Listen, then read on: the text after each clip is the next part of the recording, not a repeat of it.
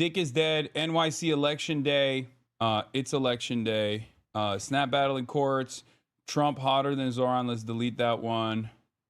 Is Zoe Mentum real? Election party later. My boss lives in New York City, and I tried convincing her to vote, but she's too sure Zoran will win. So here's the thing. Here's the thing I want to say. I had a very funny story for you guys this morning because I'm just like canvassing to the best of my ability without officially canvassing. Anytime I'm around someone, I immediately go like, oh, this is what's happening. Are you aware that there's an election happening today? I try to get them to vote for Zoran if they haven't already. Try to lock them down. And I had a very interesting Uber journey this morning, and I wonder if I wonder if the Uber drivers' children are actually Hasanabi heads, because I found the most interesting New York voter. I'm gonna get into it in a second. Anyway, Dick is dead. It's election day. Snap battle in courts. Is Zomentum real? Andrew Cuomo's Broncos making waves. What am I missing right now? There's a lot happening in the world, but okay. Election party later. Many guests. Get in now. Why aren't you? Oh yeah. New merch day at ideology.shop. All right. And I'll do a merch post later as well. Lots of Trump on Truth Socials. I know. Trump is losing his fucking mind as well. Is Zomentum real? Trump is losing it. How many times did you vote today? Illegally? Legally once. Illegally around 12 times. In general, Americans are so fucking lazy and comfortable in their privileges, it doesn't take much for them to just bet on other people doing the voting for them. Lamau. I know. And most people are just like utterly oblivious to what's going on. But let's start. Let's start here. I get in the Uber, and I'm traveling to the Gowanus Canal, in the industrially ravaged Gowanus Canal in the heartland of America, downtown Brooklyn, New York. Okay? I'm on my way. I'm on a journey. I'm on my way to go to the Majority Report. Scene. I start talking to my Uber driver, as I do every single time I'm around an individual that is living in New York City. I say, hey man, do you live in New York? That's how I started off, because sometimes people live in New Jersey, right? Because the city is unfortunately too unaffordable. Okay? He says, yes. This is a 55-year-old Asian man. And I ask him, oh, did you know that there's an election taking place today, a New York mayoral election? He says, yes, of course I know. I say, oh, if you don't mind, who are you voting for? And he says to me he's voting for Andrew Cuomo. Stops me dead in my tracks. This is the first time I've encountered someone thus far that said he's not locked in on Zoran Mamdani. But the story doesn't end there. What I thought was even more interesting is the fact that he goes, I actually voted for Zoran Mamdani in the fucking primary. He tells me that he is a lifelong, solid, reliable D voter. And I saw this as an opportunity to convert a potential Cuomo vote back to Zoran Mamdani. Okay, he went for Zoran in the primary, and now he's in the general going for Cuomo. I was like, what does that mean? He tells me that Zoran Mamdani has a lot of pie-in-the-sky ideals, and that it is far too costly, and that he'll never be able to pay for it. And I told him, well, did you know? And I asked him, like, what do you mean? What are some of these issues? Like, what are some of the policy promises that you think are impossible, right? Impossible to do, impossible to pull off. He says to me, well, the bus thing. He wants to make the trains free. He wants to make the buses free. He wants to make it all free. We can't do that. We can't have that. We can't have nice things. And I say to myself in my internal monologue, here we are. Another American coming from an immigrant background who has been bludgeoned into thinking that good things are not possible. And yet he's voting against his best interest. So I asked him, did you know that the fast and free buses thing actually took place in New York City? Because as Zoran Mamdani, when he was an assembly member, he actually got one of the lines to be free. He says to me, no, I did not know that. I say, yeah. Then I ask him, where'd you hear about this? Don't you feel like a lot of these billionaires and a lot of these millionaires that don't mind if the city is unaffordable are actually just kind of lying to people to say that these things that are very possible, that have been done before, don't you feel like those guys are trying to manipulate people? Good working class people such as yourself? He says, yeah. He says, you're starting to convince me. He tells me his children are voting for Zoran. His children are actually pie in the sky idealists. That they actually convinced them to vote for Zoran in the primary, and yet in the general, there is a difference in opinion.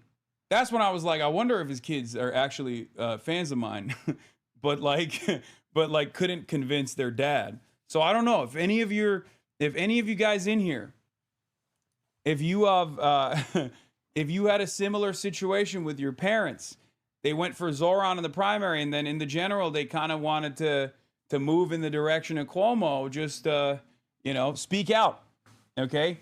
You got to push your parents a little bit more, guys. Have conversations with them. But basically, I was able to, I think, convince him that voting for Zoran, just like he did in the primary, but also in the general as well, would be the good thing to do in this circumstance, because it was actually the billionaires and millionaires that were out to get him. I asked him, what did you think about Bernie Sanders back in the day? He said he liked Bernie Sanders. He liked Bernie Sanders quite a bit. He ended up voting for Hillary Clinton, of course, in the general, but he was a fan of Bernie Sanders and still is. And I said, well, remember what people did to Bernie Sanders in the primary, and how much they attacked him, and how they never stopped really attacking him. And yet we now realize that his politics, his vision for change was correct. That's what they're trying to do to Zoran Mamdani. And I think that was a decent way to get him to change his mind on this. But once again, I will never feel satiated. I will never feel as though it is a given. I have been hurt too many times before. And I too, as a lifelong leftist, am always going to wait until the very last moment. I'm going to wait until the very last moment. I'm not going to celebrate ahead of time. I'm going to be steadfast in my support, but I will still, of course, wait until the very last moment for celebration. Okay? You can call me. You can say I'm too pessimistic. You can say I'm too superstitious, but I've been hurt too many times, far too many times. And I will say that not only have I been hurt far too many times, I also do think that the average American genuinely just doesn't want nice things for themselves. They have a punishment fetish. No matter how seemingly reasonable or modest the incremental change might be, no matter how good these policies might be, I think Americans sometimes look directly at good policies and say, no! Okay? They say no! So you just got to wait it out. But I will tell you, as far as the vibes on the ground, people seemingly are very excited about Zoran. Okay? They're very, very excited seemingly about Zoran Mamdani. The Zomentum does seem palpable. Okay? But you never know. So, Americans would rather shoot ourselves in the foot than let someone undeserving have our shoes. Well, there's that. But then there's also the people that unironically feel as though, they don't deserve nice things. That they have destroyed all confidence within themselves, the confidence they have within themselves to make change. They've destroyed all of the hope because they've been hurt time and time again. So that is part of the reason why. Who knows? How do you call yourself a lifelong leftist when you eat with your right hand? Good one, comrade. Virginia polls close at 7 p.m. Eastern Time. New Jersey polls close at 8 p.m. Eastern Time. And New York City polls close at 9 p.m. Eastern Time. And the California polls close at 11 p.m. Eastern Time. Minneapolis, the mayoral race polls close at 9 p.m. Eastern Time as well. That's another race that we're obviously paying close attention to with Omar Fateh, the Mamdani of the Midwest. Shirt is way too small, bro, but where can I cop? It's a large. I'm wearing a large. I'm wearing a size large shirt. I am obviously, unfortunately, very brolic, perhaps a little too brolic for this large shirt that I'm currently wearing, but you can purchase it at ideology.shop. That's right, that's ideology.shop. American made, union made. The new Dark Ages collection has been released. Yeah, titties are on lock. Titties are on point today. Okay. All right. In any case, do you think anyone that could get the same kind of momentum as Zoran in the 2026 midterms? Yes, there are some, and we shall see. Do you deliver to Lebanon? It's a worldwide shipping. Of course, part of the reason why this is fucking stupid and Americans are purposefully propagandized against and are kept stupid is because of the likes of dipshits like Elon Musk, who is literally using his fucking platform that he purchased to basically manipulate people, to make them crazier. And we're going to talk about that as well. The New York City ballot form is a scam. He says no ID is required. Other mayoral candidates appear twice. Cuomo's lame is last in the bottom right. One of the most insane things I've ever seen. It's like, remember when remember how I told you that Republicans, by and large, have this very interesting and very sinister method of looking at something that is a normal part of the process, knowing full well that the average American is uninitiated with this normal part of the process, and then describing it in this sinister way, describing this in this scary, creepy way, right? Example I always use is like, you could do that with anything. You could talk about surgery, for example. Like, Republicans will be like, well, transgender surgery is butchery. You're just like chopping up people's body parts. Well, technically, that's open heart surgery as well. If you want to describe it in such gruesome terms, you could. And the same thing happens here. This is a normal ballot in the state of New York, in the citywide ballot. As a matter of fact, Donald Trump, I believe, was also endorsed by two separate parties. He was on the conservative line and the Republican Party ticket. And yet, for people outside of New York, they don't know that, right? So Elon Musk is actually taking advantage of the fact that many people don't know, and maybe he's too stupid to know, right? And of course, New York City has fusion voting, so candidates can run with multiple party lines. This is a 2024 sample ballot from Rochester. Both Harris and Trump appeared twice because they had two ballot lines. Basic New York politics here, but anything can be a conspiracy if you want it to be, says David Weigel. Now, of course, David Weigel's correction has only gotten 96 likes because he's on the platform owned by the fucking idiotic billionaire Elon Musk. Elon Musk's idiotic statement, casting a cloud of doubt over the fucking accuracy of the elections that are taking place in New York, which is, by the way, literal electioneering. This is supposed to be illegal. In a competent democracy with a competent governance, Elon would go to prison for this, or at least he would be punished for this. This is a way to freak people out. Okay? And yet Elon Musk, because he is a billionaire and endlessly powerful and endlessly fucking stupid, can just bot his own shit into oblivion, have this moronic thing get in front of 13 million eyeballs on his platform and try to engage in electioneering at the very last second. I don't know how we fight back against this stuff.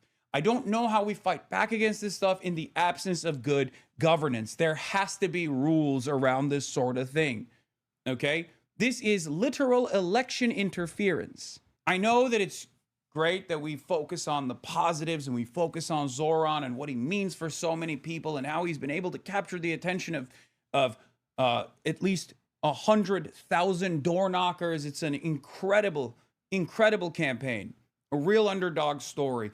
And we were there. We were there at the ground floor. This community was there at the ground floor, and it's fucking awesome. But make no mistake, the reason why I will never be comfortable until it's done is because I understand the unimaginable faucet of misinformation against this campaign, the Islamophobia that is dialed up to 11 against this campaign, with billionaires and millionaires and numerous different corporate interests getting together and actively trying to propagandize against this dude who clearly has the motion, he clearly has the momentum, he clearly has the charisma. And the reason for why they want to do that is because they don't want you to dream. They don't want you to have the audacity of hope, a hope for better things and the possibility of better things, a hope for a better vision for a future. They do not want you to feel that way. They want you angry. They want you divided. They want you to hate one another. They want you to constantly fucking argue amongst yourselves and feel angry about random irrelevant things rather than those who are actually designing this society. And Elon Musk is one of the most visible aspects of this corrupt billionaire structure that exists. Okay? Because what has Zoran advanced, if not modest change in the direction, just offering a crumb back to the working poor, offering something that billionaires find to be devastating, of course, which is the dream. To have confidence once again in democracy, in the democratic process, to have confidence once again in your fellow man, that they will go out and they will be able to achieve incremental change. They don't want that. Capital owners do not want that at all, and they will fight back tooth and nail, as we have seen in this campaign. Some of you will say, Zoran is not a radical. He's actually dropped all of his associations. But even then, even with the moderation that he has presented, even then, that is seemingly a bridge too far for capital owners in this city and capital owners broadly across the country. And that's precisely the reason why you see the likes of Ted Cruz now supporting Andrew Cuomo, Donald Trump, Elon Musk, Ted Cruz. Virtually every Republican in the country is either demanding that Zoran Mamdani get deported, demanding that he get denaturalized, or demanding that at the very least you vote against him. Think about that. These people do not want even a shred of hope. They don't want you to have a speck of hope. They don't want you to recognize that united through the process of collective action or through the process of voting, that you can make changes, incremental changes, modest changes that you are deserving of. They don't want you to have that.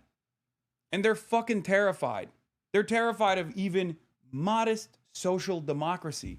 How can you look at this and see it as anything but the uniparty, the rot, the institutional rot that exists in American politics? That is the reason why so many people refuse to get up from the couch and go out and fucking vote. Yeah, here is a sitting representative, Andy Ogles, representing Tennessee's 5th congressional district, saying, "Wake up, New York," 18 hours ago, showing images of 9/11. Dennis M. Hogan responds, he says, "I grew up on Staten Island, lost friends and neighbors on 9/11, lost my dad to a 9/11 related cancer after he spent months working at Ground Zero. It's beyond disrespectful for any congressman to be posting this, let alone one from Tennessee. God Almighty."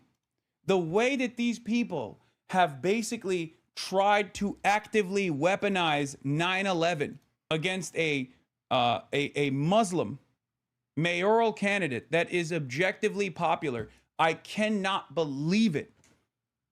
It is so fucking transparent. Now, you got the Andrew Cuomo's of the world doing the same thing, but their association can't be as direct because they still have to abide by some semblance of civility. So he will go on a radio show where the radio show host says Zoran would cheer on a 9/11, and he'll agree, Andrew Cuomo, as he did with the Sid Rosenberg show, or he'll spend millions of dollars, all the PACs that are defending him, all the real estate PACs that are defending him, Michael Bloomberg, the Tisch family, Bill A. Packman, numerous others will try to tie Zoran Mamdani back to 9/11 by literally using someone like myself, another American citizen, to say, oh, he actually loves 9/11. Look, he did a fucking stream when he was in a primary, a very crowded field, when he was at 5%. He did a stream with Hassan Piker, a person like myself that obviously a lot of my haters will look to that and go, oh yeah, you're such a toxic figure.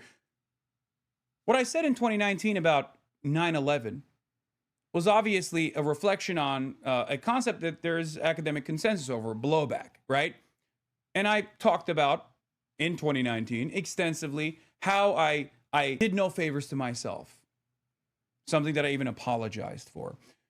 And yet, they have basically tried to recirculate this for only one reason, okay? And that is because they want to associate Zohran Mamdani with 9/11. That's it. He's Muslim. They want to say he wants to do 9/11. They want to say he cheers on 9/11. And we don't need to speculate on this because Andrew Cuomo did unironically agree as recently as 2 weeks ago on the Sid Rosenberg show that Zohran Mamdani would cheer on another 9/11. And yet there was very little commotion or controversy surrounding this. Isn't that fucking crazy? Isn't that crazy? Honestly, it's so crazy that your 821 takes are coming back in this way, considering that even this community, 821, was falling off the past couple of years. It's not. It's not back. It's not back at all. They're trying to make this a real thing, but I don't think voters necessarily care about that. Not even a little bit. I think the ones who do care about that kind of stuff already hated, and they hated him because he's Muslim, or they hated him because he's an anti-Zionist. That's it. Now, so much to talk about, so much to cover in this day. You touched on it on Majority Report, where the Messing mania is clear. Yeah. Deborah Messing has lost their fucking mind. I think many Americans have lost their fucking minds.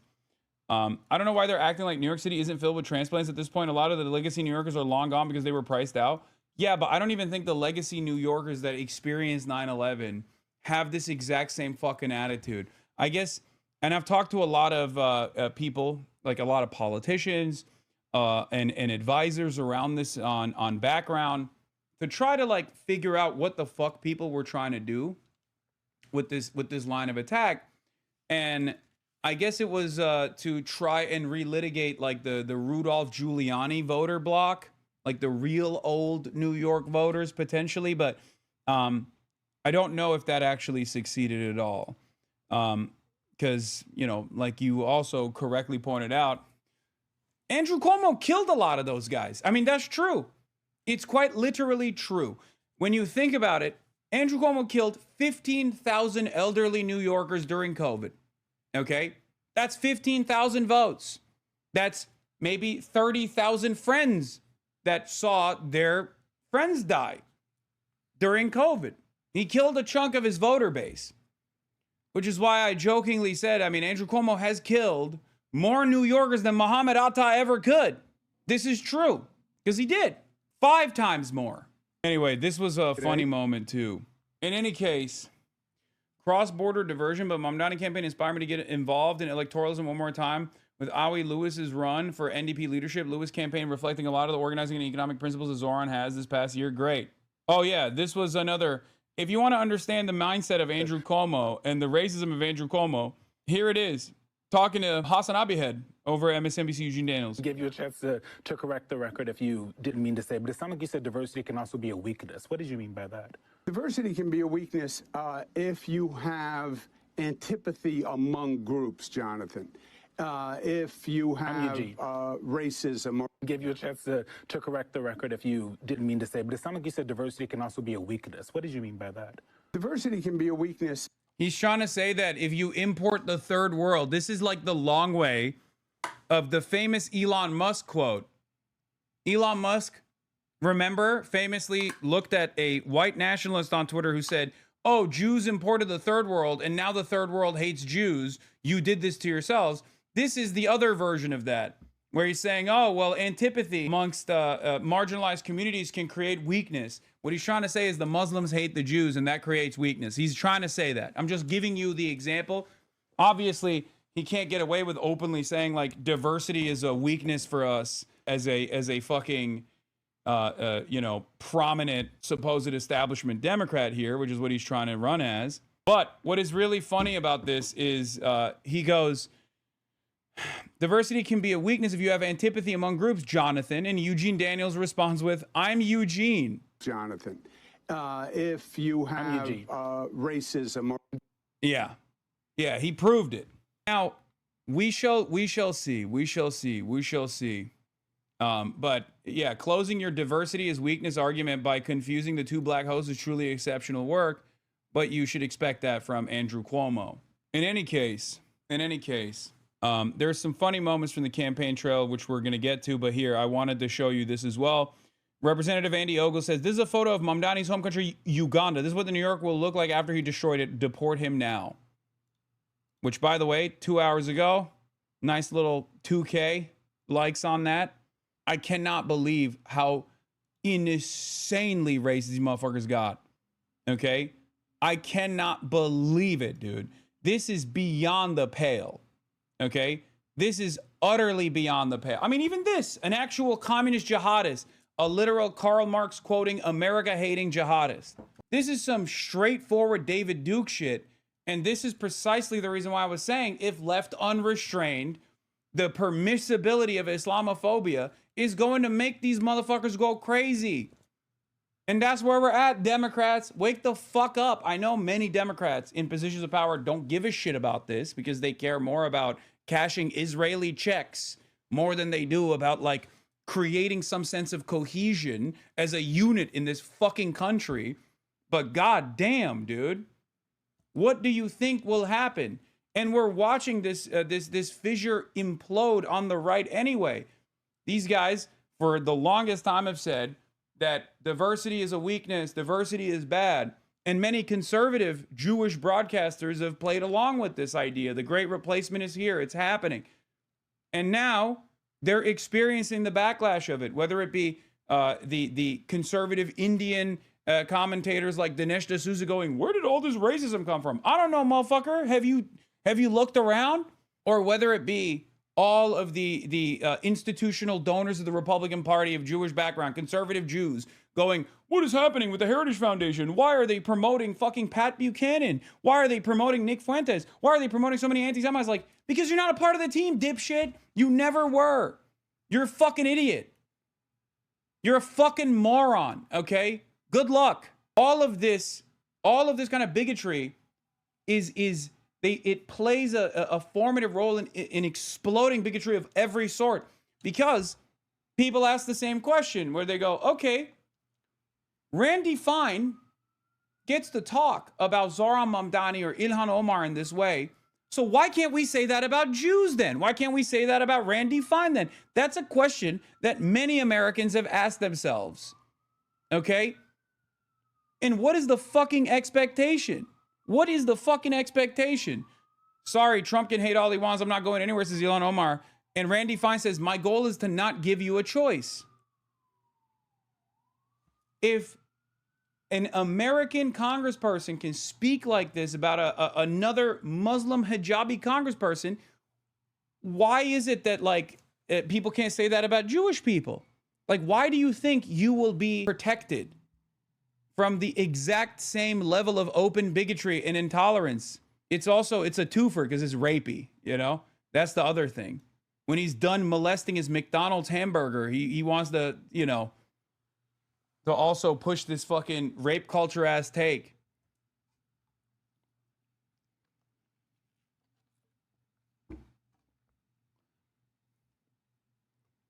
It's disgusting. It's vile.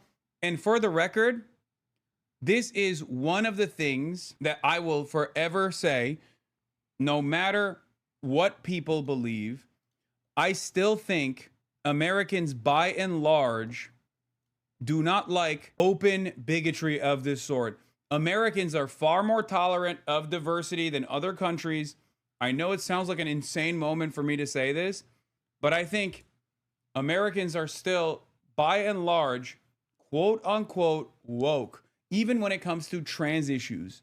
Okay? Because the very same Americans that say, oh, transgender athletes are trying to fucking win high school athletic competitions.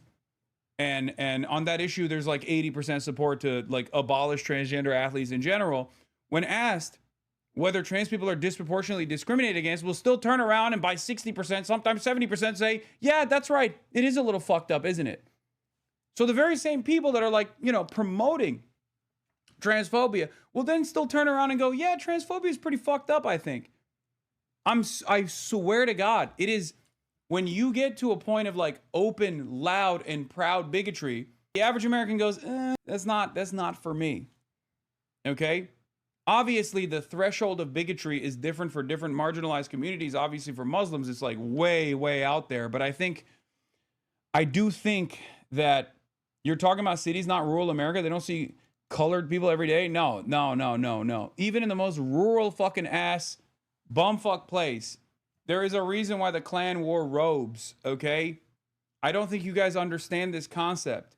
There is a level of permissible bigotry. This is a Hasanabi truism, okay?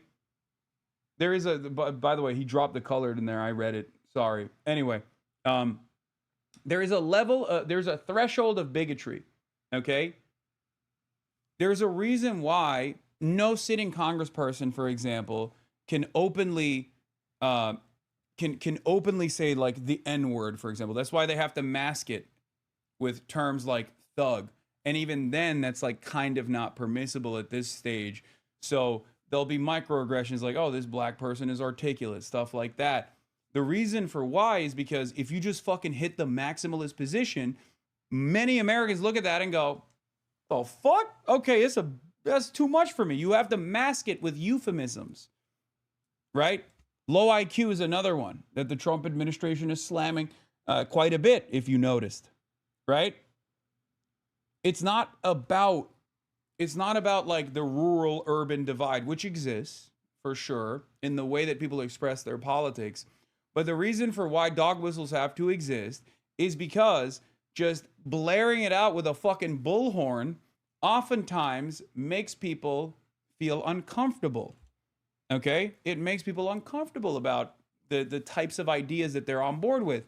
That's precisely the reason why a lot of Americans that might have like straightforward neo-Nazi style politics still hate the term Nazi.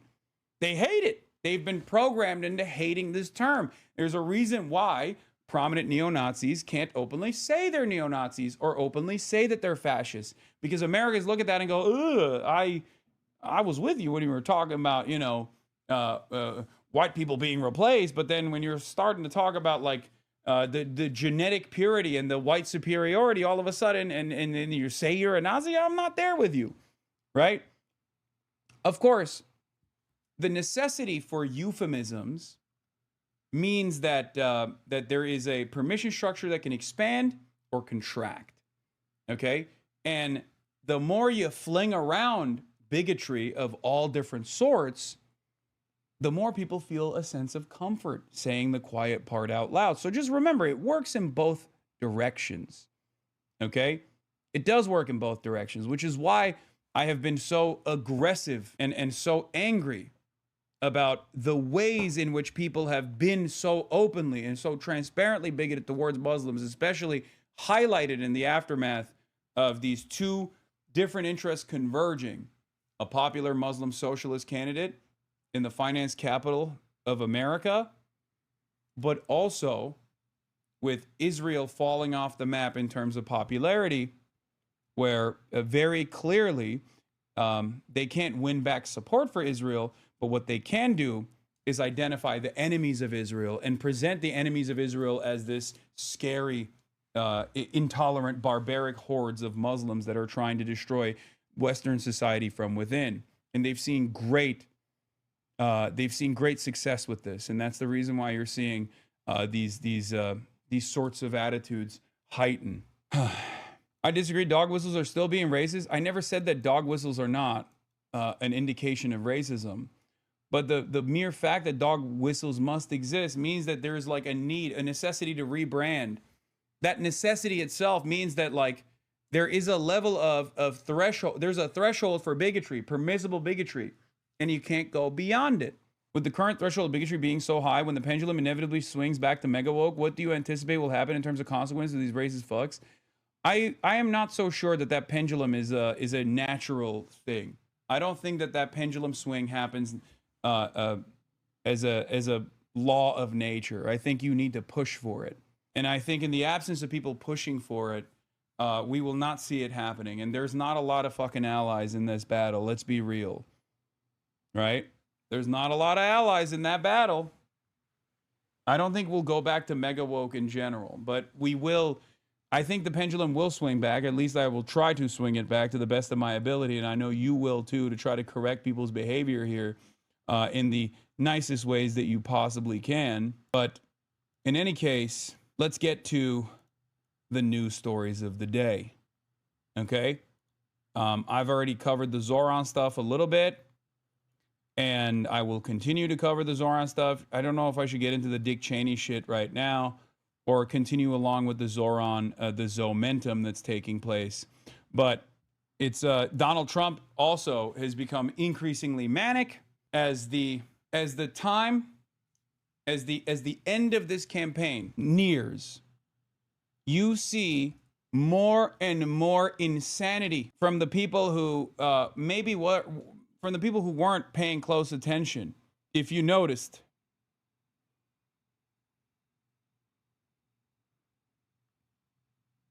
Any Jewish person that votes for Zohran Mamdani, a proven self-professed Jew hater, is a stupid person. Now, obviously, you're saying 11 likes, he fell off, but this is like an immediate screen grab. Okay, calm down. It is one of the most insane things I've seen. Okay, Deborah Messing is not an outlier of this sort. There are straight up people that are openly showcasing their mental deterioration on the fucking timeline, folks. It is one of the most insane things I've ever seen. People are so shameless in the absence of any sort of social mechanism, in the absence of people saying, hey man, maybe you shouldn't say that. You should think before you post. In this day and age where that kind of mental illness is rewarded, okay? In the absence of that kind of like social stigma, this kind of like social pushback, you're seeing more and more people openly showcase their mental illness on the timeline. One of the people that I think clocked this from afar is Mike Isaac. I talked about this. On the Majority Report. Okay, Mike Isaac, a New York Times tech reporter, friend of the show, Mike Isaac, tweeted something about New York Post last night. He's just watching this stuff unfold from afar, right? And as someone in San Francisco that's watching this stuff unfold from afar, he said, as a California resident experiencing the Post Twitter coverage of this race over the past 6 months, it has been like watching a social media manager slowly descend into mania. Okay? He said this yesterday after the New York Post came out with their incredible reporting. Okay? A real banger. Another banger. This is sure to do it. How Zohran Mamdani's aloof wife, Rama Dawaji, quietly steered his campaign from behind the scenes. What the fuck are we doing? They're just fucking openly leaning into like mania. And I think it's genuine.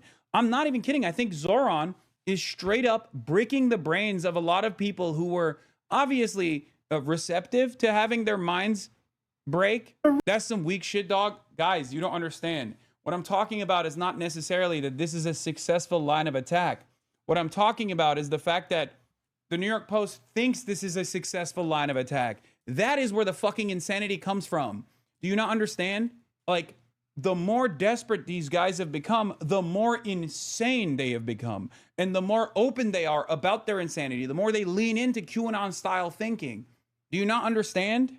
Like, the very fact that Michael Bloomberg spent $3.5 million posterizing your boy, okay, as though I was like responsible for fucking 9/11 or some shit, in the last week leading up to this fucking election is insanity. $3.5 million from Michael Bloomberg on that ad slot that runs more than like Capital One ads on television. An ad slot that is not even determined to be successful. An ad slot that is just so insane because it makes people go, who the fuck is this guy? Who the fuck is this guy? Zoran is doing to people's minds today what Obama did to them in 2008. Reactionaries can't help themselves. Yeah. This is a funny take on the New York Post piece from Jessica Burbank. It says, they saw one of the most successful campaigns in history and thought a woman must have done this. Very woke. Thank you, New York Post. On the one hand, I think it's funny. And I want to say, oh, it's great that these guys have nothing. So they're just like flinging shit. Okay. They're just flinging shit at the wall, see what sticks. But also on the other hand, the very fact that this is like even remotely successful in actually getting the attention of like average American voters is terrifying. Okay? It's terrifying to me because you have a fucking completely unblemished track record for a young, dynamic guy who ran on an affordability message and hammered that in and was very charismatic. very personable, a person that everyone has been waiting for, right? A person that like everyone from New York City all the way to fucking California, where liberal voters are like, that's the guy, that's what we needed. And yet there are still going to be tens of thousands of people that were duped and manipulated into voting against him. That is terrifying. That means people are infinitely more malleable. Okay? Still means that we have a long way ahead. We have our work cut out for ourselves. Have you been asked for comment by any media outlets? And if so, have you intentionally held back to keep from feeding the bullshit? No. I think a lot of the very same media outlets that have written all these like fucking glamorous profile pieces of myself have also been very cognizant of who and whose interests they serve. So they're just in a holding pattern at this point, from what I've seen, where they kind of moved in the direction of offering decent coverage to Zohran Mamdani, as opposed to like the unimaginably antagonistic coverage that they showed to Zohran Mamdani in the primaries. And we shall see. But it seems there's people reporting that there's bomb threats. Concerning. And I think that it is an illustration of the attacks we're seeing on our democracy. Sometimes they're blatant and explicit in the manner of these bomb threats. And we have to understand this as part of the general approach the Trump administration has taken to trying to intimidate voters with baseless allegations of voter fraud as a means of trying to repress the voice of Americans across this country.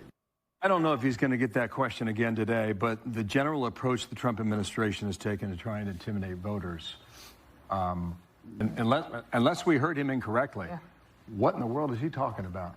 He is serving up a Kamala-sized... What do you mean? What do you fucking mean? What do you mean? Donald Trump and everybody else on the Republican side are quite literally saying this is the most imminent threat to America, that he is going to do 9/11. There are literally actual congresspersons that are saying he's going to do fucking 9/11, man.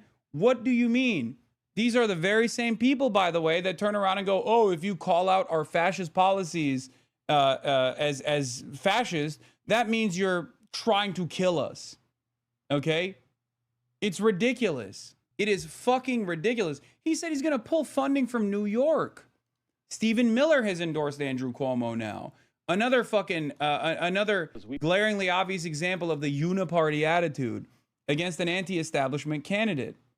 And unfortunately, you're seeing this mania come from Wall Street Journal op-eds too. Yeah, Zohran Mamdani's victory will imperil Jews and embolden totalitarians everywhere in the world. If New York falls, the entire free world may again totter on its foundations, writes BHL, Bernard Henry Levy.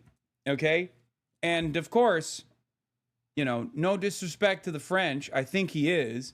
But of course, this is a guy who I think, if I'm thinking of the same guy, this is a fucking literal pedophile, okay? The guy who wrote this Wall Street Journal op-ed is a straight up pedophile, okay? Yeah. Oh, look at the reply. Never mind. Did Levy refer to rape of a 13-year-old child as a youthful error or not? That's because in many ways, reactions differed little. There was Whoopi Goldberg, the American actress, claiming to find some difference between Mr. Polanski did and what she called rape. And there was Bernard Henry Levy, the French celebrity intellectual, allowing as how Mr. Polanski, 43 at the time, perhaps had committed a youthful error. 43, raping a 13-year-old, 43-year-old Roman Polanski, raping a 13-year-old, and the guy who wrote that fucking piece on Zohran Mamdani said that it was a youthful error. Anyway, here's Stephen Miller endorsing.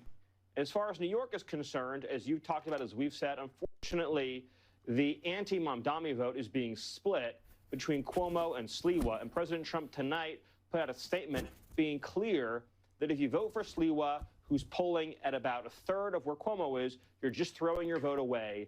The anti-Mamdani vote, which is really the pro-New York City vote, the pro-America vote, needs to unite behind the leading candidate, and that's Andrew Cuomo.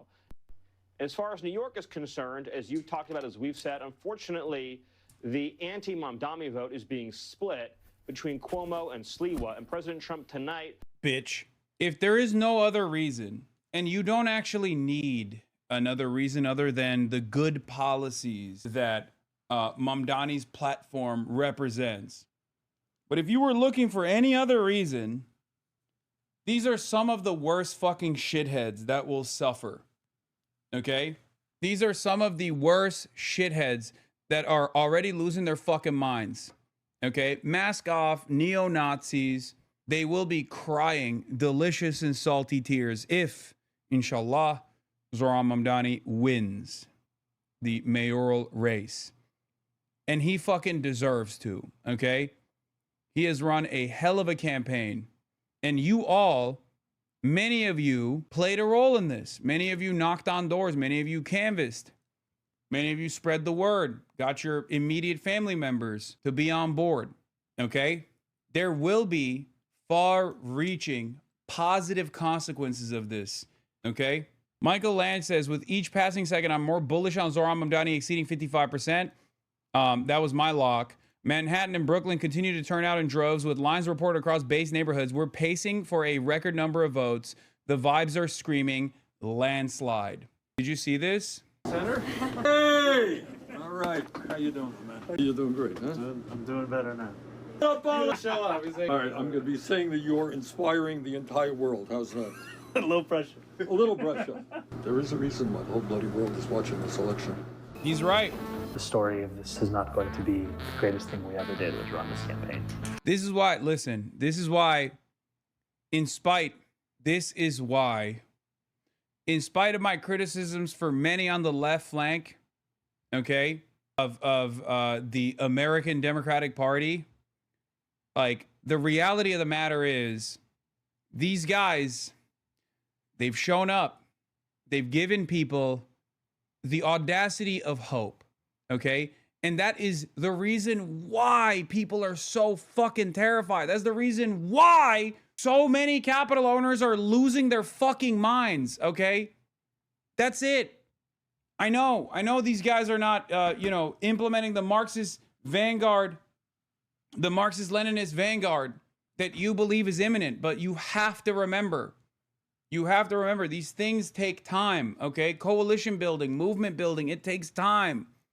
And it has to reflect the broader consciousness of the population. There is a fucking reason why you have seen a sea of hate, a torrent of unrestrained hatred striking every fucking avenue they can. This race does have global impact. Bro, you need to stop chastising and acting like you know more than anyone to your left flank. Today is a day of excitement, so I will not be hearing from any of you. Okay? Oh my God, just cover the election, you liberal. I'm not. It's hard. It's hard to shake my confidence, at least for the time being. That's going to be what we did after we won. Having an idea if you don't believe that you could implement it. What is the point of our politics that is forever theoretical? And it will be difficult, there will be contradictions, but really it's about your will. The things that we can do. It is an immense opportunity to deliver things that transform working people's lives. And on November 4th, that is exactly what we will tell the world. We can make City Hall a place where New Yorkers come to expect the future, not just You really fucking inspired us. Stick up to the billionaires. Keep fighting a good fight. I think that's the thing that I'm most proud of in this campaign is not the successes, it's that we took so many swings. Because swinging is an example of being unsatisfied with the options that you currently see. It's an illustration of the fact that we have to build something more than this. That ethos that we need not wait for anyone else, it is an ethos that I hope that many will carry with them. I want this to be the moment where more than 90,000 people are transformed into New Yorkers who are taking actions in different parts of their own lives to create the world that we all deserve. What do you hope? That they understand that this is part of a lifelong struggle, not an electoral one. You have joined a movement for the rest of your life. Now, however you want to be a part of that movement is your decision, just as long as you continue to be a part of it. They see themselves in this campaign. They see the arrogance that we have, that these ideals could apply to us too. let City Hall, with our compassion, our conviction, and our clarity, be the light that our city and our nation so desperately need. Our time has come, New York. Our time is now. Thank you very much. This is really lame and anti-revolutionary, to be honest. Lamau, this isn't transformation law. He's a brand who's operating within the confines of existing structures. Yes, you're absolutely right. And he's sheepdogging all of the revolutionary leftists back to the Democratic Party. You're right. Good things are not possible. This is nihilism. This is that attitude that was just demonstrated right there is not reflected by a broader population, so it doesn't really matter necessarily. And I'm not going to take debate on this, but Sparkle's Cosmic Heart says, so much of this election is tied into Hasanabi's literal worldview and perception of politics, and his win is a big indication he was right. So chatters need to calm down. This is important to him, and a lot of us are in avoiding potentially more harmful actions in the future. There is a method for change here, okay, that has been demonstrated. And as someone who has experienced so much failure of this sort, to basically unlock the class consciousness within the base, to even give people the tools to communicate their fucking desires, to give people some crumb of hope, a semblance of hope, in spite of the endless hurdles that are thrown in your way, okay? In spite of all of the forces of capital doing everything in its power to try and propagandize the population against the notion that better things are possible, okay? In spite of all of that, good organizing and good politics should be able to win out, okay? That is at the heart of the democratic process, even in a bourgeois democracy. This doesn't mean that a revolution will come from reforms, okay? I'm not saying that. A lot of you would rather look at any sort of incremental change in the positive direction as a negative thing. And I kind of understand where people are coming from because they've seen so much defeat. They've only known defeat. They've only experienced loss. They've only experienced an erosion of hope, okay? I understand where you're coming from, but what do I always say? You cannot succumb to nihilism. You have to maintain revolutionary optimism.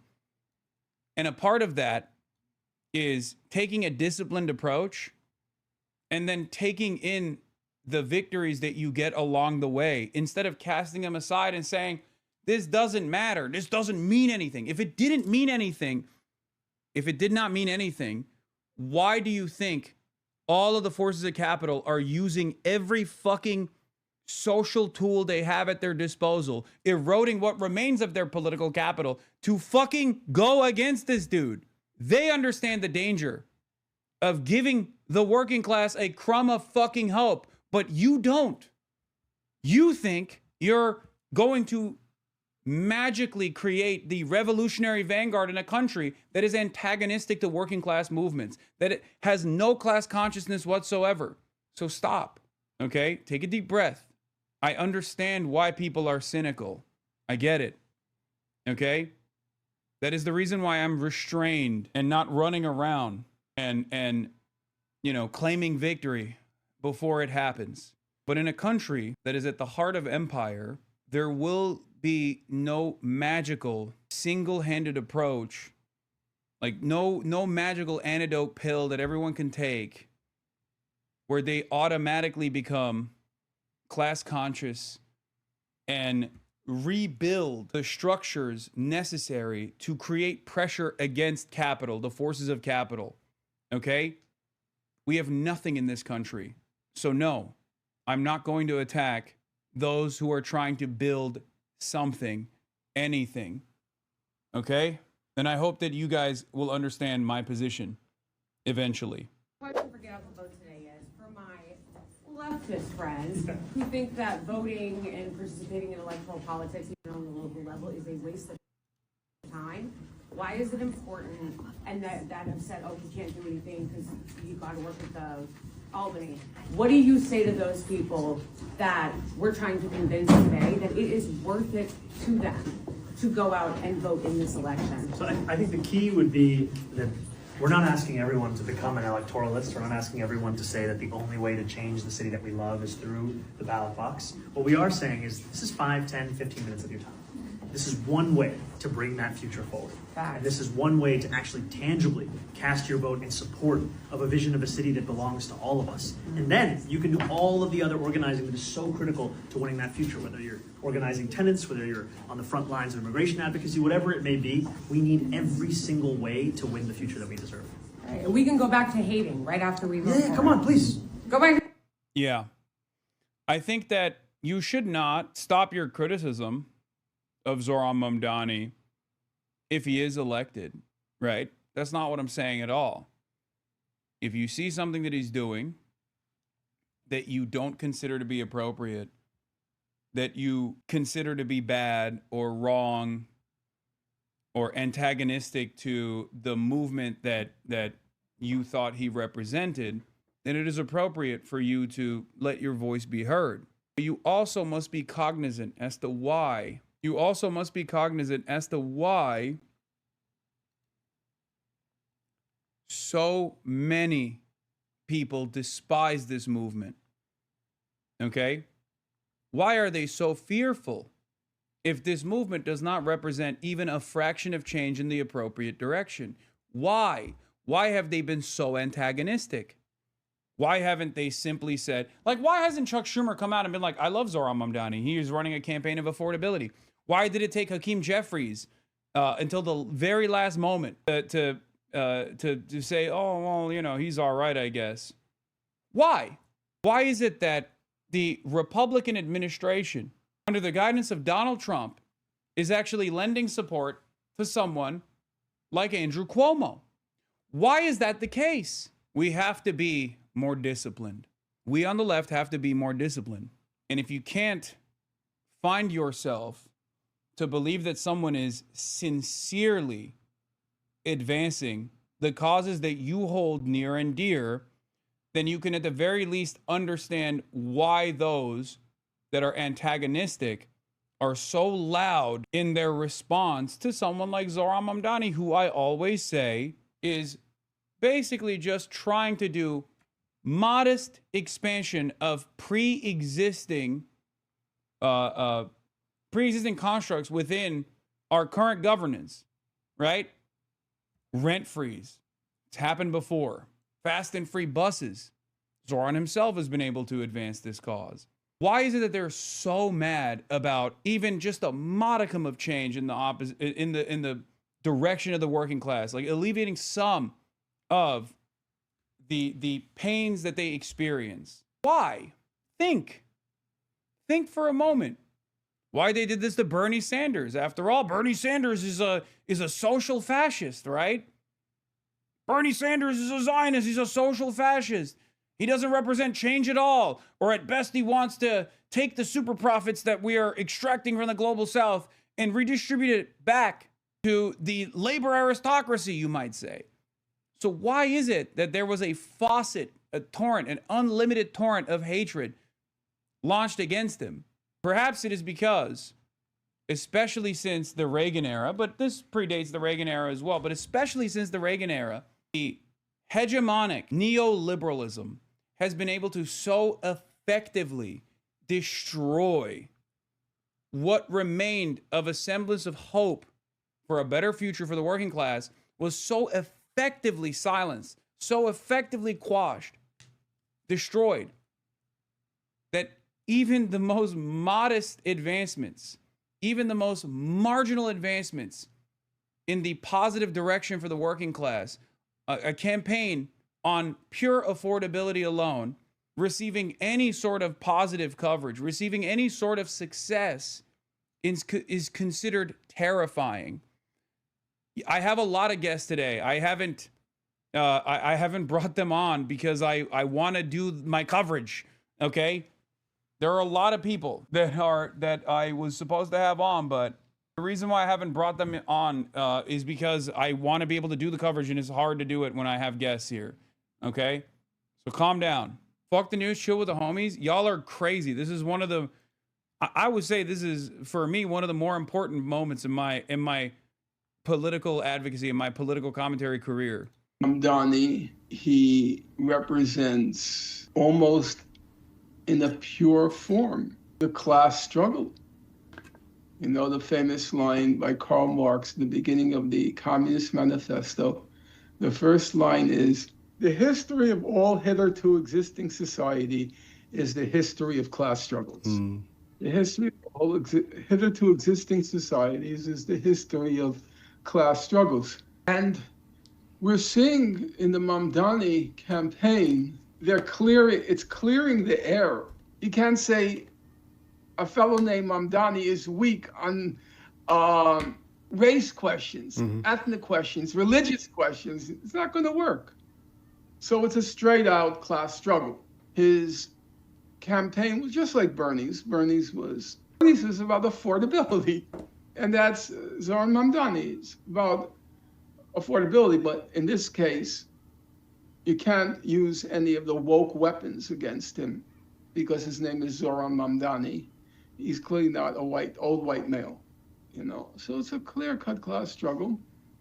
They're very scared of it. All right. I'm worried about Sliwa's chances today. Are the Sliwa heads cooked? Fear not. The proletarian vanguard will be strong today. The Sliwa heads, Curtis Sliwa heads, if you're in line, stay in line. Okay? Sliwa sweep is imminent. I swear the anti-woke stuff has cooked some brains. Yes, it absolutely has. Curtis Sliwa will be the cat czar. Do not worry. Here is a thread of Deborah Messing's insane racist crash out over Mamdani on Instagram. And I wanted to show you the purest distillation of mania. The Mamdani maniacs that have lost their fucking mind. Speaking of which, you better have cast your ballot for Prop 50. I did. Before leaving Los Angeles, I did. What is this? Was not prepared for who was standing behind her. I could tell who it is from over here. For Gianmarco. Not that it's valid, but betting markets have Mamdani at 95%. Do not ever show me betting markets. In this broadcast, we stay away from, first of all, in an effort to instill Sharia, even before a potential Mamdani victory, I will tell you that gambling is haram, okay, number one. And number two, fuck the betting markets. The betting markets can suck me from the back, okay? Gambling is haram, and if you do it, I will let the morality police know that you are engaging in this haram behavior, and they will throw you in prison. Do you understand me? Want a sticker? Yeah, I have a question. Why do you guys like crime so much? We don't like crime. You don't? No? So no. How do you feel about the NYPD? Yeah, good. No. You like crime? You like radical Islam? You like terrorism? Do you fund the NYPD? No. Oh, you don't? You know that Zoran has tweeted multiple times about defunding the police. You want to defund the NYPD? I do. Yeah, you do? That's good. I'm so glad to hear that you hate this city. Oh my God. Oh, amazing. Bro got the slightest whiff of power and went all authoritarian. Who's that, me? Who we talking about? Saving New York City from socialism? Oh. He's gonna bankrupt this city. Good luck. You too. Have a fabulous day. Oh, so awesome. So awesome. So amazing. All right, we'll get to Dick Cheney in a little bit. Let's continue with the Zomentum. Voters at the polls nationwide across the country. Let's take a look, ladies and gentlemen. This morning, New York City may be on the cusp of choosing a 34-year-old self-described democratic socialist with little political experience as its 111th mayor. Zoran Mamdani is facing off against independent and former governor Andrew Cuomo and Republican Curtis Sliwa. While his opponents see nothing but fault, Zoran Mamdani's focus on affordability and a savvy social media-driven campaign striking a chord with voters looking for a change. We stand on the verge of ushering in a new day for our city. Mamdani tried to show a common touch, more like New Yorkers than their politicians. Visiting a club, watching the Knicks from the nosebleeds, a contrast to his chief rival, Andrew Cuomo, who sat with the current mayor courtside. Cuomo, lagging in the polls, is accusing Mamdani of trying to turn the home of capitalism socialist. My opponent is a socialist and wants to make New York City a socialist city, And socialism has not worked anywhere on the globe. At the 11th hour, an endorsement for Cuomo from President Trump, who posted, "You must vote for him and hope he does a fantastic job," and threatening to withhold federal funds from the city if Mamdani wins. Overnight, Cuomo trying to distance himself from Trump's endorsement. He's not endorsing me. He's opposing Mamdani. Mamdani calling Cuomo the president's puppet. They share the same small vision. They share the same sense of impunity. Trump called in to campaign events for Republican candidates in Virginia and New Jersey, where a bitter race between Republican Jack Ciattarelli and Democrat Mikey Sherrill is barreling toward the finish line. You need to go out and vote for Jack Ciattarelli, who's a great guy, a friend of mine. The Trump-backed Ciattarelli hitting the trail with his son, who returned from serving overseas. I could not be more excited. The energy up and down the state has been off the charts. While Sherrill's trying to turn out key Democratic voters. I believe that with all of you, New Jersey will continue to be a beacon of light and hope for people across the country, across the world, but certainly for people across New Jersey. A year from the midterm elections, the elections today are an early test of what the country thinks of President Trump and his agenda. They're also a test, guys, for the Democratic Party and whether its future looks more like a moderate Mikey Sherrill or more like Zohran Mamdani. Guys? Okay, Aaron, thanks. This is our Washington Bureau Chief Rick Klein, also our Chief White House correspondent Mary Bruce. I need you guys to understand something. Like, obviously, whoa, the fuck? I'm getting blasted in the face. Although Zohran has not won yet, and hopefully, inshallah, he will, understand that there are those who are watching closely exactly what the margins will look like. And I can predict with absolute certainty exactly what the messaging is going to look like in the aftermath of this. They've already started. The centrist establishment Democrats have already started talking about here. Yeah, I'll let in the light of the divine, the heaven's mandate into this room. Centrist Democrats have already started talking about how, like, oh, Spanberger has a higher margin of victory than Zohran Mamdani, all this stuff. And they are going to make idiotic comparisons as though we haven't been paying close attention. And many people have not been paying close attention to what's going on in this race. So they have no idea the metric ton of shit that the Mamdani campaign had to deal with, and the very fact that there was a spoiler with a dynastic name still, right, that was running as a real Democrat, even though he was running as an independent. Central Committee says, my official prediction was 56% yesterday with a range of 52 to 60. Reports on the ground reflected the polls missed again, and I think we may be entering landslide territory, but we need to see the early votes before we relax too much. I've read the Michael Lang analysis.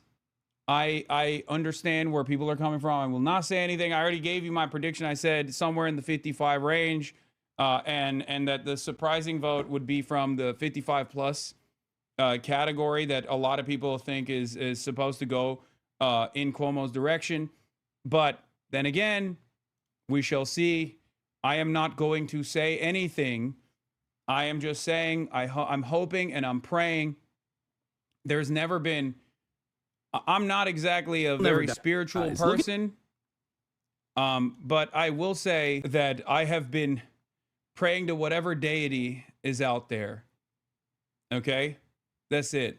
I have not. This shit got me praying to gods, hoping that anyone will listen. Okay. Oh my God.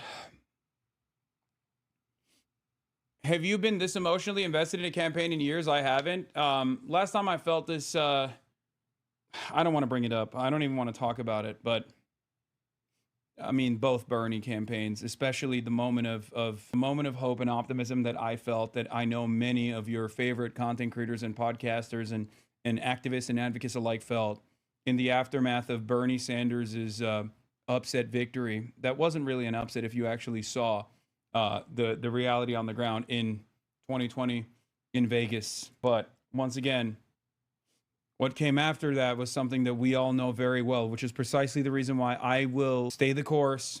I will stay the course, and I will be restrained until the very last moment. Okay? That's it. That's it. That's it.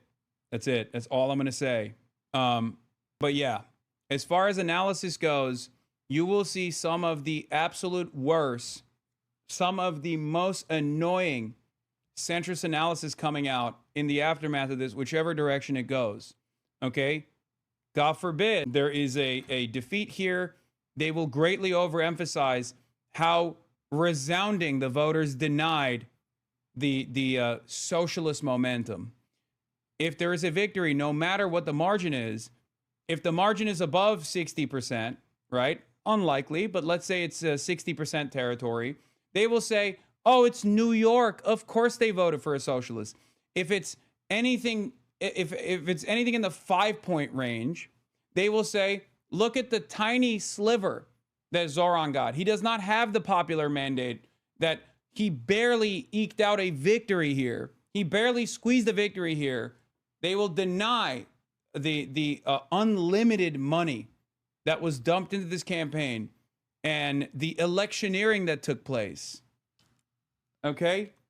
I'm just letting you guys know ahead of time. I have thought of all of the alternatives and I have seen it. They will say, they will try to match what Zoran's election looks like with Omar Fateh. They will make comparisons, even though these are not comparable in the same way, right? Depending on whichever way the Minneapolis vote goes for mayor. And they will do everything they can. They'll tell you what works in New York won't work everywhere else, okay? They will say that. It's all bullshit. Yeah, Edward Isaac Dover, by the way, did this already. If polls hold, Spanberger's looking more likely to clear 50% in a more swingy state than Mamdani is in a city so Democratic that only 6 out of 51 city council members are Republicans. Dems nationally say that matters a lot for thinking what comes next. Even Dan Pfeiffer, the Podjons are up Edward Isaac Dover's ass, okay? I'm not sure the answer to what comes next will be found in these results, but that's an absurd standard since Zoran Mamdani's running in a 3-way race that includes another Dem. They've already started. They've already started with the sinister bullshit, okay? And we haven't even seen the results yet. And they've already started with this fucking nonsensical bullshit. Michael Lange, with each passing second, I'm more bullish on Zoran Mamdani exceeding 55%. Inshallah, inshallah, inshallah. Manhattan and Brooklyn continue to turn out in droves with lines reported across base neighborhoods. We're pacing a record number of votes. The vibes are screaming landslide, okay? This person did a literal district by district analysis, and he sees the same day voting that took place as an indication that like it's actually better than his predicted results. He did a block by block voter analysis, and his initial predictions showed 52% for Zoran. And it seems it might even outperform that. Anyway, can we not say this is not a referendum on Dem leadership? Would the Dems be fighting to barely stop the Republicans in Congress if Zoran race was not happening? I think that there is definitely push in the right direction. What? Red alert. White House prepares to issue executive orders on upcoming elections. I think we should care about the person with the highest percentage. Michelle Wu, momentum. Let's go. I don't know what the fuck that means. And let me tell you, I'm not excited to find out. Oh, I don't know where the source of that statement is. Anyway, let's look at the analysis, key races to watch. And Rick, let me begin with you. We're watching a key governor's race in Virginia. Yes, we will know the results of New York tonight. We will know the results of New York tonight, immediately after the polls close, which is going to be at, I think we will know by 9 p.m., like a little after 9 p.m. my time, 9 p.m. In the next 4 hours or so, less than 4 hours, 3 hours and 30 minutes. Hannity et al. Has been talking all day about Zoran being listed twice on the ballot, Cuomo being low, early voting, etc. They're calling for mass reform. Oh, Trump threatens legal action against mail voting in California redistricting election. Nice. Of course. Of course he's doing that. All right, let's continue. Voting in California, also a key race in New Jersey.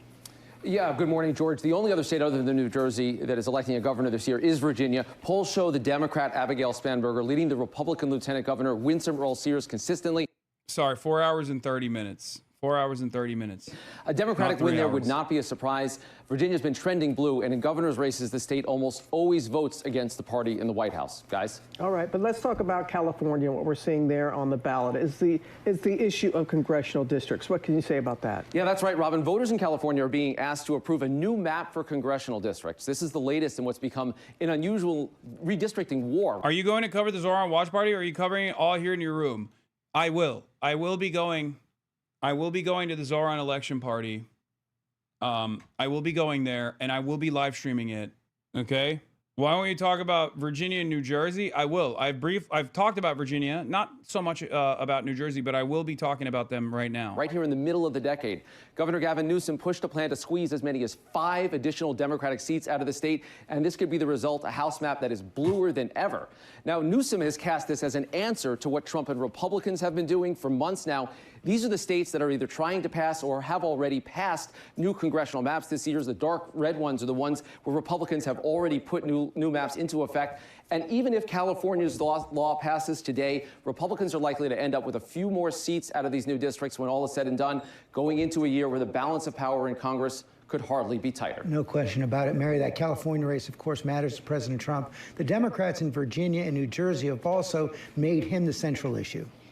George, the president is well aware that 1 year after he returned back to the White House, this is the first major test of how voters feel about what the president has done in office over the last 9 months. He knows that these results will be seen as either a repudiation or a stamp of approval of his administration, and that the economy and affordability are the central issues for so many. The president and his policies have loomed large over all of these races. Trump is featured heavily in ads and on these debate stages. We've seen Democrats slamming his record, Republicans embracing the president, but also trying not to dismiss those very real concerns about the economy and rising costs. And the president notably has not been out campaigning in person. Instead, he's relied heavily on social media and these tele-rallies that Aaron mentioned to get out his message. And of course, the stakes are tremendously high for Democrats as well in their strategy to take on Trump, to oppose this administration and the divisions within their own party as we barrel toward the midterms, George. Mary Bruce, thanks. And let's turn to our man at the big board here, NBC News chief data analyst Steve Kornacki. Political nerds love this off-year election. It's our first glimpse potentially at how the electorate is feeling.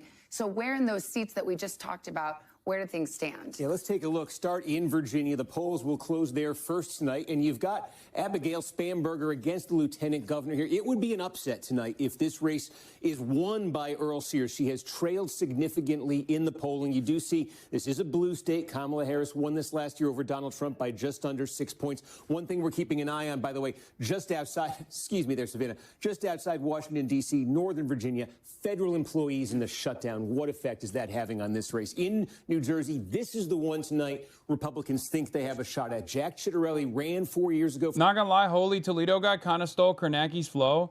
I low-key agree with you. I do. I think Kornacki has also been like kind of odd with the way that he has, he's been kind of, Harry Emden has kind of taken over, more dynamic. And I think that Kornacki is a little bit washed, I'm not going to lie, because he's been so restrained. Like, Holy Toledo reads the room a little bit better. I know that, I'm sure that he wasn't super on board with the Zomentum initially, but he's been much more, he's much less reluctant to shit on him. Whereas Steve Kornacki used to be my GOAT, but everything that I've seen from him has been almost like an endless sequence of just being like, well, here's how Zoran could lose still.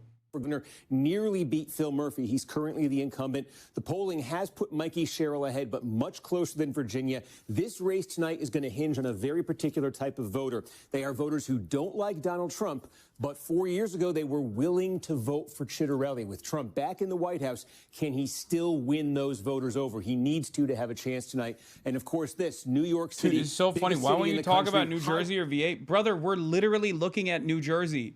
Like, while you are typing that question, it straight up is talking about the New Jersey governor race. Like, just look here, open your ears, open your eyes, please, chatters.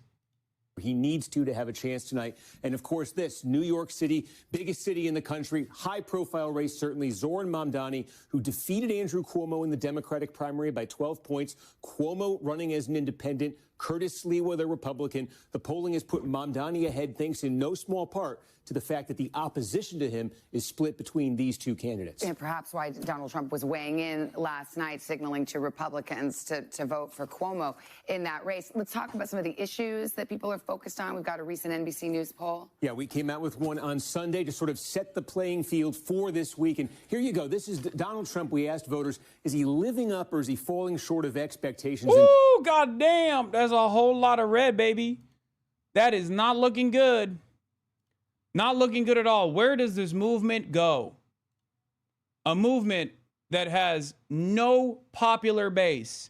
A movement that has no popular mandate, never had a popular mandate, that has gotten increasingly less popular. Will it reach, depending on how mistreated the working class is, especially considering that he ran on affordability, won on affordability, did not actually deliver on affordability. Will the American independents and the American working class that I'm tweaking the dials, don't worry. Will the American independents and the American working class that saw that recognizes their material conditions not changing but worsening, as a matter of fact, will they actually respond negatively? We shall see. I am from Germany. This election means so much to me. The leftist world is watching. Yes. Yes. Guys, one of the most the people don't understand this, okay? There is, or we must build international solidarity, okay? We must build international solidarity. This is something that I recognize. This is something that I understand. This is something that I advocate for. It is crucial, okay? It is crucial to build a working class movement. And that is the reason why I travel the world and I go and I talk to people that do represent similar values in their respective nations, okay? Whether it be France Unbowed, or whether it be the Green Party, or even your party as well, Corbyn, like, whether it be working with groups like Progressive International, like,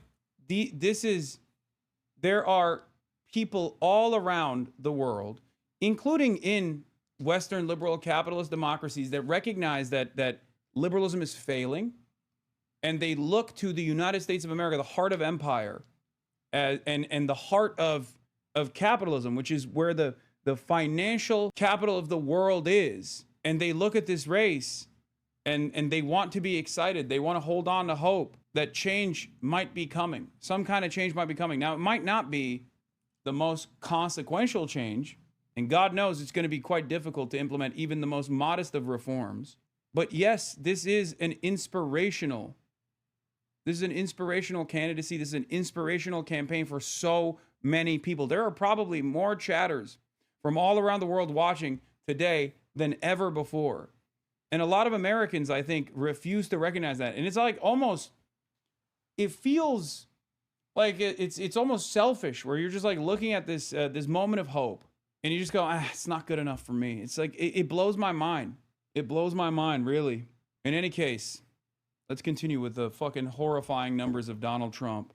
Wanted to highlight this because these marks, I think, 34, 33, 30% say he's living up when it comes to the economy, looking out for the middle class, inflation, cost of living. These are issues people say are top of mind for them. These are issues where he fared pretty well in his first term, and we really see his numbers dropping in this second term. And what that also has led to for Trump is an approval rating overall of just 43%. That typically has spelled problems for candidates in a president's party when a president reaches that level. All right, Steve Kornacki, thank you very much.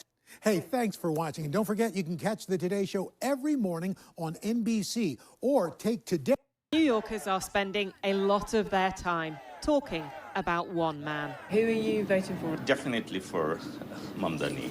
Yeah, Mamdani. And you're excited about him? Yes, absolutely. Everybody excited. Well, not everyone. He's a radical leftist. He's a radical leftist. It's just fear-mongering. So who is he? Socialism. This is my brother. This is my favorite. This is that guy that you just saw is like, he's a radical. He's a socialist. That is my fucking favorite type of guy. Okay.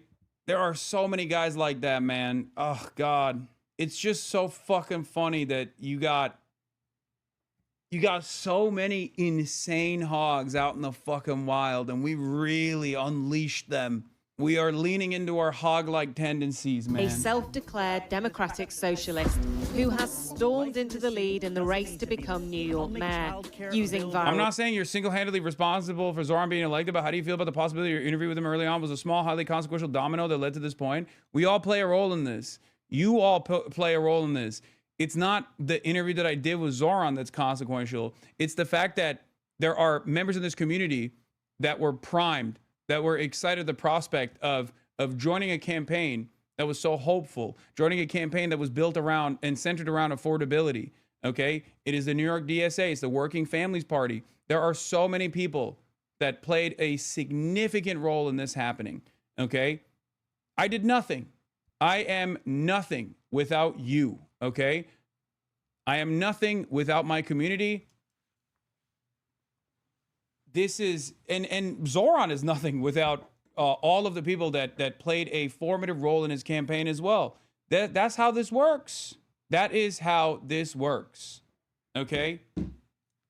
All you did was hang out and eat donuts. Exactly. Wouldn't do shit. Bro poured cold water into his coffee. Okay, let's not blow his head up too much. I wouldn't have been a leftist if it weren't for Hassan, and I was a Zoran canvasser back in the primary. Exactly, but once again, you did it, okay? You did it. Because if it wasn't for all of you that actually go out and take the things that we're talking about, the things that we're communicating, and put it into motion, then we go nowhere. Then I'm just a fucking random dickhead who is yelling into the void, okay? That's it. That's it.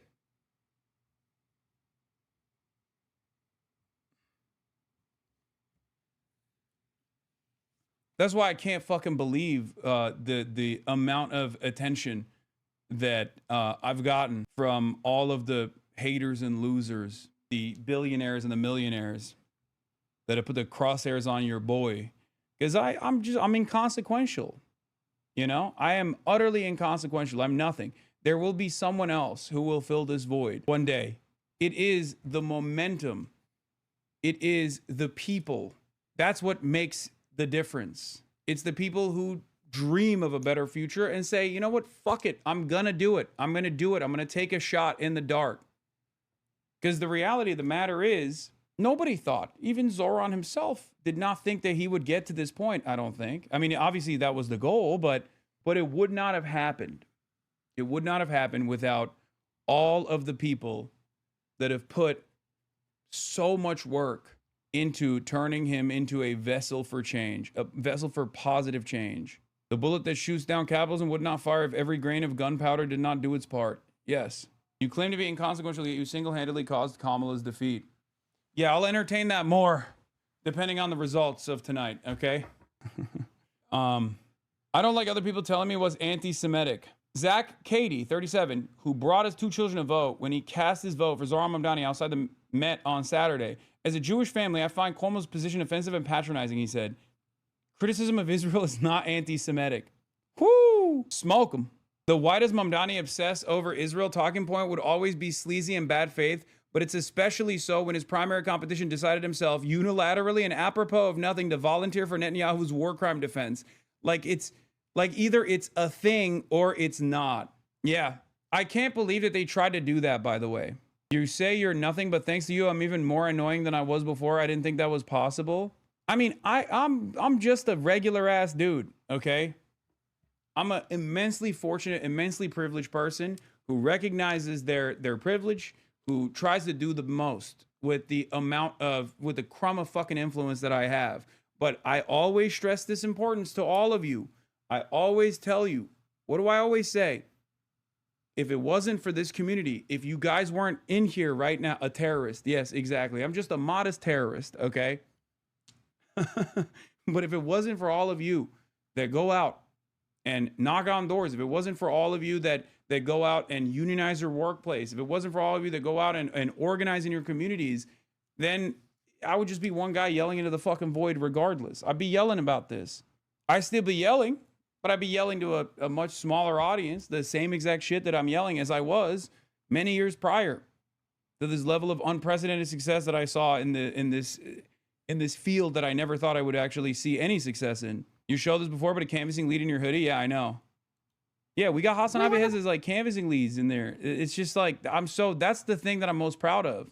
I'm most proud of this community. Primary after months of door knocking. And in order to get all this stuff passed, like it's really important that we win with a mandate on November 4th. I was Lola's first field lead. Yeah, she got the John Brown on deck. And have gotten to watch her grow from being like a canvasser to becoming a lead, and have watched her get her GED and have been so proud of her. Oh, this is my first time canvassing, so. Awesome. Do you have a Zetro card? I don't, thank you. I grew up in rent-stabilized housing. A private equity firm bought up the community that I called home for 18 years. I'm a psychiatrist. I want the city to be safe and affordable for me and for my patients. My labor organizer grandfather was like, your shoes aren't on the pavement. What are you doing? Let's go. I was born in Jerusalem. My grandparents are Holocaust survivors. It's been super frustrating to watch people attack Zoran with a lot of Islamophobia, supposedly on my behalf. Election's coming up November 4th, so Yeah. Outside of the campaign, I don't live on the Upper East Side. I live in East Harlem, and I'm very much looking forward to having a Department of Community Safety.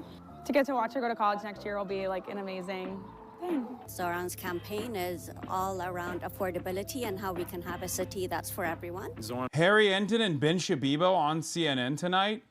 Ew, Ben Shabibo. What the fuck? Yo, what the fuck is CNN doing, man? What the fuck is CNN doing, brother?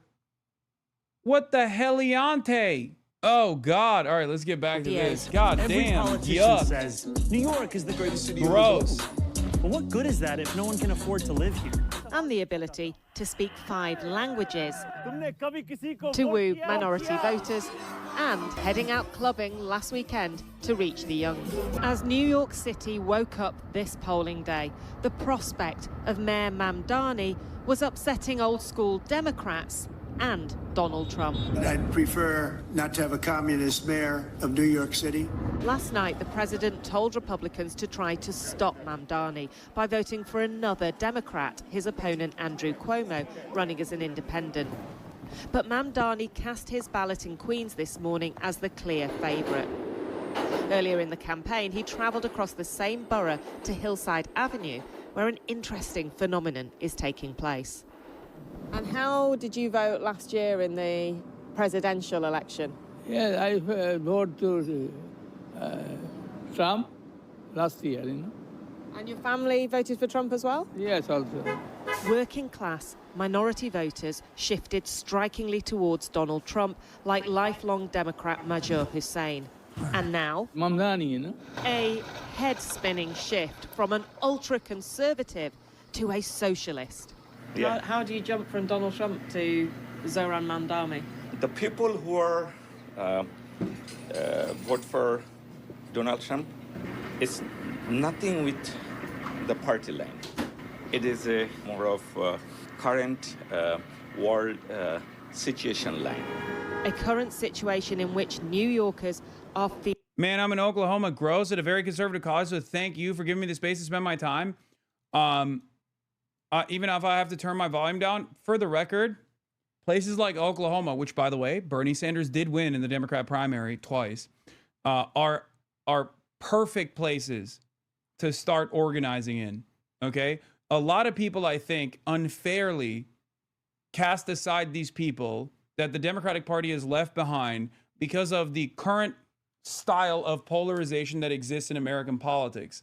These are places that have the same exact struggles, if not have those struggles represented far worse than places like big cities, okay? The idea that you cannot convince your neighbors, if you live in a red area, if you live in a red state, if you can't organize around the issues that are important to your neighbors is silly, okay? Because these are places that are fucking objectively forgotten by both parties, really. They just kind of rely on culture war to swing the votes, and they do successfully swing those votes with the culture war narratives and whatnot. But the antidote to that culture war posturing is a campaign that centers around affordability, the Zomentum, if you will. adjusted to the immediate needs of your neighbors, adjusted to the immediate needs of your local population. I do believe that the heartland and places like Oklahoma are perfect environments to organize, especially because the Democrats have kind of left them behind. So you don't necessarily have that same infrastructure, but that means you don't have that same friction as well. When affordability or material issues are never called into question, when they're never a prominent part of either campaign, whether it be the Democrats or the Republicans, then yes, of course, people just lean into their reactionary feelings, their fears, and end up voting alongside the culture war narratives. Democrats will always lose on the culture war. It's a much more comfortable narrative to just be like, yeah, everyone you don't know is terrifying, especially given how segmented and segregated the American population is, especially in rural areas. Okay? People fear what they do not know. There's a reason why it doesn't work the same in urban environments, because you are literally slammed with diversity everywhere you go. So you kind of realize that, you know, a black person or a brown person is no different than you, right? That's the reason why big cities are oftentimes blue, because they're like, well, yeah, these guys are running on fucking racism, and I know what my neighbor is like. He's awesome, right? That's just how it is. Oh, fuck. I just realized I have another light that I can turn on in here. Feeling the pain of economic insecurity. Hold on. Zoran Mamdani. Mamdani? Mamdani. Why? Tell me why. Because the city right now is a mess. And the food price is going up. Zoran Mamdani's victory in the primary election stunned New York. He appeared to come out of nowhere and defeat the state's former governor, Andrew Cuomo. But Cuomo didn't go quietly. He came back and he is now taking on Mamdani as an independent in a... Does it look better? It looks better, right? It looks much better now with the light on. The chair looks uncomfy, Law. It is. It is very uncomfortable. But I want it. This is the most Wes Anderson I've ever looked, I realize. Like my background. This is a very Wes Andersonian ass backdrop here that I got going on. He's purple for an amazing reason. Wait, what? Do I look purple? What the hell? The shirt is from the new merch drop, yes. Once again, ideology.shop, ladies and gentlemen. Ideology.shop for union-made, American-made. Wait, where the fuck is this? Oh, what about now? How about now? Am I orange for an amazing reason now? Much better? Or is it too warm? This is the best, I think. Ideology.shop? Well, I'm selling Kojima merch, yeah.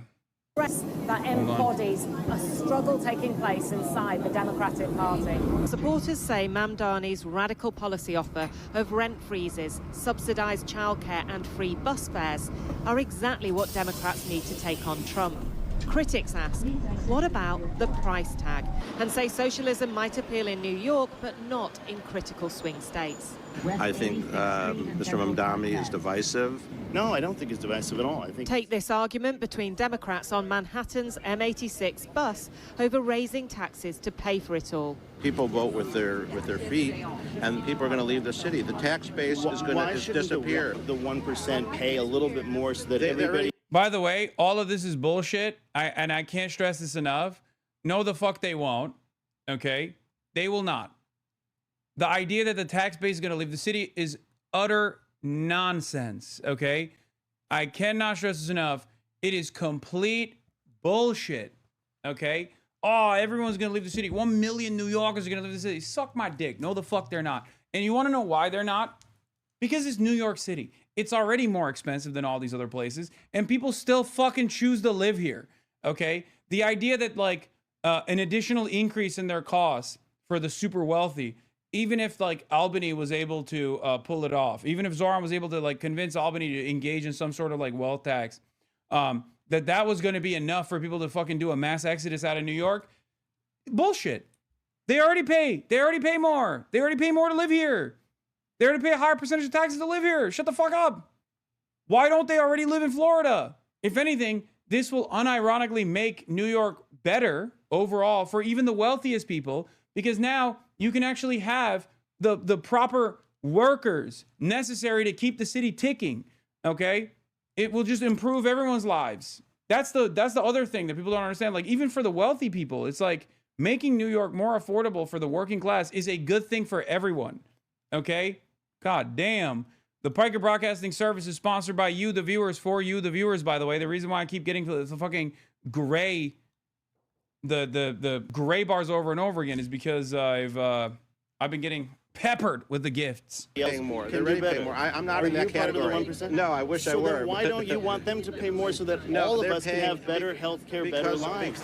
Perhaps most divisive for these two Jewish voters has been Mamdani's ferocious criticism of Israel. I'm a supporter of Israel, and I believe that Israel was fighting for their lives. Are you scared of his election? Yes, I'm very scared. I think there's a lot of unfounded fears that are being stoked by people on the right, trying to make Jews feel that he's anti-Semitic, which is utterly ridiculous. On the eve of the election, Trump threatened to withhold federal funds from New York if Mamdani is elected. I will address that threat for what it is. It is a threat. It is not the law.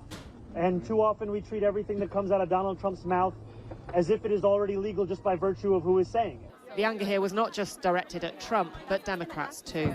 Are you disappointed that some senior members of the party are not endorsing Zohran Mamdani? Yeah, I think that it is time for elected officials and politicians to grow a pair of balls and have some courage and stand up for something. We are tired of people who won't stand up to Donald Trump. Do Donald Trump's threats make you angry? If Mamdani wins tonight, the message from Democrats in New York is they want a new direction against Donald Trump's MAGA movement. But there is huge disagreement over whether this radical shift will work elsewhere in America. Election Day 2025 is finally here. Polls are now open across the tri-state area, with people casting their ballots in key races. The city's highly watched mayoral race is one of the most anticipated races in the country, even garnering the attention of the president. We have a team of reporters working all angles. Christina Fan is in New Jersey with more on the race for governor, and Tim McNicholas is looking into some threats made at polling places in the Garden State. But we start with Elijah Westbrook and a look at the race for New York City mayor. Elijah. That's right. Good afternoon to you, Cindy. Well, as you know, the polls have been open since 6 o'clock this morning, and I have to say there has been a pretty steady flow of voters showing up specifically at this polling location right here in Rego Park, Queens. The ones that we had the chance to talk to say that they are looking forward to change in City Hall. Of course, this as the candidate. As a Jewish chatter, I can say those two Jews arguing on the bus is the most Jewish New Yorker thing ever. Yeah, I know. What's the thing? What's the trope? It's 2 Jews, 3 opinions. That's why it's also kind of funny where they're like, there's this notion of monolithic understanding amongst the 2 Jews, 3 opinions, and it's like the idea that there is this like monolithic force amongst the American Jewish voter base is so funny. Another 100 gifted, goddamn, 100 bones. Listen, as I always like to say, if Jews were a fucking monolith, okay, there wouldn't be need for an endless amount of propaganda. Okay, if Jews were a monolithic force, for example, Jonathan Greenblatt wouldn't be spending all his fucking time yelling about me as opposed to like actual anti-Semites. The reason why he yells about me is because I'm the one who's convincing his nieces and nephews that Israel ain't shit. Or at least I'm one of those people. He knows Nick Fuentes can't do that. Can't wait to see the clip chimps taking all this out of context. Yeah, they can suck me today, okay? Are making their final push. At this polling location here in Rego Park, Queens, voters filed in steadily throughout the morning. You're an American, you live here, vote. I think it's very important. I mean, your voice has a sway I gotta in bomb me. the regulating of your state, of your boroughs. Now over to the campaign trail, where Democratic Socialist candidate Zohran Mamdani addressed voters at this polling site in Astoria, Queens, Tuesday morning, reiterating his vision for New York City. It is time to finally respond with the urgency that New Yorkers deserve. An urgency that reckons with these same New Yorkers having had to face rent hike after rent hike year after year. Independent candidate Andrew Cuomo reminding voters why he believes this election is important. The record turnout is a good sign. I think it's going to be a record, and it's because New Yorkers are concerned. New Yorkers are concerned about New York. And Republican Curtis Sliwa appearing at a polling site on the Upper West Side.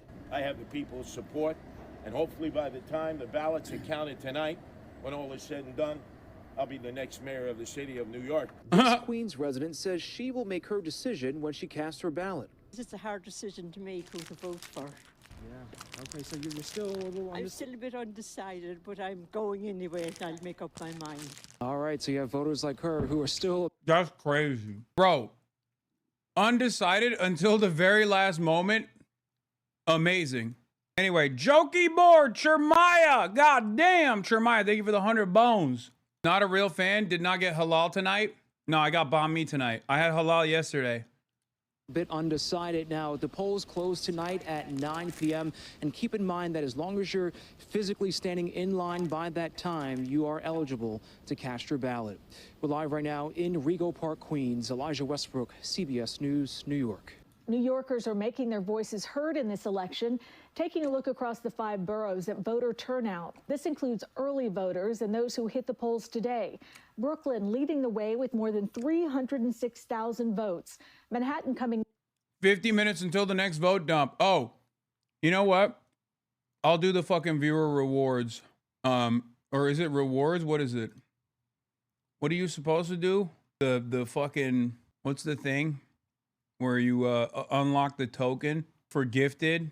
I don't even know how to do it. The discount token. The 35% off discount token. But I don't know where it is. Oh, here, I got it. I will do it for the next 4 hours. Okay. There it is. 1 of 7 used. I think there has to be a hype train. No, I think now is it begins. I suspect. I don't know. I don't know how this shit works at all. Bro, why jinx about eating haram? If we lose, I'm going to blame you on your banh mi. Okay, calm down. Don't say that. Miss Taylor, thank you for the 100 gifted. God damn. Yeah, I'm eating my last non-halal food before Shakira law is in effect. with more than 265,000 votes, and Queens not too far behind with more than 210,000 ballots cast. The Bronx showing up with over 79,000 voters, and Staten Island rounding it out with more than 64,000 votes so far. Polls are open tonight until 9 p.m. President Trump endorsing Andrew Cuomo in the New York City mayor's race, just posting on social media this. He says, whether you personally like Andrew Cuomo or not, you really have no choice. You must vote for him and hope he does a fantastic job. He is capable of it. Mamdani is not. Well, out front now, Zoran Mamdani, the candidate for New York City mayor. And so President Trump making it very clear here, there's no beating around the bush here. You really have no choice. You must vote for him, Andrew Cuomo. What do you say to that? Look, this is something that we've been speaking about for months. We've known since the primary that Andrew Cuomo was funded by the same billionaires that gave us Donald Trump's second term.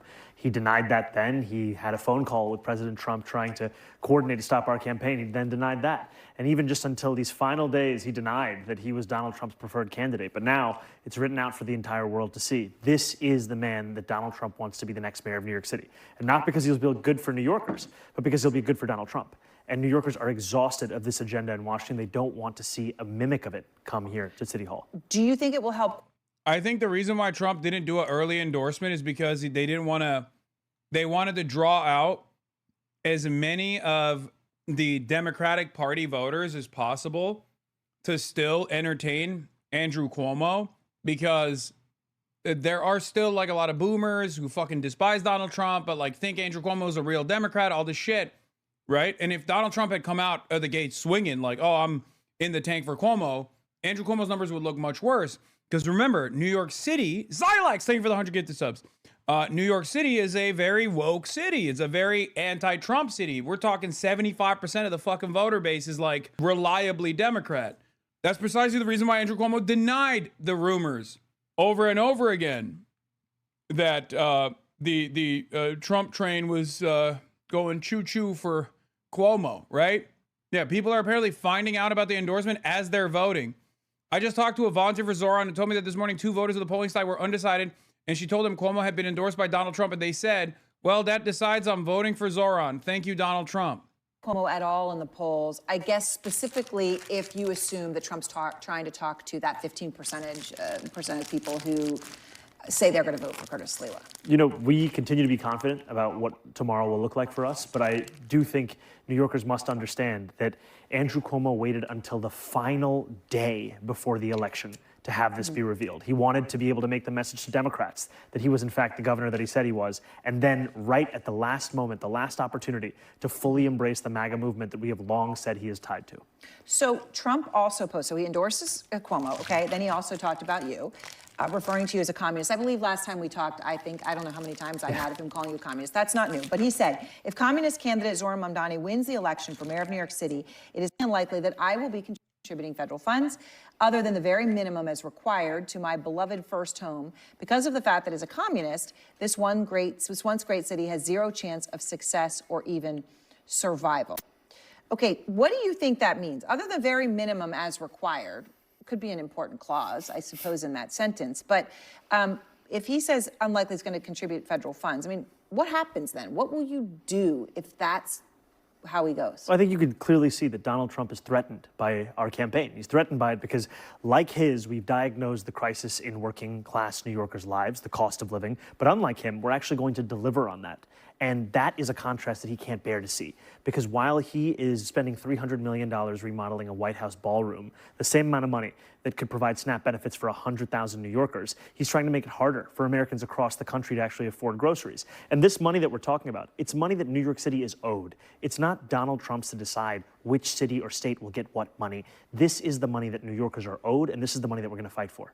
Okay, so Trump is not the only one talking about you tonight. Elon Musk is actually talking about you. What a pair. And obviously Musk had supported him, was crucial to his election victory. They had their falling out, but they're back together again. Elon posts about you. Remember to vote tomorrow in New York. Bear in mind that a vote for Curtis, referring to Curtis Sliwa, whom I just mentioned, is really a vote for Mamdani, or whatever his name is. Vote Cuomo. All right. Why do you think he's speaking out against you? And obviously, the personal insult is in there as well, Mamdani. Look, I think this is one of the more expensive endorsements that Andrew Cuomo has ever gotten because it took $959 million in tax breaks that he gave Elon Musk for Elon Musk's pet projects back when Cuomo was the governor. And we're seeing the two twin architects of this second term of Donald Trump's presidency in the president himself and Elon Musk saying clearly to New Yorkers that their candidate is Andrew Cuomo. And they've picked Andrew Cuomo because they know that he will be the puppet that they want right here in New York City. And he's showing himself to not just be that, but also to be their parrot in the language that he's using to close out this election. Okay. Yep. It's if he's simply a servant of capital and a social fascist and someone who's going to concede to the right-wing forces in this country, why is it that every fucking right-wing force in this country is unified loudly against him? Okay? This doesn't mean that his tenure will reflect the radical values that he's had, radical values that he has presented during his campaign. I'm not saying that at all. And if he doesn't actually fucking follow through on his promises, we'll be there. We'll be there to push him. Okay? But you have to understand there's a reason why right-wingers are always on the fucking ball and liberals and leftists are delusional. Okay? They obviously see this as a danger. They see it as a danger. And they're trying to do everything they can to stop it. It's because the establishment is unified. The establishment is unified. They are united in their hatred of him. And I hope he welcomes their hatred. Okay? Talk about billionaires, and there have been some really wealthy individuals who have come out and put money in PACs against you in recent days, right? Former Mayor Michael Bloomberg among them. There are plenty of other business leaders who, in private, are afraid. They have concern. There are very few who actually will talk about it publicly, but one of them is Jamie Dimon from JP Morgan, and I'm thinking about this in light of Trump calling you a communist. Jamie Dimon did not call you a communist. Is Trump actually capable of withholding funds from New York? Surely it's not his call, right? No, he's not. He'll try. I suspect he'll try, but no. Do you think, however, you have a better option with a pliant Andrew Cuomo who will literally have his freedom dictated by the administration in a scheme not dissimilar to Eric Adams, who will actively fight back for New Yorkers? Or do you think it'll be Zohran Mamdani? It's that simple. 50K viewers, less than 10K are in the USA? Yeah, totally, dude. 40,000 viewers from all around the world are tuning in. Only 10,000 viewers are actually watching from America. It's only, I mean, I do have a larger international audience than usual today, but no, the overwhelming majority is American. Don't be fucking ridiculous. Kyrgyzstan, here for Zohran. That's what I'm talking about, baby. Kyrgyzstan, rise up. Kyrgyz, we will unite. I will unite the Pan-Turanist movement from the East Asian steppes all the way to the Islamic Caliphate's capital, New York City. He was more intellectual about it. He said, what does he really think? You know, he was part of that socialist democratic thing, which literally is more Marxist than socialist. And I read it, but I don't know what he believes in that. All right, so I guess he's basically saying he's not really sure where you stand on things. But what do you say to that concern? Is Marxist something you're comfortable with? No, I'm a democratic socialist, and I've said it time and again. When was that quote from Jamie Dimon? From Jamie Dimon. It was from Fortune last week. Okay. A Fortune conference. I mean, it's the same shit, dude. But obviously he's not. He's trying to push for a more appropriate terminology. We all know what that means, for the record. Don't say boo. We all know we know what that fucking means, okay? There's no reason to confuse the electorate at the fucking last second. Okay? We've not Marxist kind of disappointed. Shut up! That's not real. Sandwich number 2, thank you for representing us, real eaters. Yes, I got 2 different banh mi's. I got like a pork one, and I got a regular banh mi just to test it out, and I'm eating half and half. Can he differentiate Marxism with Marxism-Leninism, or is that too complex for normies? Come on, guys. Come on, please. Stop. Zohran will be awful for America. He's going to turn New York into New Medina. Yeah. It's going to be the new Medina for socialism. Last week. Because what he's also come out and said in public is that in our success, this is something that business leaders would also hope for the success of the city. And I put that forward to say that despite where New Yorkers may stand on my candidacy, whatever qualms they may have, they know that I'm actually being honest with them about my ideas, about who I'm looking to fight for. And that's sadly unique in this race. Because what you have is someone in Andrew Cuomo who spent the entirety of a primary campaign on the premise that he was the best suited to take on Donald Trump. And here we are with the chyron that Donald Trump is endorsing Andrew Cuomo. So let me ask you, because that was October 17th, so it was actually a week and a half ago. But I want to ask you, because you asked me when he said that. Are you talking to him? Are people like that people that you're going to sit down with and eagerly work with, or not? Look, I'll have conversations with anyone. And I've spoken to Jamie Dimon briefly, and I've spoken to a number of other business leaders across the city about my proposals. I know that there are disagreements around my fiscal policy, that I think we should raise income taxes on the top 1% of New Yorkers who make $1 million or more a year by 2%, or the fact that I think corporations' top tax rate should be matching what they pay in New Jersey. And still, there is room for an immense amount of agreement on what it means to bring the city forward, and I'll always leave that door open. So, okay. So let me just ask you about President Obama. I know that you had a conversation with him. What was that conversation about? Your most recent one? I appreciated the conversation with President Obama, and we spoke about both the New York Post headline is that he's not endorsing you. Yeah, well, the New York Post has a lot of fun with their headlines, to put it lightly. It was a conversation where we were speaking about the importance of hope in politics, the delivery of that kind of an agenda, and I also shared with him that the remarks that I had shared outside of a mosque in the Bronx not too long ago was inspired in part by his remarks on race of a more perfect union many years ago. And I think there is often a tendency in our politics to think solely in a 24-hour news cycle, and the need to sometimes step back and speak to the soul of a city and not just the cycle of that city. Do you think that he, and he's never endorsed a mayoral candidate, so that's why I'm making the point, of course, he wasn't going to endorse, but. Chatters, take it in stride, baby. Whether we appreciate it or not, Barack Obama is still probably one of the most popular existing alive politicians in the United States of America. Okay? If anything, you should be mad that he didn't fucking endorse Zohran Mamdani loudly and proudly. Fox News about to use your joke? The new look of Mamdani City, New York Mamdani City, previously New York City. Kiss of death? No, fuck no. Barack Obama endorsing Zohran Mamdani would not be a kiss of death. That's Hillary Clinton you're thinking of. I think a lot of people forget like how much motion Obama still has. Billionaire for Mamdani alert. Alex Soros tells me I was proud to support and vote for the Democratic candidate for mayor. That's more of a kiss of death than Obama, than Obama. Okay. Regardless of the outcome of this vote, it gives me a lot of hope to just see how far Mamdani has come. The same goes for Zach Polanski. Yeah. Do you feel that he has your back?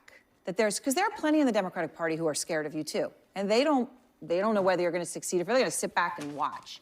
Do you think he's someone who's going to be in there, you know, in it with you? Well, I appreciate the president offering to be a sounding board, and Yeah. that's exactly what we see as what the future of these next few weeks and months look like. It looks like speaking to those who've been in these very kinds of positions and putting together a team that reflects the best and the brightest that this city and this country has to offer, and then delivering on this agenda. And that's what actually terrifies Donald Trump and Elon Musk and even Andrew Cuomo the most. It's their fear that we will, in fact, accomplish the things that we have campaigned on. And that's one place where they're actually right. All right, Zohran Mamdani, thank you very much. Obviously, we're hours away. To give you guys like how, to give you guys a sense of delusion that you hear from liberals in general, but it speaks to like Obama's resilient popularity, is that liberals will literally entertain a third Trump term just so they think, just because they think that like Barack Obama will run again. Okay. Like it's the most insane thing I've ever heard. It is genuinely devastating because like a third Trump term means like permanent Trump monarchy, right? Like I don't think that they recognize that. And also Barack Obama obviously is most likely not even invested in like doing it all over again. Having said that, like that's how much liberals fucking ride for Obama. They ride for Obama so much that they wanted Michelle to run. Okay? So that is part of the reason why I do think that Obama has a tremendous amount of influence still over the Democratic Party, and he does not wield it in a positive direction. I would go so far as to say that his pod johns are much more in tune with the way that the base is moving than the way that Barack Obama himself is actually moving. And I obviously you guys know this. I'm doing Crooked Con. I'm going to Washington D.C. after this. That's part of the reason why I came here was because of the because I was already going to be on the East Coast regardless. So you know there is like I think Barack Obama should be doing a lot more right now if he actually does care about fucking defending democracy. Oh yeah, this was funny. This leaking 48 hours after the Hillary non-endorsement shows that the actual Democratic primary you'll never escape is 2008 and not 2016. Barack Obama called Zohran Mamdani today, praising the campaign he's run and offering to be a sounding board in the future. Your campaign has been impressive to watch, Obama told him. Okay. Hillary Clinton also refused to endorse Zohran Mamdani and then even turned around and said that maybe it's terrifying for the Jews if Zohran wins. Even my conservative dad misses Obama because of how old and unintelligible our presidents have been since 2016. He was our last smart president. Yeah. There are a lot of people who are just like utterly oblivious to what the president does and what their policies look like, or what the outcome of said policies look like. They just don't give a shit about anything. They just like care about the aesthetics. Okay. And for those people, oh my God, Barack Obama is the GOAT for them. Okay. It's significant that Obama is completely ignoring the accusations of anti-Semitism, Islamic extremism, along with the socialist tag, and appears more eager to embrace Mamdani than the Schumer types. Again, he's just the better room reader, I think. Yes. Hours away here. Are you ready? Do you expect it's going to be a big night for you? I'm hopeful. I'm confident, but I'll never be complacent. But look, if people want to vote for Donald Trump and Elon Musk, they should vote for Andrew Cuomo. If people want to vote for change, they should vote for me. All right, Zohran Mamdani, thank you very much. I appreciate it. People have compared him to a left-wing version of you, charismatic, breaking the old rules. What do you think about This was funny. Oh, is this fucking Morning Joe? Did the Zomentum reach the Morning Joe line? Wow, what a time to be fucking alive, dude. Oh my God. Zohran Mamdani on Morning Joe. This was Joe Biden's favorite televised broadcast. Wow, I didn't even see this. Incredible. Incredible. Remember, these are the guys. This was like the Japanese Imperial Forces commander still holding on to his forward operating base 29 years after Japan lost the war in the Philippines. Like that's what Morning Joe represented for Joe Biden, right? Like Joe Biden's brain was leaking out of his ear and Morning Joe was like, we're staying the course. It's probably one of the more calcified instruments of establishment Democrats that is just horrible at making any sort of decisions that could potentially save or offer a lifeline to this fucking party. Dude, he literally went on David Pakman and BTC. Good. He should win those motherfuckers over. Well, I think I'm a much better looking person than him, right? But what if Mamdani becomes mayor? It's going to be hard for me as the president to give a lot of money to New York because if you have a communist running New York, all you're doing is wasting the money you're sending there. So I don't know that he's won, and I'm not a fan of Cuomo one way or the other, but if it's going to be between a bad Democrat and a communist, I'm going to pick the bad Democrat all the time, to be honest with you. All right. Hey, Willie, is Stalin a write-in candidate? You said we got a communist? Yeah. Well, yeah. Check the paperwork. President Trump on 60 Minutes this past Sunday threatening to withhold federal funding from New York City in a last-ditch effort to prevent Democratic candidate Zoran Mamdani from winning today's New York City mayoral election. Trump also threw his backing behind independent candidate Andrew Cuomo. And Zoran Mamdani joins us now. And the communist joins us now. How do you respond to that when somebody comes up to you and says, I can't vote for you because you're a communist? I say there are reasons you might not want to vote for me, but let's be honest about my politics. I'm a democratic socialist no matter how many times President Trump calls me otherwise. Yeah, explain the difference. What is the difference between a Democrat, a democratic socialist, and a communist? Well, I'm a democratic socialist who's also a Democrat. Right. And when I say I'm a democratic socialist, I explain it in the words of Dr. King from decades ago, who said that call it democracy or call it democratic socialism, there must be a better distribution of wealth for all of God's children in this country. Right. And what I actually find is that when you're speaking to New Yorkers, they ask you less how you describe your politics and more whether there's room for them in that politics. Right. And New Yorkers are asking me, does your politics have room for my struggle to afford my rent, my childcare, my groceries? And frankly, President Trump ran an entire campaign focusing on the cost of living, focusing on the promise of cheaper groceries. And his inability to do so is now making him increasingly desperate to try and stop the campaign that will actually deliver on the same diagnosis that he shared. Yeah, what are you looking for tonight as the election results first come in? What's going to be the key for you to... I need you guys to understand something very important here. What Zoran Mamdani's doing here is not just to like win favors, but like the potential Trump to Zoran voters. Okay, that party is long gone. Okay, he already captured the attention of those guys from the start. What he's doing here is basically building a messaging platform to attack Donald Trump successfully for the rest of the fucking Democrats that are paying attention to this shit. Okay, because now that he is already an established Democrat as the Democrat primary winner in the mayoral race in New York, he can literally just turn around and be like, well, guess what? The reason why they voted for me is because you failed to deliver on this key campaign promise. You lied about it. Now, it's important for the Democrats to recognize that and then also push that message over and over again, because that will be the message. That will be the resilient message that actually starts unwinding and slowly but surely picking away at the base of support that the Republicans have. In the absence of a unified message of this sort from the counter messaging party, from the left flank party, whatever you want to call it, the Democrats are going to continue being unpopular, and maybe they're going to see some modest victories in the midterms, if we even have fucking midterms at all, and they're going to get nothing. They are going to have nothing.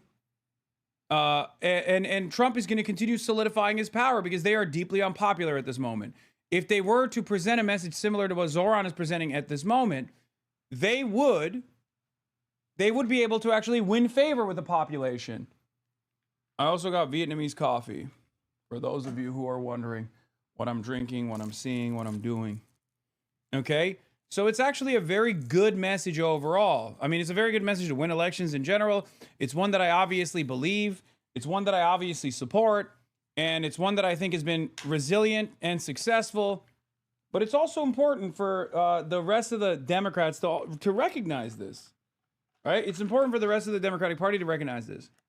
Not bad. Too much milk, not enough condensed milk. Yeah, you nailed it from the color. That is crazy. Yes, this does not have nearly enough condensed milk. It actually is not as good as I thought it would be. Is their coffee still $50 a cup? No, this is not. This is a relatively inexpensive place. Your thesis being reflected in polling data as well. This is very mediocre for the Dems. CNN's tracking poll just found that Trump underwater by minus 27 nationally, but their exit polling is only showing his approval at minus 15 in the VA electorate today. VA should be bluer than the national average, right? If Spanberger can't pull in the three-letter agency ass VA, the center of the party is well and truly dead. I hope they can eke out a win because I want Republicans to be crushed, but goddamn if the results match this, ouch. Yeah, VA, Virginia is supposed to be, especially with this like moderate, centrist, former fucking CIA candidate, this is supposed to be gangbusters, right? Like, it doesn't make sense. If the method is there, if the method is clear, then they should be cooking.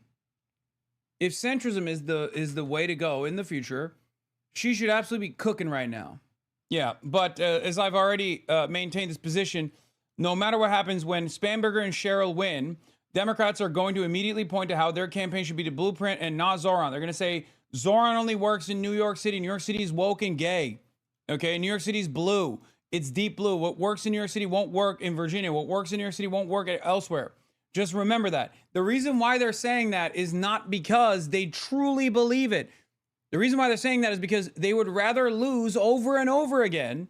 They would rather lose a million fucking times than to win with left populist messaging. That's it. And they did this already. We ran this route already. We ran this route before. Kamala Harris was exactly that. We will not just win, but we will win with our own design. If we lose, even if we are committed to third way neoliberalism, then we lose honorably. That is what the Kamala Harris campaign looked like. That is what the Hillary Clinton campaign in 2016 looked like. They did this. And it's gotten actually even worse over time because from what Hillary Clinton was presenting in 2016 as like the more moderate position of Bernie Sanders, I would say Kamala Harris's position in 2024 was far, far more conservative, especially when it comes to like social issues, especially when it comes to the incremental change that we're talking about.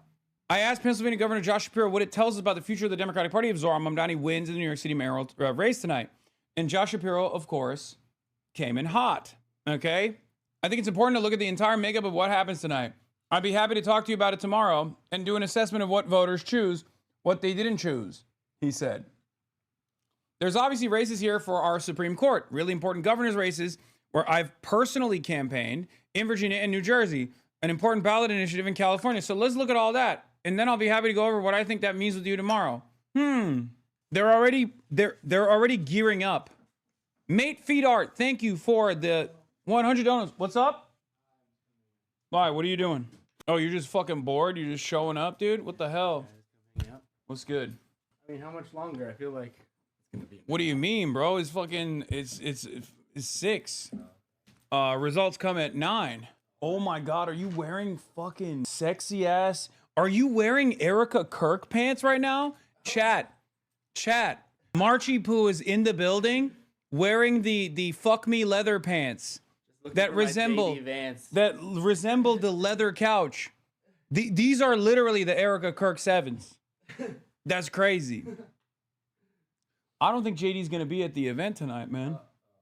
Yeah, is that a bummer for you? I know you wanted to have JD blow your back out. It seems you dripped out the fucking wazoo.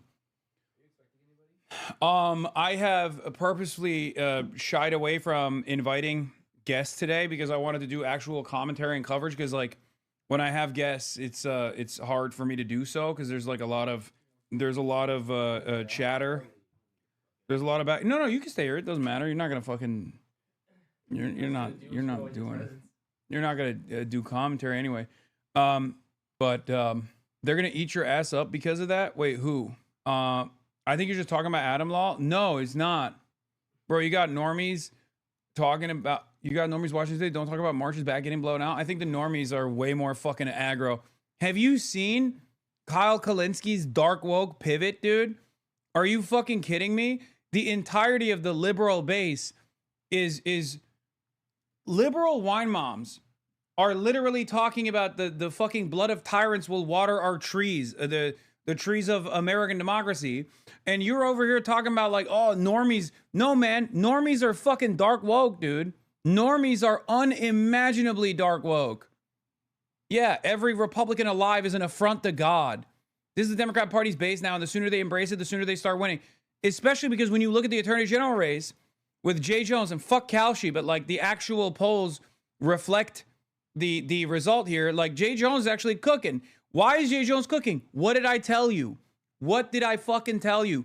When I saw those Jay Jones text messages, and Jay Jones was like, yeah, I'm really sorry that I said this Republican who was in favor of who was standing in opposition to gun control after like another school shooting will only learn his lesson if they like literally experience one in their own immediate fucking family. And I'm not going to say that he's going to win, okay? I'm not jinxing it. But I'm saying that like liberals, I don't think have liberals. I do not think liberals by and large, like these kinds of giga normie wine moms by and large. Oh, do you want banh mi? I have hella banh mi. Oh, you did? Nice. I think liberals by and large, my giga normie friend who hates you is dark woke now and asked me why there aren't more leftist influencers. Oh, that's awesome. You should bring him back into the fucking fold. You can slowly but surely and subtly, or maybe not so subtly, fucking start hospilling him again. There is a reason why a lot of people find their way here. There's a reason why a lot of people have basically found themselves in this community, because like I fucking hate Republicans, okay? And I hate Democrats who don't hate Republicans. That's what I've always stressed. I've always talked about this. And some people get it and some people don't. This was my main rant. If you remember, my main rant in the aftermath of Kamala Harris's disastrous DNC speech was that I hate Republicans and Democrats don't. And I hate Democrats who don't hate Republicans. Okay, can you clarify on hate? Yes, I can tell you exactly what I mean. I don't mean I hate Republican voters. I mean, I hate Republican politicians who traffic in hate, who traffic in bigotry, who spread divisive rhetoric with the express purpose of dividing the working class and constantly stand as a hurdle towards any sort of modest progressive change in the direction of alleviating some of the stresses that the American working class experiences. I hate them for that reason, because they are servants of capital, okay? And not only are they servants of capital, but they're fascist servants of capital, as a matter of fact. They send your children to go to die in wars overseas. They are constantly sheltered from the impact of their policies because they're ultra wealthy in general, or they become ultra wealthy as a consequence of being politicians. And the Democrats that also play a formative role in a conciliatory role to this kind of dangerous rhetoric, to the trafficking of dangerous rhetoric and bigotry and harmful narratives, dehumanizing our neighbors, are playing a formative role in allowing exactly what's going on today. Okay? That's it. I hate those motherfuckers. There is nothing different than you and your Mexican neighbor, your Guatemalan neighbor. You, as a matter of fact, have a lot more in common with those people than you do with the people sitting on the fucking board of Goldman Sachs. Okay? And all of this enmity towards like other ethnicities, other nationalities, people who speak a different language than you, all of that is designed to stop you from recognizing that reality, that you and your Mexican or Guatemalan or your black or your brown or your Asian neighbors actually have the exact same class interests. Okay? That's it. And anyone who spreads that fucking narrative, anyone who actually undermines this reality is my enemy, okay? I do not fault those who have been duped. I do not fault those who have been propagandized. I try to change their minds. But the reality of the matter is, if you are trafficking in these conspiracies, if you're trafficking in these kinds of dangerous narratives, then you are an enemy of the working class, and you are my enemy as well. I hate those people for this reason. I hope you guys understand that. Okay? Beast mode, I'm afraid. My Mitt Romney loving former Republican aunt and great uncle, or aunt and uncle, voted early for Jay Jones, ignoring the weeks of my gentle and not so gentle persuasion. Too bad you have to sit this one out tomorrow. I voted early. Tee-hee. How'd it feel to vote for someone who wants your grandchildren and grandniece and nephew dead? Would you invite him to piss on their graves? Walter and I both did. Newsflash. None of my 5 grandchildren have been threatened, but thanks. He said he wants to kill Republicans and their children so he can piss on their graves because that is the only way to enact policy change. And you were like, ooh, that sounds great. Sign me up for that. Oh, no, I had no idea. Oh, well, that is crazy, okay? That is crazy. And this is what I mean. Like, Kyle Kalinski's going beast mode on this shit. Like, the ultimate tell here is Erica Kirk dressing up like a leather couch. Like, they don't give a fuck. They've run out of fucks to give.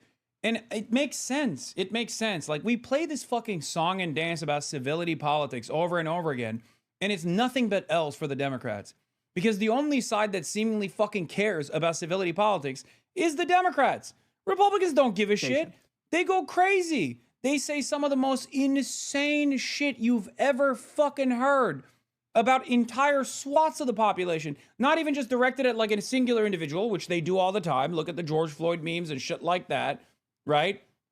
But even outside of that, they literally will design messaging around entire swaths of the population. Every trans person and every gay person is a groomer pedophile. Like, what are we doing here? That's a fucking insane thing to say. Every black person is aggressive and violent. That's a fucking insanely violent and dehumanizing thing to say. And then we have to sit around and be like, oh, how dare you? We have to sit through the fucking how dare yous of the people who we have heard for years talk the most amount of fucking shit. I mean, look no further than all of the Republican influencers who think the death of woke is here so they can just do blackface. What the fuck have black people done to you? That you just, in this moment, in this very moment, you still turn around and you go, I'm going to do blackface. I'm going to remind people of some of the darkest chapters of American history. I'm going to restore the racial pecking order or remind people of the white supremacist racial pecking order. Why the fuck are you doing that?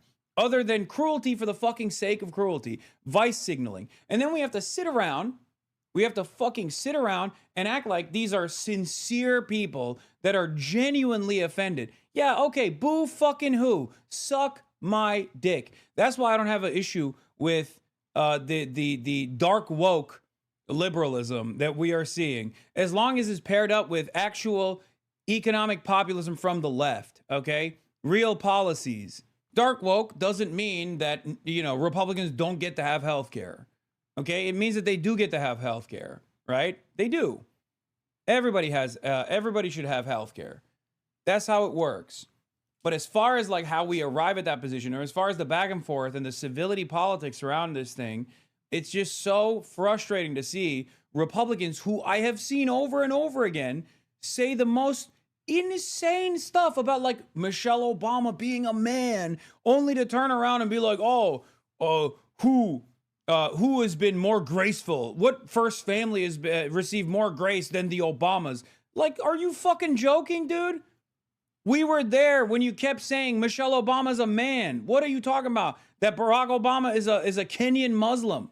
Yeah, this was my favorite Kyle Kalinske dark woke tweet. Secular Talk says fake grieving widow grifter costume. How would the media respond to this post had Charlie Kirk been a Democrat? To which he responded with, shut your snowflake bitch ass up. Edgy jokes are fine for you, but not for leftists. Based Mike Lee, in air quotes, votes for endless war and stealing healthcare from 17 million people. But I'm the problem. Fuck you. Retire, you cunt. And then he slapped on the Nightmare on Wall Street tweet that Mike Lee posted. This shit sucks so much ass. And it's only weaponized against liberals and leftists. Like, you're too quick. You tweak too fast on anyone that tries to develop like fake empathy. Like, they demand empathy from you, and you go, oh my God, you're right, actually. We mustn't be mean. We mustn't be mean to the Republicans. I'm not saying you should be mean to like your regular ass Republican voter friends and family members. But as far as the politicians goes, I mean, come on, you know?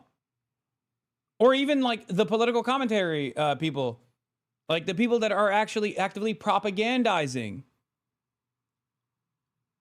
You know? It's bullshit. Kyle's been on an unreal streak. No pun intended. Since he posted about Nancy Mace eating a shit ton of beans all by herself. Yeah, he said that's a lot of beans, you nasty ass bitch. Emma called it out too. I wanted to get your thoughts on the Democratic Party here and whether or not what this upcoming Tuesday means for them. Ezra Klein recently wrote for the New York Times that over the past 15 years, the Democratic Party has made room on its left and closed down on its right. For all Hard disagree. Definitely go after the Republican voters. No, there's a better method out there. Okay, you can always convince regular people. Okay, you should always try and convince. You should always try to convince regular people. Like, remember that.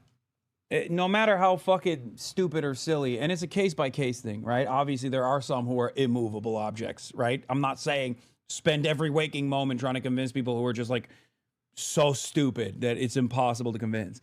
But there are plenty of people who are just in the margins, you know what I mean? Like, you don't have to alienate people all the fucking time and be, like, unapproachable and annoying and run around with your moral superiority. I don't do that either, right? But when it comes to smoke for the commentariat or the politicians, I got all that smoke, including politicians that are ostensibly on my side, right? Like the Democrats.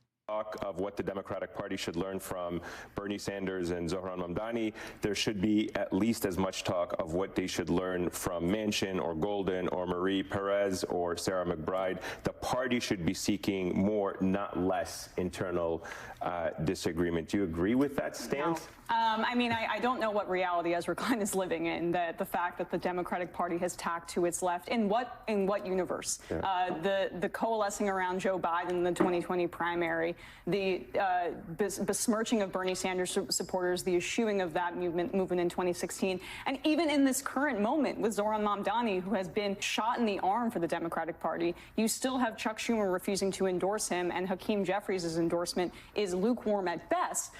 There is a fight right now within the Democratic Party, and Ezra Klein is representing a floundering corporatist centrist flank that is increasingly irrelevant in the party, and he's trying to carry water for them in the Times. I mean, I think it's a lucrative thing to do, but it's not necessarily matching the reality. I love it. I'm so excited to disagree with you. I do, because I could not disagree more. The point Ezra's trying to make is that it takes two wings to fly. That he's trying to say Democrats need to build a Big Ten. And he's not saying you got to choose between Zohran Mamdani and Bernie Sanders in the centrist wing. He's saying Democrats need to compete in more places. You raised a stat earlier that I think is the key one. Why, when Donald Trump's numbers are plummeting among independent voters, he's got 48% strong disapproval. How come the Democratic Party's approval rating is lower as a brand? Because I was just trying to elucidate. So you believe it's because they're not far left enough? No, I believe that there needs to be a different approach to politics here. Not building a tent and saying we don't necessarily stand for anything, including Ezra advocating for saying that we should run anti-abortion Democrats in red states. So let's throw trans people under the bus. Let's throw women under the bus. Let's just do anything except reorienting territory, though. No, I think he's talking about being practical. And trying to expand the map. That's what needs to happen here. Is if Democrats are how do you expand the map? Is you win in Ohio and you win in Pennsylvania and you win in West Virginia. As much as Democrats hate Joe Manchin, he was the only Democrat who could win statewide. People always forget that, like, West Virginia had a fucking solid left base, like, throughout its history when there was some semblance of fucking labor unions, okay? This shit makes me so mad. Like, everybody always talks about Joe Manchin, but, like, Joe Manchin literally only was a relevant entity within the Democratic Party infrastructure because he was a Democrat and because he was a spoiler, okay? That's it. Joe Manchin would be worthless as a Republican. He would never have his committees. He would never have his position. He would never get that unlimited fucking, he would not get the corporate donors if he wasn't a spoiler within the Democratic Party.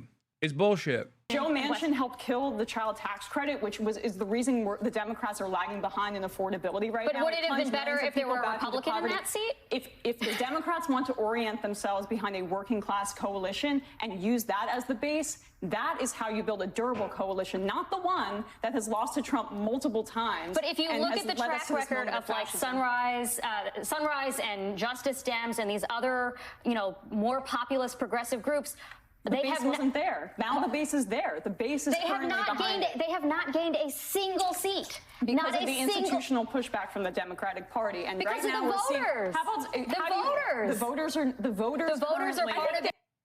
That's bullshit. They are fucking yelling at her because she's saying the truth. Yeah, dude. West Virginian voters actually live in this totally unique space, chatters, where they are utterly devoid of a need for healthcare. Famously, West Virginians actually don't need adequate housing. They don't need healthcare. They don't need affordability is not a prescient issue for them. Except Donald Trump did sweep with maybe not healthcare, but certainly tackling the affordability agenda, consistently talk about affordability as being a very important part of his campaign promises. And yet, for some reason, we still act as though, like, no, these are not the people. Like, no one is saying go to fucking West Virginia and talk to, like, former coal miners who have had no jobs or no job prospects in the last, like, 2 decades and be like, we are going in to protect our trans neighbors, okay? We are going in exclusively so that undocumented migrants can come in here and take over whatever jobs that even remain. No, talk to them about a fucking federal jobs guarantee. Talk to them about how you're gonna build goddamn houses, okay? Racist people need to live in houses. Transphobic people still need shelter, okay? Someone has to build the fucking houses so that the transphobic and racist people can live in those houses. They still need healthcare, okay? I fucking hate this shit. No one is saying run on a fucking trans first narrative in goddamn plus 35 West Virginia. People are just simply saying that run on an issue that they care about, okay? And then say, yeah, of course, trans people are also getting the same things that you're getting as well. So what difference does it fucking make? Stop complaining, right? Exit post published by Fox and NBC for New Jersey. Apparently there was a massive plane crash that took place. Massive blaze after plane crash near Louisville, Kentucky. People are saying maybe it's a UPS plane or something. That is where I live. Okay, well, be safe, chatter. I don't know what the fuck's going on here. Yeah, I'm there. It's in my backyard. We have a shelter in place order. Jesus Christ. It was this UPS flight, they're saying. Yeah, if it was a UPS plane that was about to fly all the way to fucking Honolulu, it was probably filled to the brim with fuel, with jet fuel. I'm in Louisville. It was a UPS plane. One of the engines blew up as it was trying to take off and it crashed into a building. God damn. New video from the explosion. Jesus Christ. That is terrifying, dude. Hot off the presses, vote dump. General election day, check-in as of 6 p.m. New total vote check-ins is at 1.7 million. Who are they going to blame? Muslims, migrants? Bro, get the fuck away from here. Like, turn around. Bro, no, hold on. I think it's going to crash, bro. Holy shit. That's crazy. So it barely made it out. It barely made it off the runway. Or did it make it off the runway and then dive back down or something to try and like do an emergency landing?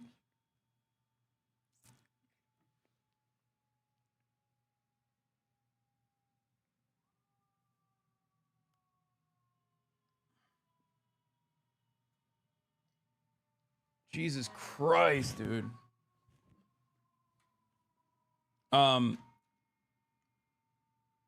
Were there people on board? I mean, there are obviously pilots on board, but I don't think there were people on board because it's a delivery plane. Like if it's a UPS plane, it's probably just like it's only packages and shit. It's just mostly cargo. But yeah, the pilot and crew as well. Bro, do you still plan on flying? Yes, brother. What can I do? Fuck you mean? I suspect that there might be casualties in like the area that the area of impact as well. I worked there. I literally just got off my shift. It seems they got an engine fire after the safe speed to abort, but never got the required speed for takeoff. Yeah, there's also this shit too. The Department of Transportation might be forced to shut down airspace in certain parts of the country. The government shutdown continues into the next week, Transportation Secretary Sean Duffy said on Tuesday. Fox is making sure to highlight the airport name. Wait, what the fuck? Crews reporting to large fire at Muhammad Ali Airport after UPS plane crash? I mean, I don't think that I think they're just saying the name of the airport. I don't think they're trying to make it like a Muslim thing. How do you deal with flight anxiety is a question that people asked. And the answer that I have for you is that I don't really have a lot of flight anxiety. All right, let's get back to, I don't know how we got to the wine moms and where the wine moms are at, but let's get back to Zoran on Morning Joe. And early in the evening, how you're doing against Andrew Cuomo. Well, I think the key thing is actually through 9 p.m. because we know that there will be so many New Yorkers who are casting their ballots today. And just as important is we will have thousands, tens of thousands of volunteers who are going to be canvassing today throughout the 5 boroughs. And the reason that I'm sitting in front of you as the Democratic nominee is because this more than 100,000 strong team has been knocking on doors, has been making phone calls, has been making the case to New Yorkers that they don't actually have to continue to live in the most expensive city in the United States of America. We can make this place affordable. Yeah, and Willie, a lot of endorsements, strange endorsements for Andrew Cuomo, lifelong Democrat, have been sort of rolling in over the past 12 to 24 hours. Led by President Trump, Elon Musk yesterday also endorsing Andrew Cuomo. And you just told us Stephen Miller has endorsed Andrew Cuomo here at the 11th hour as well. There's no question affordability in this city. Living here is top of everyone's mind. It has gotten obscenely expensive to live here, to do anything here. So you're proposing free grocery stores, free buses, $30 minimum wage, all of which sounds incredible. Cheaper groceries, not free groceries. Excuse me, cheaper groceries. But what people want to know is, great, I would love all those things. Yeah, how do you pay for it? Who's going to end up footing the bill for those programs? So I'll answer that question. Another thing that really pisses me off about this, he didn't say free groceries. He said state-run grocery stores, okay? But another thing that pisses me off is like, how do we pay for 5,000 new cops? Why is that not a question that is ever asked? I mean, that's like barely that's the most visible campaign promise of Andrew Cuomo, right? Like, he has made no promises at all, really, other than the fact that he has O.J. Simpson's Bronco, but it's not actually O.J. Simpson's Bronco, right? But as far as like campaign promises goes, that's the closest we have arrived at with Andrew Cuomo's campaign messages, right?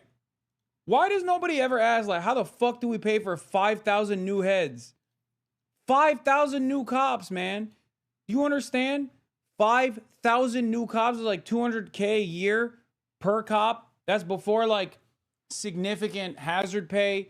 That's before we talk about all of the lawsuits that we're going to have to do payouts on. All the fucking lawsuits that we have to do payouts on when they inevitably crack heads, you know? All this shit. Nobody ever asked that. They only ask throughout my career as a political commentator, I have only heard people ask the question, how are we going to pay for it? Not when it's about endless militarism, okay? Endless military incursions around the globe. Not when it's about the domestic military force that is police and constantly giving them more and more money, but only when it's about helping the working poor. How are we going to pay for it? That's it. That's the only time people ever ask this question. How are we going to pay for this? That's how you fucking know someone has a solid approach to politics in America. Okay? There was one fucking question from the moderators against Andrew Cuomo's 5,000 cop policy. One time they asked. Yeah, Elon boosting this idiocy into everyone's feed today. He obviously never promised free groceries. Come on. Law on election day, Mamdani backtracks and says he doesn't want free grocery stores after campaigning on it for months. Mamdani has never campaigned on free grocery stores. He campaigned on city-run grocery stores that would have lower cost food due to not being in business for a profit. They're just fucking lying about his policies, man. They're lying about his policies now. What's next? They're gonna be like, oh, he promised a rent freeze on all rental units. Right? Here's another one. No, he didn't. It was only the units that the state or the local New York rental board has control over, okay? Yeah, just take it one step further. Be like, oh, Zoran promised free rent. No, it's just rent stabilized units only. We are approaching the last couple of hours here. Okay? In less than 3 hours, we will know if Zohran Kwame Mamdani is the next mayor of New York, or if fascism will thrive in this country and there is no hope for change. First, explaining some of the endorsements that Andrew Cuomo has received.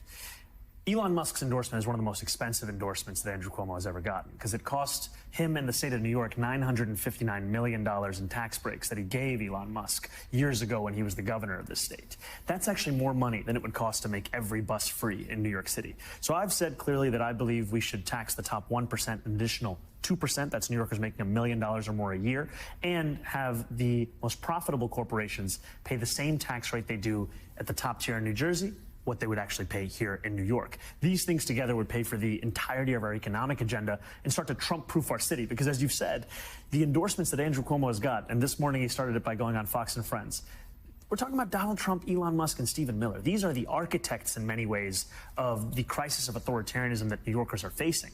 And Andrew Cuomo is so unwilling to tax Donald Trump's billionaire donors because he knows those are the same ones whose checks that he's busy cashing trying to get back to City Hall. So what do you say, though, on the question of affordability? Let's just take the $30 minimum wage to the guy who owns the dry cleaner, the woman who owns the nail or hair salon, all these small businesses that you've grown up around and see on your block all the time. Say, I can't afford to pay people $30. I'm going to have to either lay people off or close my business. How do you explain that? Well, this would be phased in over a longer period of time for small businesses, as is typically done when you're increasing the minimum wage. And what we've heard in terms of concerns are similar ones we heard when we increased the minimum wage here in New York City before. What it comes back to is the fact that today, to live in this city, you have to already be earning $30 an hour, pretty much. And so if we don't want to pay people that, we're going to lose New Yorkers. I met a man who was working for $11.99 outside of Elmhurst Hospital. He told me he commutes 2 hours every single day to get here because he lives in Pennsylvania, because he can't afford to live in New York City. So I'm going to be there standing up for small businesses. I'm going to make sure the days of bodegas being more regulated than Amazon come to an end. And I'm also going to make sure that the workers of those same small businesses can afford to stay here. So let's talk a little bit more about the threats from the White House and President Trump. I mean, he's talked about sending the National Guard because he believes the city would be lawless and unsafe under your leadership. But also more concretely, he did it on Truth Social. Damn, bro, this guy is just fucking... This guy's just going nutty mode, dude. He is going crazy. He's like, Zoran, why do you want to assassinate every fucking elderly person that has an additional unit that they're renting out as their retirement fund? Like, that's crazy. What the fuck? This is MSNBC. Last night as well, beyond the 60 Minutes post, threatening to withhold federal funds. We know he's already slashed the funding for that railway tunnel to New Jersey. What would be the recourse here? We know that any... Is it not a fair question?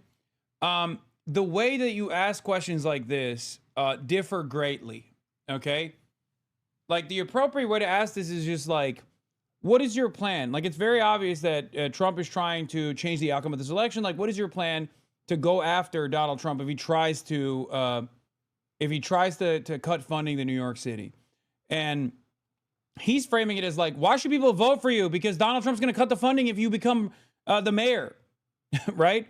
And before that, he literally was like, why do you want small businesses to fall apart by raising minimum wage to $30 an hour when everybody knows that that is going to kill small businesses? Why do you want to take a gun out and shoot every fucking laundromat owner in the city? Why do you want to kill them, Zoran? That's crazy. Any city is dependent, in large part on federal dollars. What would you be able to do at City Hall to combat that? We have to stop treating everything that Donald Trump says as if it is law just by virtue of the fact that he's saying it. These are threats, many of which go far beyond the actual powers of the presidency. And this is money that New Yorkers are owed. It's not money that we are hoping the president will give us. And we've seen examples across the country where governors, mayors, attorney generals have come together to file lawsuits on behalf of the people that they serve. And in California, the attorney general there estimated that for every dollar they put in legal fees, they recovered more than $30,000 in federal funds that would have otherwise been stripped of them. So we're going to use the courts, we're going to use the bully pulpit, we're going to use every tool at our disposal to stand up for the people of the city. Right. If you are successful and poll... He's not being that aggravated with the questions. He's talking for the money people so Zoran can speak to their concerns. Brother, This is MSNBC, okay? That's the problem. That's my point, okay? You understand that, right? Like, they are supposed to be addressing the concerns of the fucking voters. He is running for mayor, which requires him to win favor with the majority of the voters. The majority of the voters are not operating a fucking laundromat or in finance capital, okay? They're not. He's a Democrat on MSDNC, right? Like the lip-tarded platform of MSNBC. Why the fuck is he, while running against another Democratic spoiler, quote unquote Democratic spoiler, why is he getting fucking grilled over here when he's like supposed to be 20 points up on the former disgraced governor, Andrew Cuomo? I just got confirmation from my near 90-year-old great-great grand aunt who survived the Holocaust and was a hidden child voted for Mamdani. We are talking about legacy New Yorkers, but she has always hung out in the village, so we knew she was cool. Hell yeah. Like, the point is, Graham Plattner had a fucking cool-ass take on Dick Cheney, by the way, but we'll get to that in a little bit. Let's finish this you off. are. Many expect that not only will the president try and cut funds, which you've just answered, but will probably try and do in New York what he did. No, it's on. This whole Zoran shit made me realize how right-wing and how much the U.S. is right-coded. They slander him for being a fucking mayor as well. It showed that the Dems right now are just Republican light. This should open my eyes on who I will support on the left now and how bad the Dems are. I hope Daddy Zoe wins. Good.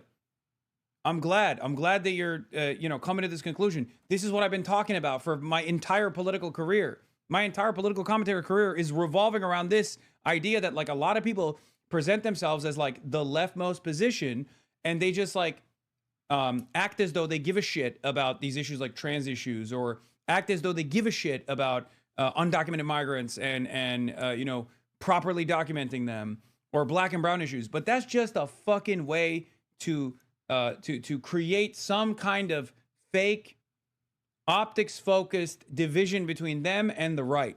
Their tendency, the establishment Democrats' tendency to drop those issues on a whim and still lose, and only to further advocate to drop those issues even more, should show you that these guys don't even care about these things that they claim to care about.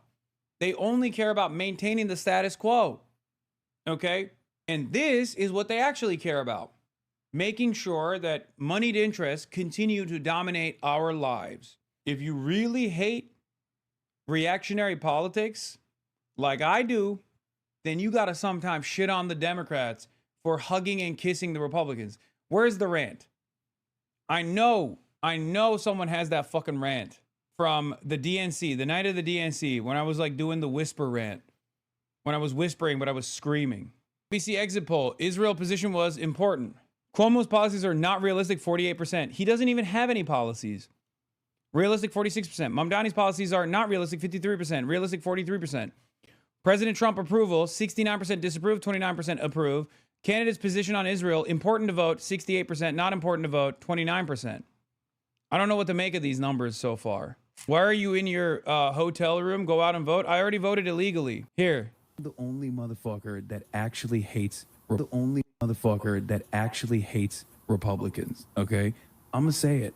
I'm saying it, dude. I think Democrats don't fucking hate Republicans as much as I do, okay? They love saying, oh, I guess you want to vote for Trump then. But, like, dude, you don't fucking hate Republicans. You want them in your party. You desperately advocate for them to come to your party. You literally have them at your convention.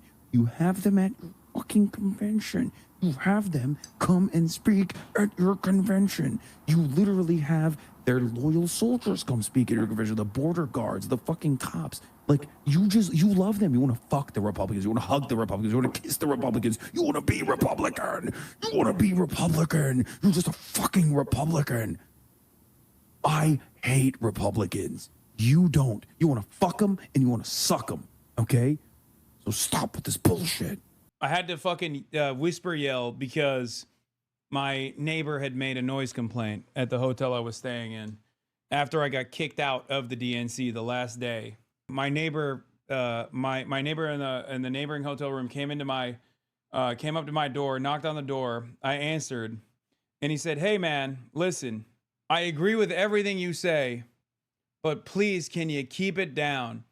Slasher, locked into the multi-screen live election coverage that New Yorkers can't trust. I don't know what to say about this. I don't even personally like this, the being mentioned in the same light as some of these other guys. I'm sorry. They are utterly oblivious. They're not knowledgeable. I think it's important to have not only like a clear-cut agenda, but also like a vision for a better future, but also at least like be, bare minimum knowledgeable about the things you speak on.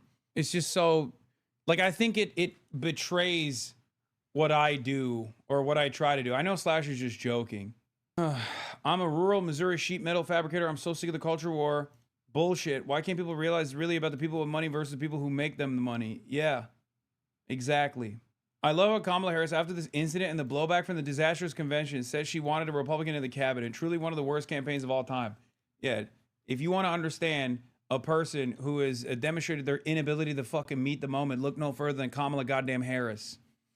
Ay, ay, ay. Anyway, I don't like these exit polls at all. I'm gonna be honest. I have to tell you, it's not just young people who are coming here hoping to send a message to the Democratic Party by supporting Zohran Mamdani. I had a conversation with a 73-year-old lifelong New Yorker here who was furious with the Democratic establishment that he has supported in the past.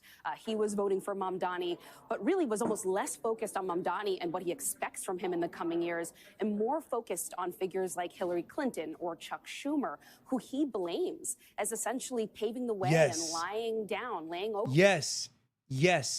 Oh, yes. Yeah, that's the reason why that fucking rant, that whisper rant, has aged like fine wine.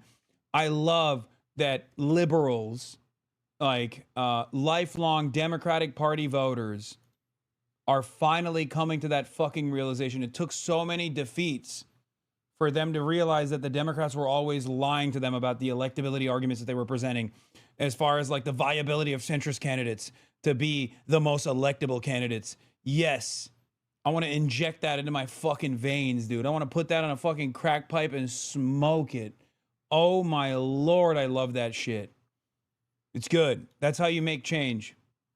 And allowing Trump to return for a second term, for Republicans to be so dominant at this point. I told you guys this. This was a major moving force.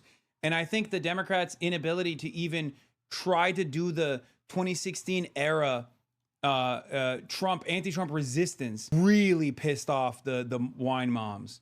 Dude, I thought you were watching. We have 56K terrorist sympathizers in here. Yeah, they're all. It's everyone from Qatar is watching because this is the #1 Qatari broadcast. Obviously, oh, I love seeing this. And so that anger for everything from the cost of living to just the way in which voters want to take back control of the party from establishment figures who they think believe that they are the ones who get to determine the future of the party.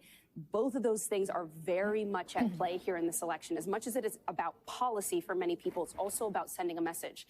And I had conversations this morning with 4 different longtime and lifelong New Yorker Democratic strategists, and they believe there's potential for history to be made here. I mean, already they think that in a way Mamdani has remade the New York electorate because of the amount of young people who are coming out. They believe there may almost be a Trump effect where he's able to bring out people when his name or his energy is on a ballot that maybe don't typically participate.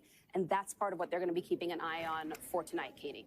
Are you going to go to a watch event? I'm going to go to the main election event. Just voted for Cuomo 10 times from Canada. Nice. Why did you say the exit polls were worrisome? I didn't like the exit polls, but exit polls are unreliable because they, like what, a majority of exit pollers that were polled said that they don't think Zohran Mamdani's promises are realistic. That doesn't mean that they didn't vote for him, but it's crazy that they said that that's unrealistic. That's not a promising sign. But exit polls are often utterly meaningless. In LA, Chicago, and want to have a confrontation with you because obviously he wants to use your image toward the midterm elections. How will you handle that without playing into him, but at the same time standing up for the rights of those that are legally here? And how do you unite the people in the city that may or may not have supported you, faith leaders and others, to be part of defending the rights of the city without playing into a confrontation? Secondly, how do you deal with those that are concerned about public safety? You have said that you would keep Police Commissioner in her place. And how do you, and I don't know if she's responded or not, but how do you let people understand progressivism does not mean that we're not going to have law and order and safety in the city? You know, I appreciate these questions, Rev, because what they speak to is the fact that New Yorkers deserve safety and justice. They don't have to pick one or the other. And that's what we're going to deliver. We have Commissioner Tisch, who Eric Adams, when he appointed her, he had embedded the upper echelons of the NYPD with corruption and incompetence, and she started to root that out, lowered crime across the 5 boroughs. That'll continue under Mamdani administration, alongside the creation of a Department of Community Safety that will actually be responsible for taking on the mental health crisis and the homelessness crisis. Because when you speak to New Yorkers, these are things that are top of mind, and politicians make us feel as if these are natural parts of living in this city. These are political choices. It was a political choice when Andrew Cuomo cut the funding for a homelessness program when he was the governor. It's a political choice for us to continue having more than 4,200 New Yorkers sleeping on our subway platforms and in our parks. And I look forward to working with the commissioner because, as she said, we do not need the National Guard here. If this was about safety, Donald Trump would have sent the National Guard to the top 8 out of 10 states with the highest crime rates in the country. But they're run by Republicans, so he hasn't done that. So what's it about? It's about intimidation. Right. He's looking to intimidate people across this country. You used a phrase that I thought was interesting, that we need to Trump-proof. Stop sending me Polymarket, dude, please. Fuck Polymarket betting predictions, okay? They're utterly meaningless. And Kalshi and whatnot are fucking cooked. They straight up they were trying to do electioneering like literally yesterday or earlier today. Those guys are fucking demons. The city. And if you could explain how New Yorkers might be paying more to Trump-proof the city and why they might need to do that. We have a president who is looking to rip up the very fabric of this city. And that means being ready preemptively for these kinds of threats as opposed to hoping that they don't come to bear. And we have a law department in New York City that used to be one of the most storied law departments in the country. It was on the front lines in fights for equal rights. That department currently has fewer lawyers than it did before the pandemic. We have underfunded so many of the most critical parts of city agency work. That's part of what it means to Trump-proof. The other part of this is, how do we actually stand up for New Yorkers across the 5 boroughs and immigrant New Yorkers? Because right now we have protections in this city. We have a city law that says ICE agents are not allowed into New York City schools unless they have a judicial warrant signed by a judge. But we have a mayor who knows his personal freedom is dependent upon not critiquing the president's immigration agenda. And so there are many parents of children who have no idea that they have this protection. And I've heard from principals that they're seeing at times a decline in attendance because of that fear. So I'm going to stand up for those kids. I'm going to stand up for those parents. I'm going to stand up for the people of the city. What about concerns we continue to hear from Jewish New Yorkers? Donnie Deutsch comes on the show a good bit. He's concerned. He says rabbis are concerned. I talked to somebody who works with you, Rebecca Katz, who said you actually went to more high holy services in the Jewish holidays than most Jews she knows in New York City herself. She said that as a Jewish woman. And she said you've done everything you can do, but it's never enough. Do you feel that way? Or what do you say this morning to New Yorkers who are Jewish, who won't be voting for you, but will wake up possibly with you as the mayor tomorrow? No, this is why I said I didn't like it. What do you say to them? I will look. This is why do you consider yourself a socialist? New York City, 69% said no, 26% said yes. That's another, again, these are fucking exit polls. They're not relevant as far as like actually figuring out what the vote tabulation is going to look like. It's just a way to try and figure it out. 26% is high? No, fuck no. I mean, no, it's not.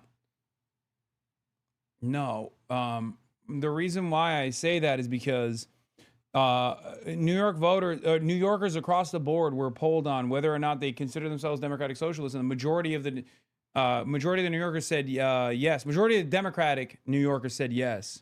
So this is a lower percentage than that.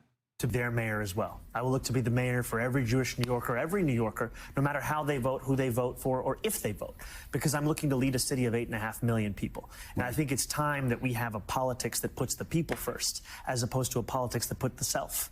And it is a responsibility we have in leading this city to ensure it's one that doesn't just root out anti-Semitism, but also celebrates and cherishes Jewish New Yorkers and their place in this city and in the history of the city. It would be an honor to be the mayor. And Hispanic New Yorkers. What do you say to Hispanic New Yorkers who are afraid?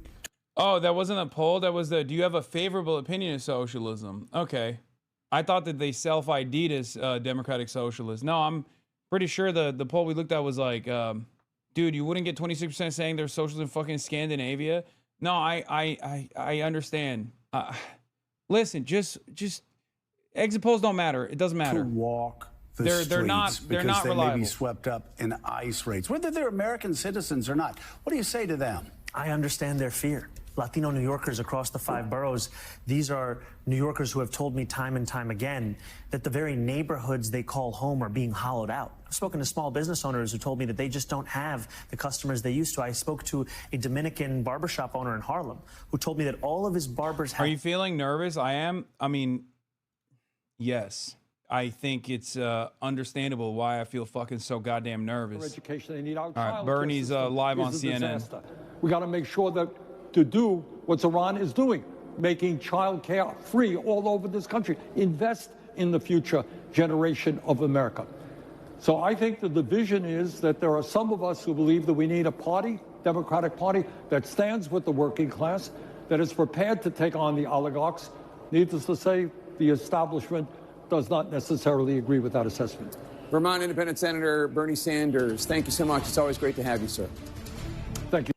When will we know the first results? We're at 9 p.m. We're going to win Hassan. Inshallah, inshallah, inshallah, inshallah, inshallah. Okay? Oh my God. Left, center, right. Anna Kasparian, Ben Shapiro, election night coverage at CNN. Yeah, 9 p.m. Eastern. 9 p.m. Eastern.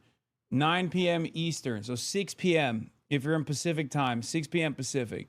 9 p.m. Eastern. I'm like, I don't think you guys understand. Like, I'm hanging on by a fucking thread, okay? Everything is so ass. Everything is so fucking ass. I love that this one chatter said, you just ate pork. Your prayers don't mean anything. Brother, inshallah just means I hope in Turkish as well. You understand that, right? Like, I hope you get it. It's not directly about, like, praying to Allah that this happens. That's what it technically means, but it's also something that you use regardless of how religious you may be or not. It just means God willing. It's like when I say Jesus Christ, that doesn't make me a fucking Christian, okay? When someone says God bless you, we joke and we say, no, you have to say science bless you. We're not being sincere. Oh, is there any chance you're meeting fans tonight, or is the event private? I mean, there will probably be a fuck ton of fans that are at the venue, but yeah, no, it is a closed event. There are a shit ton of different watch parties all around the city. Bro, you have 50K viewers. You'll have people tapping in right now, asking you something you answered 1,000 times already. I mean, that's the same when I have a fucking 30,000 viewers as well. Let's be real.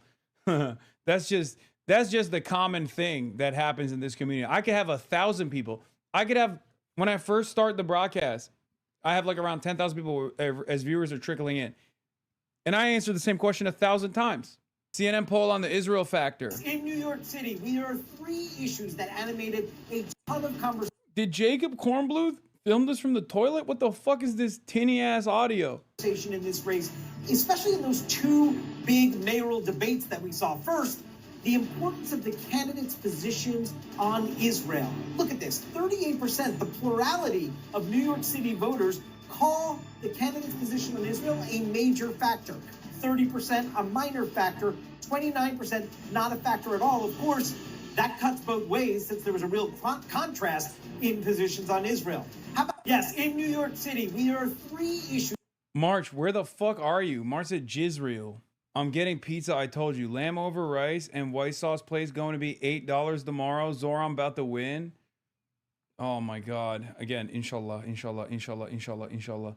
status in this country, and yet they're still terrified to come to work because they know that ICE has no interest in the law or the people that they're supposed to serve. They're interested, frankly, in intimidation. And I also am proud to be sitting here in large part because of the support of the Latino community. You know, I don't think I would be the Democratic nominee were it not for the fact that we had a majority of Latino support in that primary, and I'm looking forward to continue to build a coalition that looks like the city of New York. To go back to Joe's previous question, I've talked to Jewish New Yorkers who like your message of affordability. They think it's the right message, but then they go back and they say, well, he supports BDS. He won't condemn the language of globalize the intifada. He seemed to play both sides after October 7th in his initial statement. They're Oh, brother, this guy stinks. deeply worried that you have some animosity for Jewish people and for the state of Israel. How do you respond to that? Look, I think critiques of the state of Israel are critiques of a government, as opposed to critiques of a people and of a faith. And my job is to represent every single New Yorker, and I will do so no matter their thoughts and opinions on Israel and Palestine, of which millions of New Yorkers have very strong views, and I'm one of them. Would BDS be the policy of your administration as mayor? I've said that I would support and have supported nonviolent movements to bring about compliance with international law. And where this mayor has violated and looked to violate that kind of law, I would bring us back. Oh, hell yeah. He doesn't even fucking back away. Oh my God. Oh God. In the last moment too. To compliance. So yes.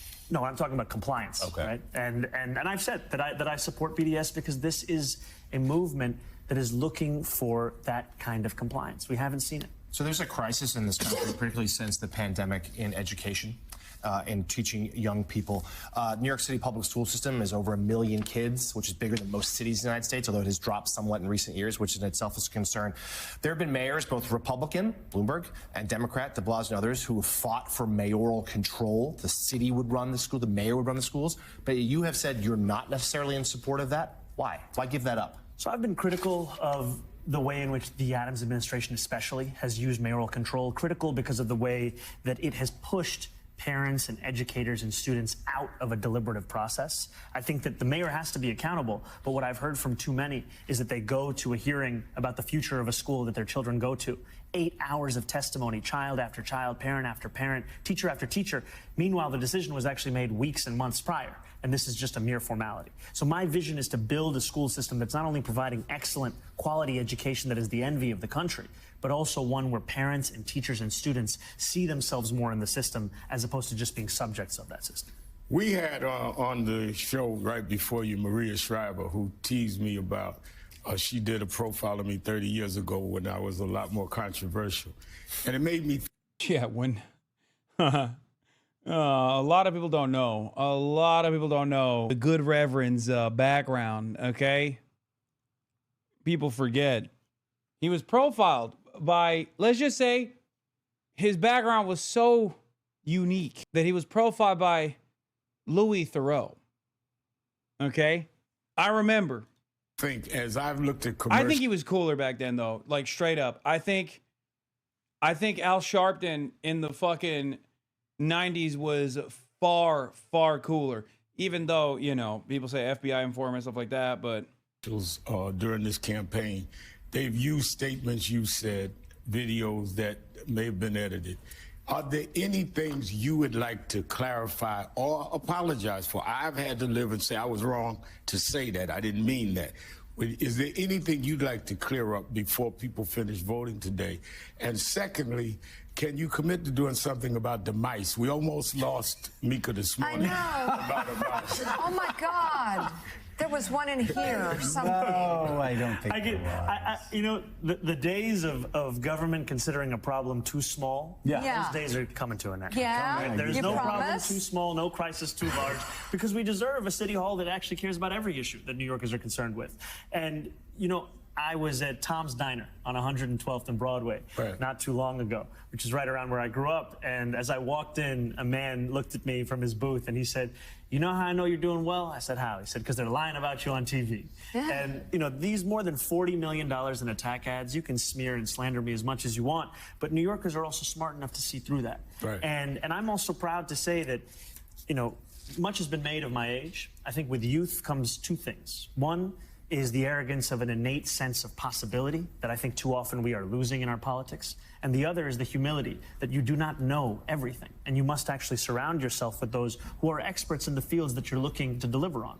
I think for too long, we've had a sense of leadership that pretends as if it is all-knowing, when in fact, what a leader is supposed to do is to empower those around them to deliver on the agenda that they ran on. I'm looking forward to being that. So any statements or any like defunding the police, you obviously don't believe that anymore, right? Yes, I've said that very clearly. Said that time and again, right? That we're not. Anything to clarify. I mean, I'm not saying you said or did it, but clarify or say maybe I've learned how to be more careful. By the way, we do this to Rev every time he's on the show, and then Rev will do it to me. Right. And we're both apologizing for things he said years. No, I think I've said that you know, the tweets that I wrote in 2020 around defunding the police, that's not the position that I hold, and I'm running for mayor to deliver public safety in.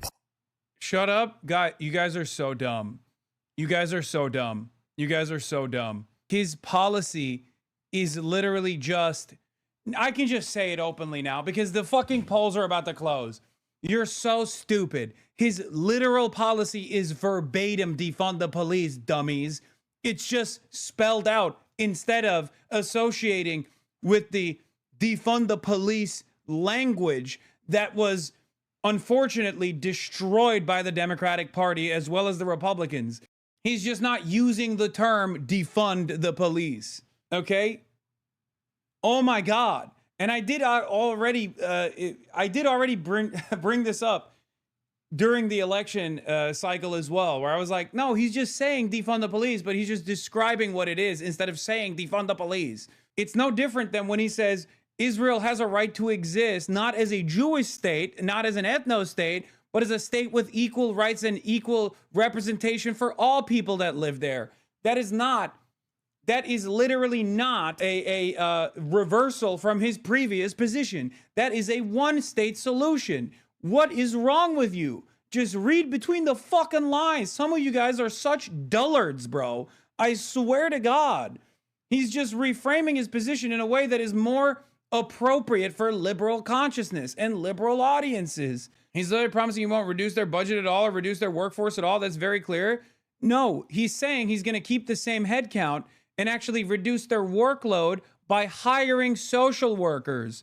What do you mean? Now, will he actually follow through on that promise? I don't know. Because the most annoying aspect of this has been that he's going to keep on Tish, the current police commissioner. That is the actual problem here. As far as like, if you're going to be fair in your criticism, understand that. That is the most worrisome thing that he has said around NYPD and policing in general. Clear this, some of y'all. No, Marxism knows what fucking defunding the police means. Are you kidding me? He is the, I mean, look, sometimes I have disagreements with Marxism, and I lovingly call him crusty and an anarchist, but he knows better than anybody else what defund the police means. Okay? Get out of here. He's literally out there on the fucking streets every goddamn day in his local communities doing the actual work that we talk about on here, okay? Put some respect on it. I might disagree with him from time to time, but it doesn't matter. I'm disagreeing with him right now, but it doesn't matter. Now, the reason why I'm disagreeing with him is because it is there is a very real reason why he keeps saying, I'm going to keep the police headcount exactly as it is. Okay, exactly as it is. We're just going to lower the workload.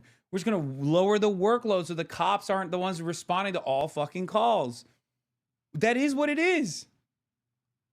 That's what this is. That's what defunding the police is. It's about restructuring the pre-existing, pre-existing spending vehicles in a way that is leading to better opportunities and better ways of dealing with, like, people experiencing like mental health episodes and shit like that.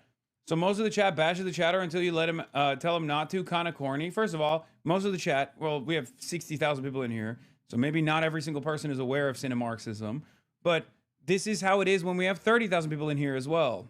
I hope he wins, of course, but there's no triangulation that ever will get the NYPD on their side. Yes, I know he knows that. Come on. We all know that. He knows it too. I think he's trying to avoid assassination. And I don't mean character assassination. I mean literal assassination with lethal ordnance, okay? That is the most that is the scariest aspect of like being the New York City mayor, is like overseeing the unaccountable entity that is a standing military larger than the standing military of numerous Eastern European countries combined. The NYPD has fucking submarines, okay?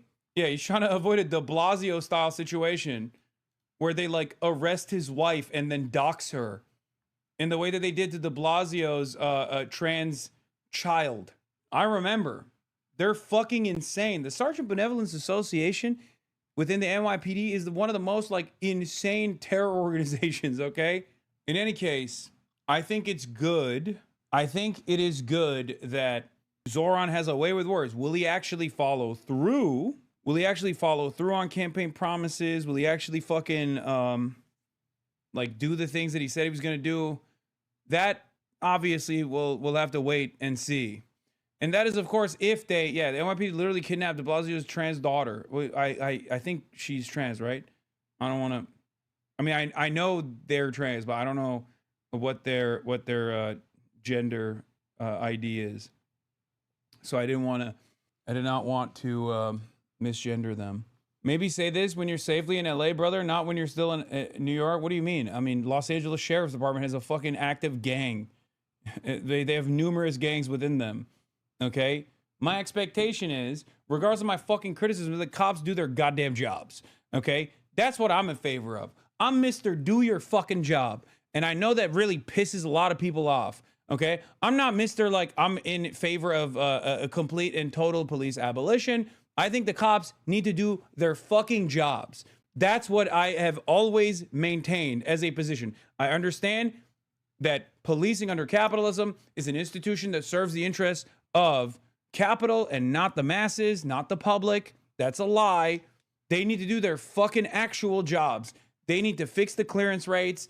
They need to actually solve crimes, okay?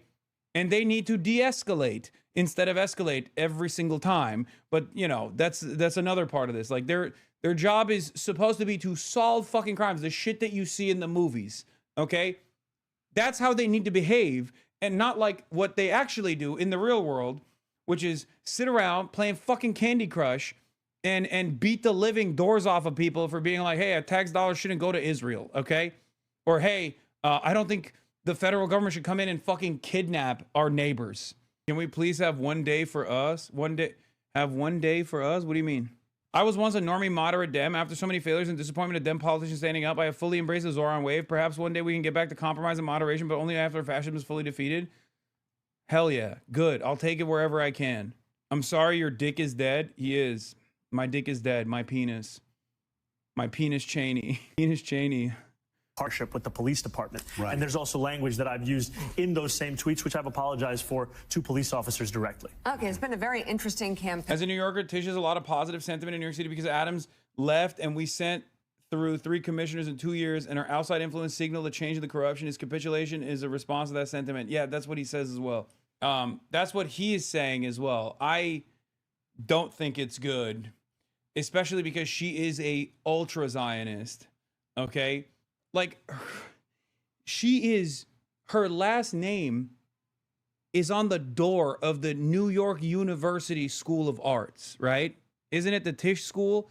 Like, not only is she the daughter of like incredibly wealthy New Yorkers, but also outside of that, she is a major booster for Israel, okay? A major omega booster for Israel. Kind of feels like he's pulling back on a lot of the rhetoric that gave him his momentum. No. There are areas where you can say that. There are areas where you can say that, okay? But as far as like pulling back from the defund the police to just still basically explain what defund the police is not an area of retreat. The area of retreat is when he said, oh, globalize the intifada, I don't say it, and it's a really mean thing, when he knows it's not the fucking case, right? Closing argument, 30 seconds, go. Look, if you are happy with the Donald Trump agenda, if you want to see more of Stephen Miller's immigration agenda, if you think that it's right that the richest man in the world is dominating our democracy to the benefit of himself, then by all means, vote for Andrew Cuomo, because those are the men who have endorsed Andrew Cuomo. If you are tired of rent hikes, tired of waiting for buses that never come, tired of thinking of democracy only as an ideal and not something that can deliver on the needs of working people, then this is the campaign for you. And scene. All right, There you Democratic go. nominee All right. in the New York City mayoral race, Zohran Mamdani.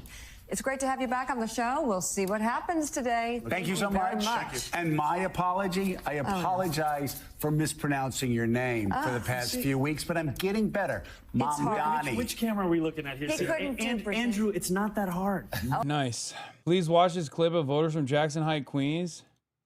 Oh, breakthrough news. Let's go. Is too damn high. You can't afford that and eat. So what's the option? Do you eat? Do you get cat food? I mean, you know, what are we doing here? Hey everyone, I'm Rania Kalik with Breakthrough News, and we're coming to you from New York City ahead of a historic mayoral race between Zohran Mamdani and Andrew Cuomo. These guys could not be more different. Zohran Mamdani, a 34-year-old immigrant running on a democratic socialist agenda for affordability, for housing, calling out the genocide in Gaza. VA polls are closed. He's running against Andrew Cuomo. No, you guys missed- Basically the status quo. So we're here at a polling station to find out who people are voting for and why. So who did you vote for today and why? Well, that's a little private. I voted for Mamdani. Hopefully Zohran Mamdani winning. I went with Andrew Cuomo. I'm excited about Zohran Mamdani. He will make the city affordable, I hope. So I'm actually going for Curtis. We're New York City, Queens residents for our whole lives. And What the fuck? Yo, what the fuck? Hey, yo, bro, when I see shit like that, I'm like, that is crazy. Okay? When I see stuff like that, I'm like, how is that possible, brother? That is a Republican. Like, I mean, yeah, sure, W. Curtis, right? Like, but all jokes aside, like, come on now. Anyway, the VA polls have closed. We're going to start seeing election results rolling in.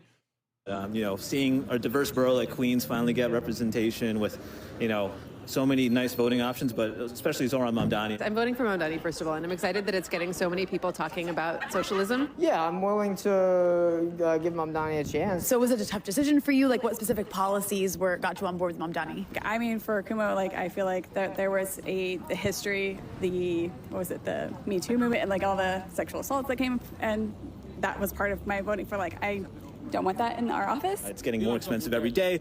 He's been one to stand up for. My cousin just came to visit and told me he canvassed for Cuomo and voted for Sliwa. We ain't never getting healthcare, big dog. When I hear stuff like that, when I hear shit like that, I'm like, nope, it's not happening, dude. It doesn't. The mind of the American voter contains multitudes, dude. The fucking mind of the American voter, dude. Oh my God. That cousin's not invited to the walk-on Thanksgiving sheesh. It just doesn't make any damn sense, bro. I mean, I know he probably fucking canvassed for Cuomo because he got the bag, right? So he probably did a shit job, especially if he was pro Curtis Sliwa. Because there's mad people who canvassed for Cuomo, but they were pro Zohran Mamdani, right?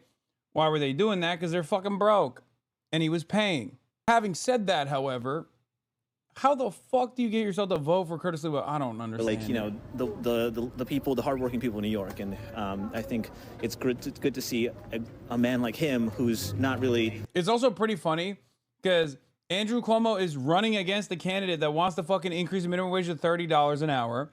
Andrew Cuomo has said that it is impossible to raise the minimum wage to $30 an hour. Meanwhile, he's paying more than $30 an hour for his fucking canvassers.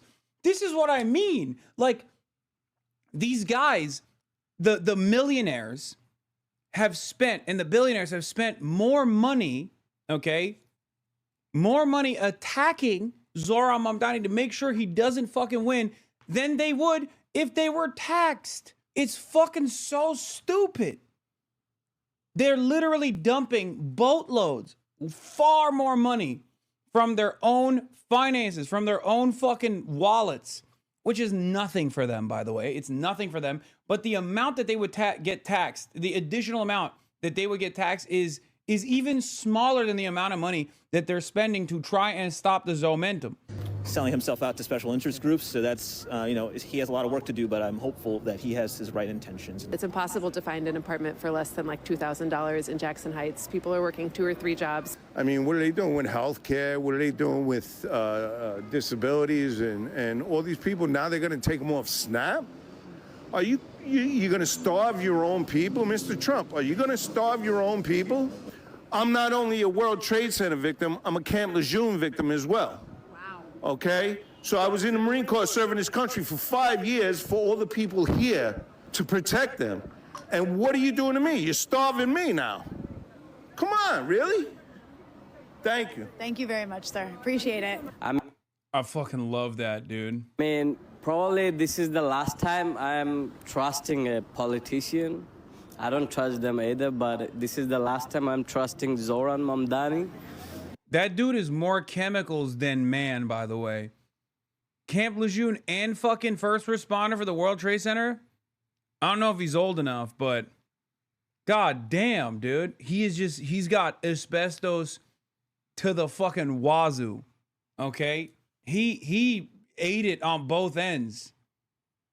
I mean, I don't know. Age-wise, it kind of doesn't add up, but he was just like maybe the chemicals that he inhaled basically fucking counteracted one another, and that's why he's just like he's cancer free now. That makes no sense. Maybe like if he fulfill his promises, I'll keep trusting future politicians. But if he like ditches with his promises, then no more. We've heard lots of voters saying that they're concerned about affordability. Lots of concern about inequality and just the dark turn this country is taking. And for those reasons, most people we've spoken to are voting for Zoran Mamdani. We'll see what happens come election day, and we'll see most. Camp Lejeune is water poisoning.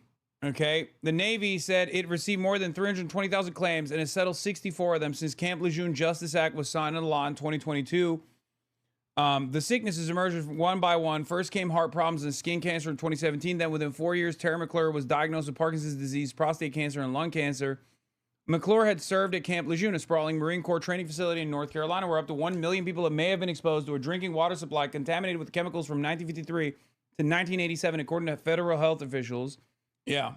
By the way, this is like, that's why you had to have the Zadroga bill for 9/11 first responders, because until John fucking Stewart made a big goddamn fuss about it, neither party was actually invested in funding the adequate health care of the first responders that inhaled a metric ton of poison in the ashes of the World Trade Center.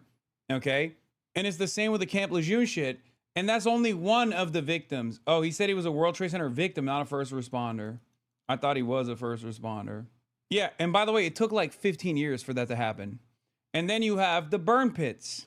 God, we are such, like, that's why it makes me so mad when these fucking politicians cynically run around and hit the 9/11 button over and over again. It's like, dude, you don't give a fuck about anything. You don't give a fuck about a damn thing, dude. You don't care about a single fucking person. You don't care about the troops. You don't care about the first responders. You don't care about the victims. You don't care about their fucking families. You just want to... there's no results yet from the VA election results. You just want to use it as a fucking talking point. I hate it. It's so sinister. Anyway, election night coverage is back. An NBC News special. Election Night 2025. I can literally see this from my hotel room. Live from NBC News election headquarters in New York, here's Tom Llamas. And good evening. Tonight, is the VA dem good? Fuck no, but it doesn't matter. It's the best you're gonna get. Spamberger is a CIA. She's ass. She's a centrist Democrat from CIA. Races but she's a governor, so like, the position is basically forced to do right by your constituents. Like the governorship is a position where like it doesn't even matter if you have like oftentimes when you have like a fucking Republican in charge, like they can be a beloved governor by a blue state. That's why you get like a red governor in a blue state sometimes, right? and you get a blue governor in a red state sometimes, because like the gubernatorial position is entirely determined on like what you do for your constituents. That's how you keep power in that seat. So in spite of her like centrist positioning and the fact that she is and the fact that she's a CIA agent, like it doesn't really matter all that much. Tell that to Ron DeSantis. He hasn't done a goddamn thing for Floridians. Yes, a governor can be horrifying as well. I'm just saying that I don't think Spamberger is going to do anything. I don't think Spamberger is going to do anything that's like that is all that.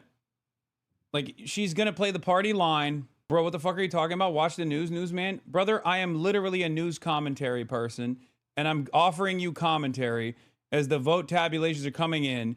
And I assume people will already call it for Spamberger pretty shortly, even though there's only 1%, less than 1% of votes that have been counted in Virginia.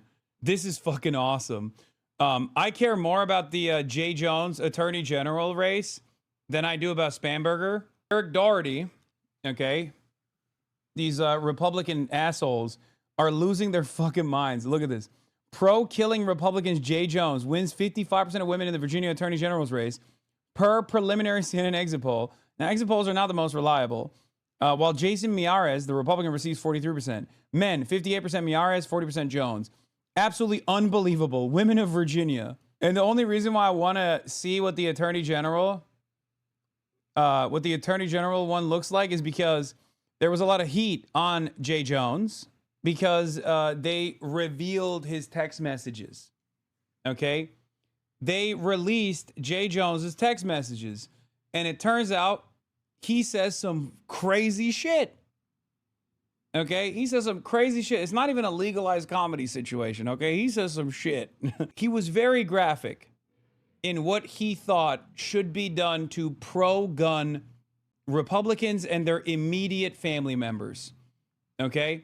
It is a test for dark woke. Yeah, when the group chat gets leaked, Jay Jones is arrest me, officer. Bro, it's so fucking funny as a VA resident law. Yeah. Was it post Sandy Hook? In Virginia, Democratic Attorney General candidate Jay Jones spent the final weeks of the campaign under intense criticism for the text he sent in 2022 that suggested a Republican in the state House of Delegates should face bullets to the head. That's not the only thing he said. In a private correspondence, Jay Jones was talking about how angry he was about pro-gun Republicans, where he didn't just say that they deserve bullets to the head. He said their children also deserve it. He was pretty crazy. Now, it was an Office reference, yes. It was the classic, like, if you're in a room with, no. It wasn't like a direct threat, even though it reads like that. But I think the continuation made it a lot worse. No, he didn't say the kids should die. He just called them little fascists. I don't know what I forget. I forget what his exact words were, but I think it was Pol Pot. Yeah, he said in a room with the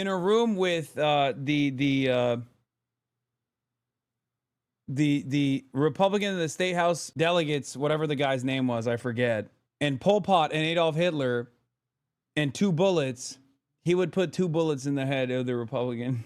I think it's really fucked up. He said that, for the record. I think I disavow, and I think that is unacceptable and inappropriate. And yes, that is an Office reference, but I disavow and I condemn.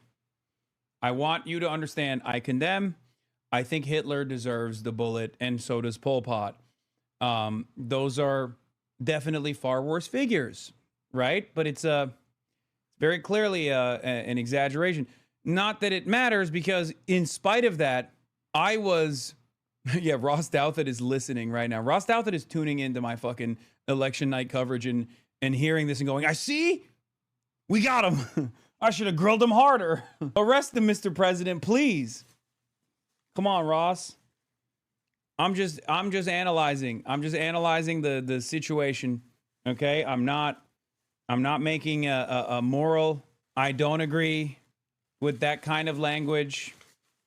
I disavow it. I abhor violence. Okay? Hold on now, Ross. But I do think it's interesting. I do think it's interesting that the liberal base of voters looked at that kind of language and thought, I don't care. Or at least that was my suspicion, because I think it's a healthy measuring stick of where the broader liberal base, the vote blue no matter who base is at. First polls reporting Jay Jones is leading Spamberger. No, this is just the first. This is 1%. That doesn't mean anything, but that's crazy. So you mean to tell me motherfuckers in Virginia were like, oh, that's what he said in private correspondence? Yeah, I like him more than the governor? Like, as in, that's what?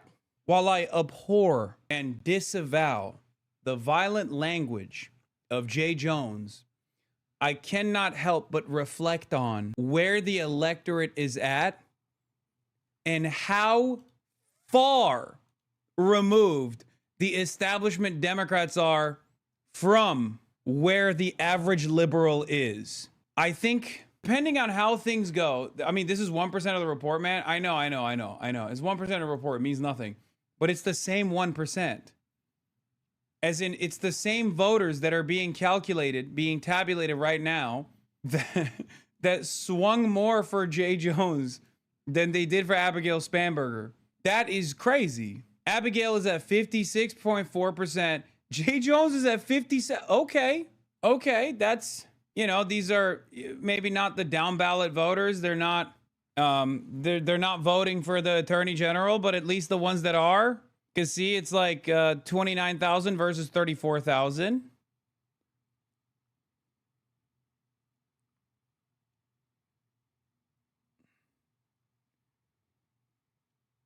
Different counties reporting? Why would it be different counties reporting? What? No, it's the same ballots. No, that's not how that works. What do you think is going on? Where they're looking at the ballot and they're closing their eyes? These are people in Norfolk people in Norfolk are only counting. Wait, are they counting the races separately? What? No, that's not how that. What the fuck are you? I'm getting duped by my own chat. Why am I listening to my chat? How would that work? No, it's the same ballot that they're looking at from the same counties. But the reason why the numbers are different is because not everyone that votes for the governor is going to vote down ballot. That's normal. Some people just leave it blank. Some people don't know who the fuck the attorney general is. That's it. That's the reason why the numbers are different. That's normal. That always happens. I do think it's interesting that Jay Jones, however, is getting a higher percentage of those who did vote. Like, Jay Jones is leading Spanberger in percentage. Just joining now, but over 10. Oh, that's right. VA also has a fuck ton of federal workers. Not over 10% of Virginia workers haven't gotten paid in a month because of the Republican shutdown. No one I know gives a shit about some text other than it being almost disqualifyingly stupid to have sent them to a member of the opposition party. Yeah, that was pretty crazy. That is what makes it even funnier. That he literally sent those text messages to a Republican, right? That is wrong. What is wrong? No, you can have different party officials in VA. Why would the total counts between the two be so different then? The total counts between the two are different because the top of the ticket is the governor. This is a gubernatorial race. Okay? A lot of people, first of all, never try to make sense of the average American voter. Secondly, even if you were to try to make sense of the average voter, remember that some people just go in and go, okay, I'm voting for the governor, and that's it. I don't know who the fuck the attorney general is. I don't know what the fuck the attorney general does. I don't give a shit. Okay? By and large, most people just go, they down ballot vote. They're like straight ticket Dems, straight ticket Republicans. That's the largest chunk of those who do go out and vote. Okay? But most people are just going in for the governor. So they just vote for the governor and then they move on. Okay? Oh, it's getting closer for Jay Jones. All right, so I think Spanberger is probably going to get called. VA election called by Decision Desk. Decision Desk headquarters projects Abigail Spanberger to win the Virginia governor election. And it seems like the attorney general one will be a little bit closer. My dad doesn't know people on the ticket, and it doesn't say which party he goes by, how much he likes the name for a baby. That's awesome. Well, I'm glad he's engaging in a civic duty.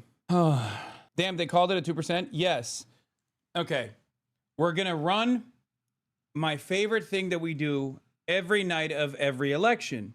Welcome back to Hasanabi explains projections. Okay?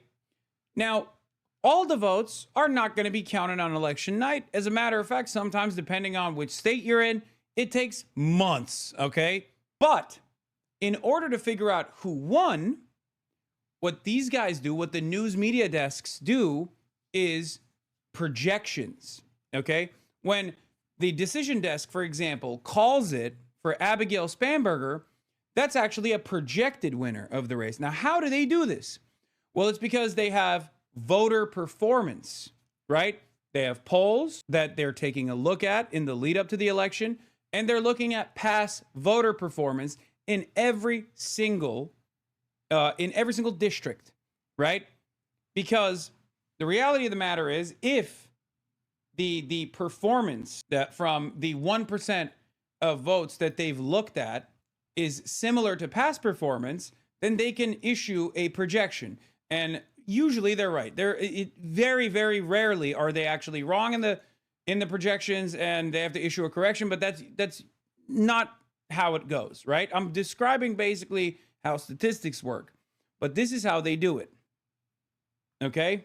So, of course, they haven't counted all the votes yet, but they can project the winner off of past performance and off of the limited number. Hold on, sorry.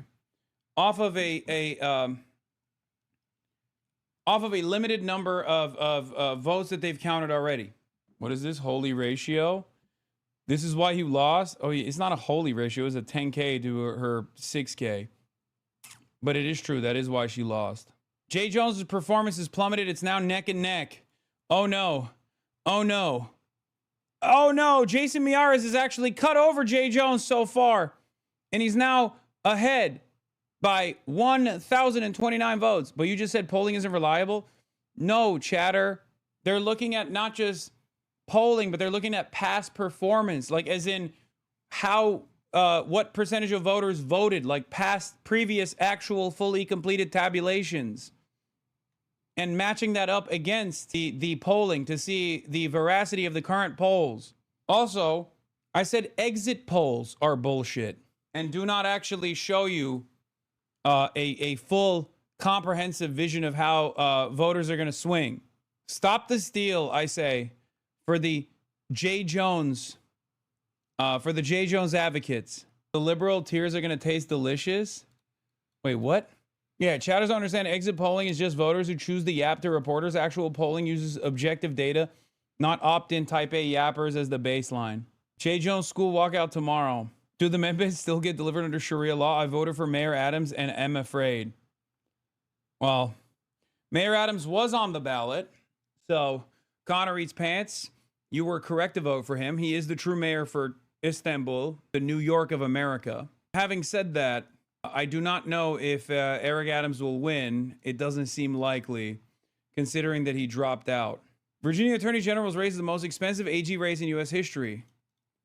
Holy fuck, $40 million in ad spending, eclipsing the 2024 North Carolina Attorney General's race by more than $4 million. God damn it, this entire system is so busted, bro. Why not use CNN in the official department? What the fuck is happening to the New York Times website? Oh, shit. Jason Miyares is cooking Jay Jones. Attorney General in North Carolina is always crazy because the winner of that race eventually becomes the next governor. It might be, boys, I'm going to be honest, it might be Jover for Jay Jones. Maybe the liberals weren't as excited at voting for a guy that says some fucking crazy shit, okay, about what to do with the Republicans. We shall see. Lolo, they spent tens of millions to put Hassan clips on during the Knicks game. I know. It seemingly has worked, though, because we have 63,000 people in here tonight. Maybe that was just free advertisement for the boy. All right, let's look at Khaki Karnacki. And what you're looking at in Chesterfield County right now, what you're looking at in Chesterfield County, if I go back in there, this is same-day vote. And that is significant because look how Chesterfield County went in last year's presidential election. Remember, Kamala Harris won Virginia. She won it by about 6 points over Donald Trump last year. This is how she was faring in Chesterfield County. Now, with some of the more Republican-friendly votes that we expect to see out of Chesterfield County now counted and now tallied up, Spamberger is leading by. Where's Harry Emden? It's about a 4 or 5 point improvement for Spamberger over what was already statewide a winning margin there for Kamala Harris last year. So that's a very encouraging early sign for Spamberger. Of course, she did represent part of this area in Congress. You might have a little bit of a home field advantage there, but it is consistent so far with a lot of the expectations we had going in. Now, again, we're going to look to see if that continues elsewhere. I'm just clicking to make sure I don't miss a big one right outside D.C. right now. I've been looking for Prince William County right here and Loudoun County right here. Well, that is Loudoun County. Let me just see if we got, wow, there it is. Okay, 3/4 of the vote in Loudoun County. We just got all in one batch. This was the moment last year that the country said Trump had been elected president when we got Loudoun County in. And let's put this in some perspective here, because this is the majority of the vote now in this giant county in Virginia. This is, again, one of the largest counties. This was a 16-point margin in last year's presidential election. That was a low margin for Democrats. That was an underperformance that got people's attention. One thing that happened here was Donald Trump did very well in Asian American neighborhoods and Hispanic neighborhoods in particular. This 25-point margin that you're seeing here, obviously a significant improvement for the Democrats from how they did in this county last year. This is also the same margin at 25 points that Donald Trump lost Loudoun County by in 2020, and that's when he was thumped statewide by double digits in Virginia. So we now have two powerful pieces of early evidence in the returns in Virginia, again, returning to the statewide. We've doubled what's in, 10% in right now. You see what that did to Spamberger's advantage statewide. It's now moved double digits. And again, the fact that now in two different parts of the state, major population centers, Chesterfield County and Loudoun County, you're seeing significant vote, and you're seeing improvement in Spamberger's numbers over what Democrats did last year. Let's put some perspective in here, right, Steve? Go back to Loudoun County if you can for our voters there. You got a suburb of D.C. here, right? You have the Doge cuts, you have the shutdown, and you have a Republican candidate that was not endorsed by the... Wait. Oh, Jay Jones pulls through. Jay Jones back up with new dumps, big beautiful dumps. Ladies and gentlemen, Jay Jones is back up. Can he pull through? Call it. End it. Stop the count. Is Dark Woke back? Jay Jones got the biggest of dumps. It's like watching horses race. Yeah, the 3,000 mules came through, baby. Please remember to make sure and mention again that 5 or more gifted subs are 35% off, and it ends right around 9 EST when the results will be coming in and subs can rewind. True. Yes, the Piker Broadcasting Service is sponsored by you, the viewers, for you, the viewers. If you actually gift subs, 5 gifted subs and over, you get 35% off on those gifted subs. If you want to give the gift of a subscription to a random chatter, so they can also have a gift of being able to rewind. Lexi T, thank you for the 10 gifted subs. Election night is my Super Bowl or RuPaul Drag Race finale. We are such fucking autistic nerds, dude. Oh my God.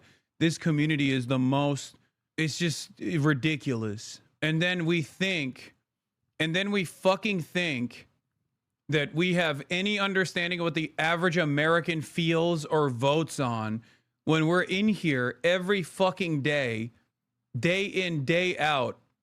Planty Andy. God damn. I keep forgetting to promote the subscriptions. Betting markets are going crazy for Jones. I don't care about the betting markets. Fuck the betting markets.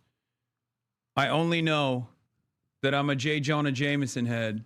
It's mainly you, dude. I leave really often, go outside. You're hot. Thank you. New dumps coming in. Showing Jones with a 4-point margin. Oh my Lord. Holy moly.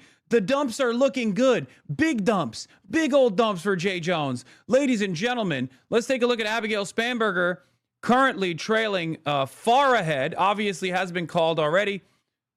Wait, what? This doesn't fucking make sense. Did they stop? What?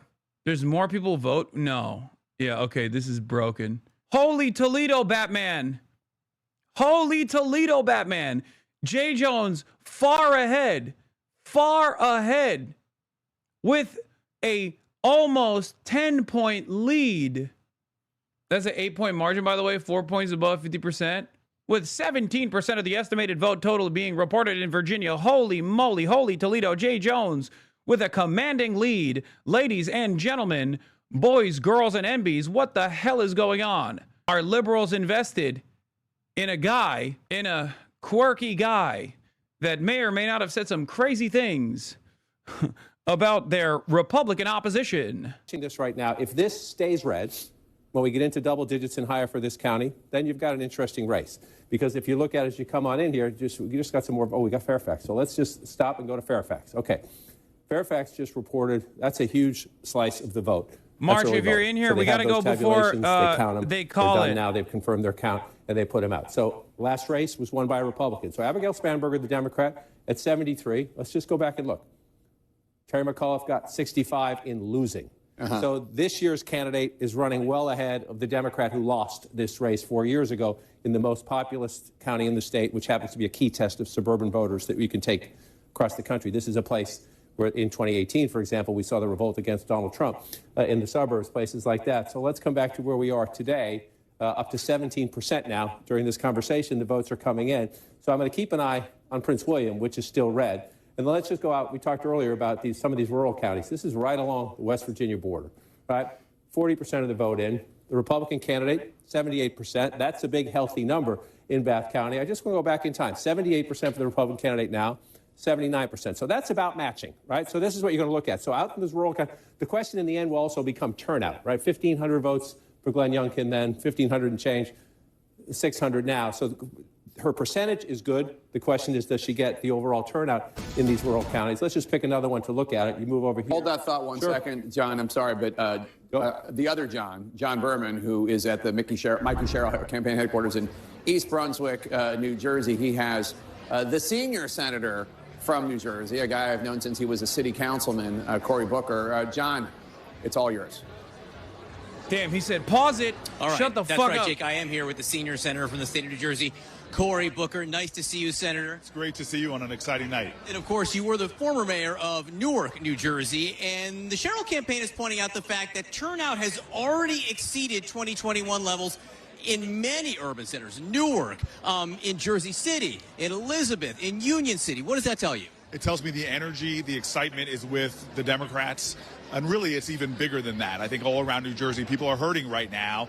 And this is their first opportunity not only to speak to Mikey Sherrill's qualifications, but to speak against what Donald Trump is doing to our state, where he's widely unpopular. All right. The way you talked about that is interesting for Democrats in terms of what lessons may be learned from this campaign, because Mikey Sherrill's out on the trail talking about Donald Trump, but largely she does it in terms of the economy and affordability. What do you take from that? Well, that's exactly what I heard crisscrossing the state. People are outraged that their grocery prices are up, energy costs are up, healthcare prices they're now seeing are going to be skyrocketing.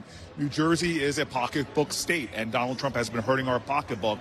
And one guy, Chitterelli, said, I'm 100% MAGA, which is almost an insult to a lot of the people that are struggling in this presidency. And Mikey Sherrill says, I'm going to stand up to him and fight for Jersey and to fight to lower these costs. What state isn't a pocketbook state, by the way? Like, there is no state in the nation that literally goes, oh yeah, no, the economy doesn't matter to me. Cost of living skyrocketing, fuck it. That's kind of the point. Okay? That's kind of the fucking point. No, not Montana. There is not a single state in the United States that does not suffer from the economic impact, that doesn't suffer from the economic shocks, that doesn't suffer from affordability. When it hits all, it hits all. Y'all are crazy. There is no, that's why we advocate for the things that we advocate for. Every single state in this nation has the exact same considerations, okay? That's why I always say you gotta fucking hit on affordability. You can't expect sincere commentary from a ghoul like Booker. This guy's the output of asking ChatGPT to sound like a politician. I know. But we are the Democratic Party tonight, okay? We are the resilient force. We are the Democrats tonight.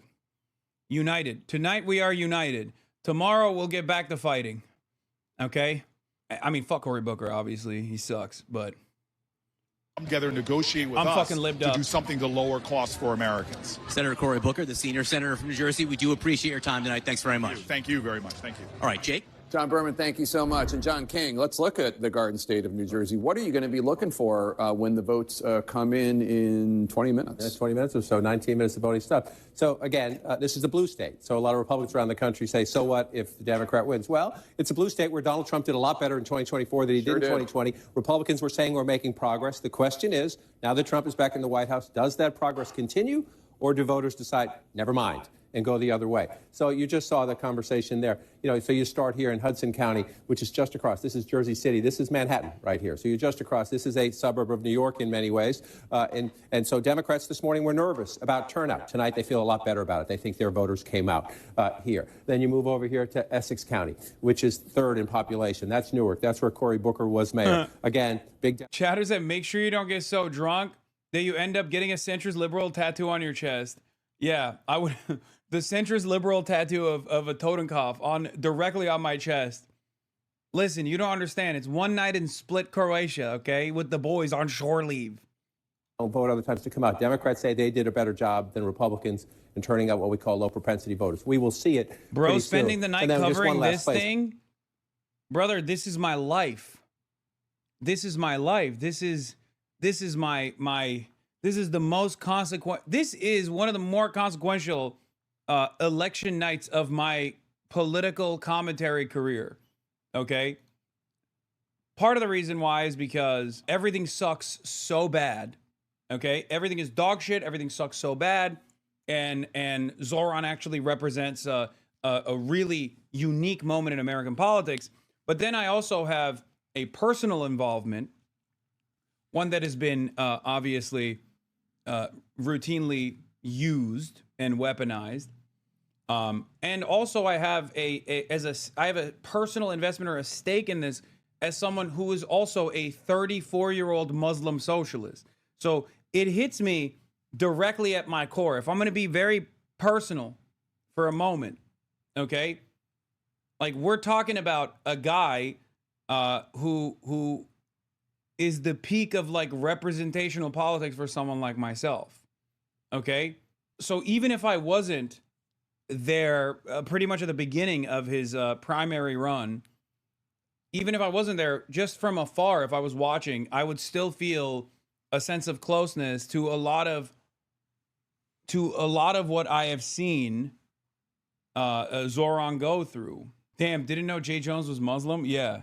Well, Jay Jones too. Jay Jones I feel represented by, because who amongst us hasn't had a gamer moment where they've said something about Republicans that ends up becoming a primary fixture of a campaign, a primary attack ad.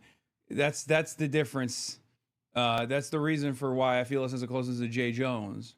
Not to mention you personally were attacked and became an issue in this election law. I know that's not real. I wasn't a real issue, if we're being honest. And I should have never been an issue, if we're being real.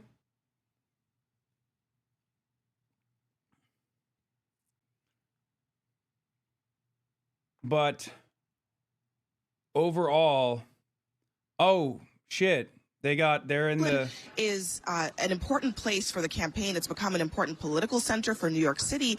And my colleague Gloria Pazmina is here with me now, and she's got some reporting about what else is significant about Brooklyn. Gloria, this is a part of the city that has a lot of black voters in particular, and it was a place where Cuomo showed strength. What are the Mamdani aides looking for tonight? Yeah, this is not Mamdani's district. He represented Queens in the state assembly, but Mamdani's campaign views Brooklyn as very much Mamdani country. The reason for that is because the electorate in Brooklyn has changed so significantly over the last few years. So they're watching Brooklyn closely because the turnout has been so significantly high. More than 400,000 people in Brooklyn alone have voted. And the Mamdani campaign thinks that that is only good news for them. Now, there are parts of Brooklyn, as you said, where Andrew Cuomo, the former governor, actually performed pretty well during the primary. And part of the reason for that is because his historical base black New Yorkers came out and supported him. But in the last few months, the Mamdani campaign has been doing a lot of work to try and drive up those numbers, reaching out to those communities to try and close that gap between the two of them. This will be an important test for Mamdani because one of the knocks on him coming out of the primary was that it was younger voters, even actually more affluent voters. You saw Upper East Side and Upper West Side where wealthier voters are overrepresented in his support. Can he appeal to more conservative black voters who frankly might have been a little bit uncertain about whether he had the qualifications to be the mayor of this city? And one of the things tonight, as they are as confident as they are, it's a debate raging inside the campaign about whether or not he needs to have a mandate. And what would a mandate look like here in New York, Gloria? Absolutely. I think that there's two really important points there, and that the first one that you made is the significance of the black vote here in New York City. Never before had a primary mayoral candidate won an election without securing the entirety of the city's black vote. That is just a huge sort of change in how people are voting in New York City. And it says a lot about what New York City looks like in these past few years. We know that black families, black people, black New Yorkers have left New York City in droves in the last few years. In terms of that 50%. We got flips coming in. Decision Desk headquarters projects Peter Hubbard to win the Public Service Commissioner special election for Georgia's 3rd district. Because they think that will give them And also, Georgia Public Service Commissioner 2. Decision Desk headquarters projects Alicia Johnson will win the Public Service Commissioner special election. Right now, incredible amount of interest in this race, and turnout is very high. We're not quite at historic levels, but it is certainly trending as if it could be. A little bit more time for New Yorkers to go to a vote, and we'll keep you updated as that goes on. 12-point shift to the left from 2024. The final countdown to polls closing in the Garden State of New Jersey. Will the Democrats hold on to the governorship? Democrats were fucking waiting. Now, obviously, Democrats already have a tendency to overperform on special elections, on weird elections. They have a more activated base in general. But obviously, when you see a fucking 12-point swing in the opposite direction, that spells the amount of discontent that the average voters have for the Republican Party. Okay, this is an important assessment. Very clearly. Even if it's like a fucking milquetoast Dem, it doesn't matter. People are trying to use whatever pressure valve they can to showcase their anger, their resentment with the way things are going. Okay? Great. Schumer and Jeffries will take this as an affirmation of their leadership. No. I mean, they will try. They will try their very best. They will try to do whatever the fuck they can to make it seem like their method of just like not doing anything is actually working. Their method of just like cowering and showing their belly is working. But the reality of the matter is the base wants more. Okay? No matter what these guys try to spin out of the performance of tonight, it is obvious to me that the base wants more. Because guess what? They have all these fucking polls. They have exit polls that show that they still have a lot of discontent for the Democratic Party as a whole. You understand? They are not comfortable with the Democrats. They actually hate the fact that the Democrats are seemingly too comfortable with the way things are going. So clearly, especially when you look at the overall approval rating of the Democratic Party that is under fucking water, okay? You have to remember, Chuck Schumer's shock collar, I'm a good leader, shut up. This is a funny username.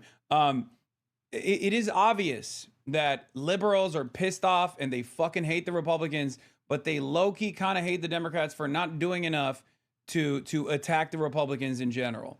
So that's where we're at right now, and that's where we have been at, okay? And I think even stuff like Jay Jones currently leading in spite of the stuff that came out about him in his private correspondence and the text messages. That's pretty wild, dude. That's a pretty wild situation. You got, Jay Jones outrunning Kamala and Loden. I'm confused as to what side you're on. Brother, I'm on the side of the working class, okay? That's the side I'm on. That is so funny, though, that there are still people who don't understand, like, my politics. They're just like, they're so confused by it. They're like, what the fuck? Loudon, sorry. Loudon. To be fair, Loudon may not really fuck with black people, but Jay Jones is also black. Nice bathroom. So how does that work? Jay Jones is was good. Not only is Jay Jones Jay Jones is black and says some crazy shit. In any case, for those who don't know, Nice Bathroom is black, okay? Nice Bathroom is black. He is one of my black moderators, okay? Calm down. He is making a joke before you get mad at him, and therefore of me as well. Get mad at me as well. But yes, Marchie Poo is here. He's setting up the backpack. Are we all... Look at the batteries, by the way. I don't know. They're all fucking primed and charged and ready to go, I hope. Yeah. Anyway, where was I? What was I going to talk about? Oh, yeah. We are going to move to the election. We are going to go to the Zoran election party. I will be streaming the Zoran election party. Hopefully there will be a victory that we will be able to stream at the Zoran election party. I am incredibly fucking nervous. Because I'm not, dude, I've been burned. I've been burned 1,000,000 times over. What do you mean, why? That's like, it's not even a fucking question. Like, it's just, I'm not gonna, dude, I have been hurt. Oh, you mean like so bad? Yes, brother. That's not even a joke. No, that's like, that's what it is. I've been fucking burned so many times. Like, I am not going to, until I can taste the victory, I will not be confident and you know, there's no way. And then it's also, it doesn't even end there, because then you have the difficulties of governance. There's another issue there as well. Concise 7-second clip to prove that it is indeed Ryan Grimm. Oh, it is Ryan Grimm. Drive up those is that numbers. Ryan Grimm? Oh my God. I scoped out that dome. God damn. That's my man right there. Oh, the third one is dead. Fuck. What? Oh, is that tonight? Am I gonna be fucking up at that hour? Jesus Christ. Oh. Oh no. One of them didn't get charged. We can charge it there. Just bring it. Cause like I'm sure people have like an iPhone charger or some shit. Hold on. All right. You're while you're prepping it, I'll just turn this on. And you need the camera Unpopular and stuff, right? he is in this state of New Jersey, as seen by the exit polls, which David Chalian has been weighing out. Given how unpopular he is, the Sherrill campaign thinks it was a mistake for the Republican to run close to the sitting president, Jake. All right, John Berman in East Brunswick, New Jersey. CNN's Arlette Saenz is in Bridgewater, New Jersey, at the Chitterelli campaign headquarters.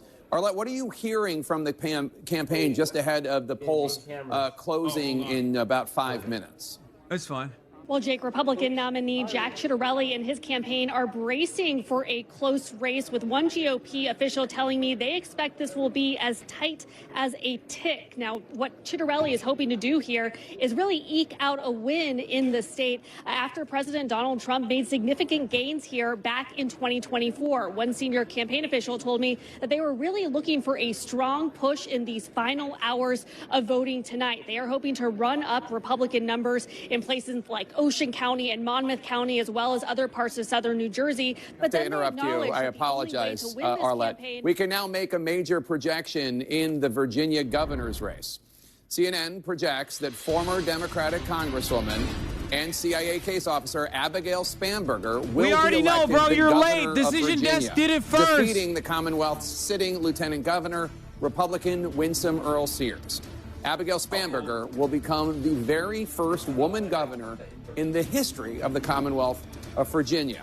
Again, CNN projects that Abigail Spanberger will be elected governor of Virginia. CNN's Jeff Zeleny is at the Spanberger campaign headquarters in Richmond, Virginia, the capital of Virginia. And Jeff, it must be pretty jubilant there as far as I can see from behind you.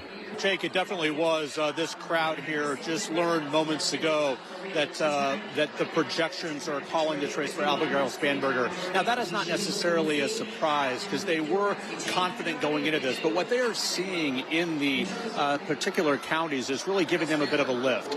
Loudoun County, for example, right outside Washington, D.C., that is going very strong for her.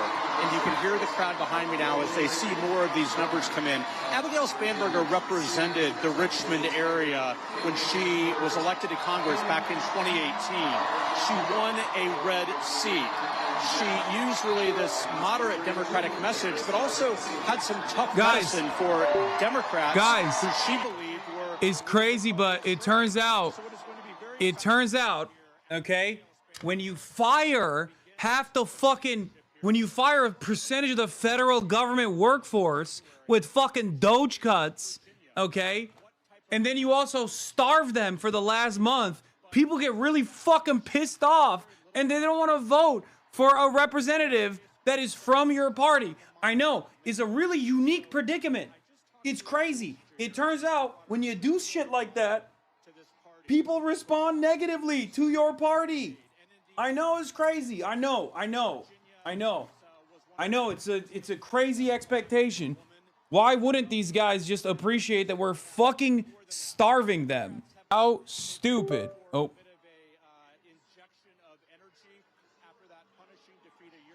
Oh my God, my heart is beating. I'm gonna be nervous until the very last moment, brother. I'm gonna let you know. Okay? All right, Jeff Zeleny at Spanberger campaign headquarters in Richmond, Virginia. I mean, the polls didn't even close an hour ago. That is quite a big moment for Democrats who have had not a lot to be happy about in the last year. Candidates matter. And I'm sure that you've both had the same experience. Oh my God, there's a chatter asking, are you gaming tonight, King? Y'all are unbearable. I swear to God. I swear to Christ. Yes, brother, I'm gaming. Dispatch later, okay? Yeah, dispatch later, chat. Yeah, get excited, get stoked. Dispatch later. I'm just gonna fucking lie. I'm just a liar now. Look what you've made me do. Look what you've done. You've turned me into a liar, okay? Turned me into a goddamn liar. Is that a no? You can't be sarcastic, have your audience autistic? Yeah, Arc Raiders, bro. I'm gonna play it on my fucking laptop. Yeah, I learned to lie to my audience before the Democrats did. Anyway, when we're ready to let it rip, let me know, and I'll swap it. Is the thing gonna be charged off the battery of the camera? The light? Oh no. Okay. All right. It's self-sustaining. No. Well, yeah, but okay, because we're definitely gonna need it. Okay. I'm more nervous than last year's primary. Team in New York. I want to talk obviously about the results we have just called for the Virginia governorship. Congressman, are you Bro's surprised 5 at all? iced coffees deep and he's wondering why his heart rate is crazy. My heart rate is not crazy because of the coffee. Okay, Decision Desk headquarters projects Ghazala Hashmi to win the Virginia Lieutenant Governor decision. It's unfortunate for Republicans that we lost this because 4 years ago we were so excited. But you know, honestly, we didn't know. Bro, how did your YouTube hit all-time high views last month but gain 0 subs? Someone blacklist your ass or what? I never do a push on my YouTube for people to subscribe. In that area. There's also like a 50-year history. That's the problem. I should, but I don't, and I don't really care. Okay.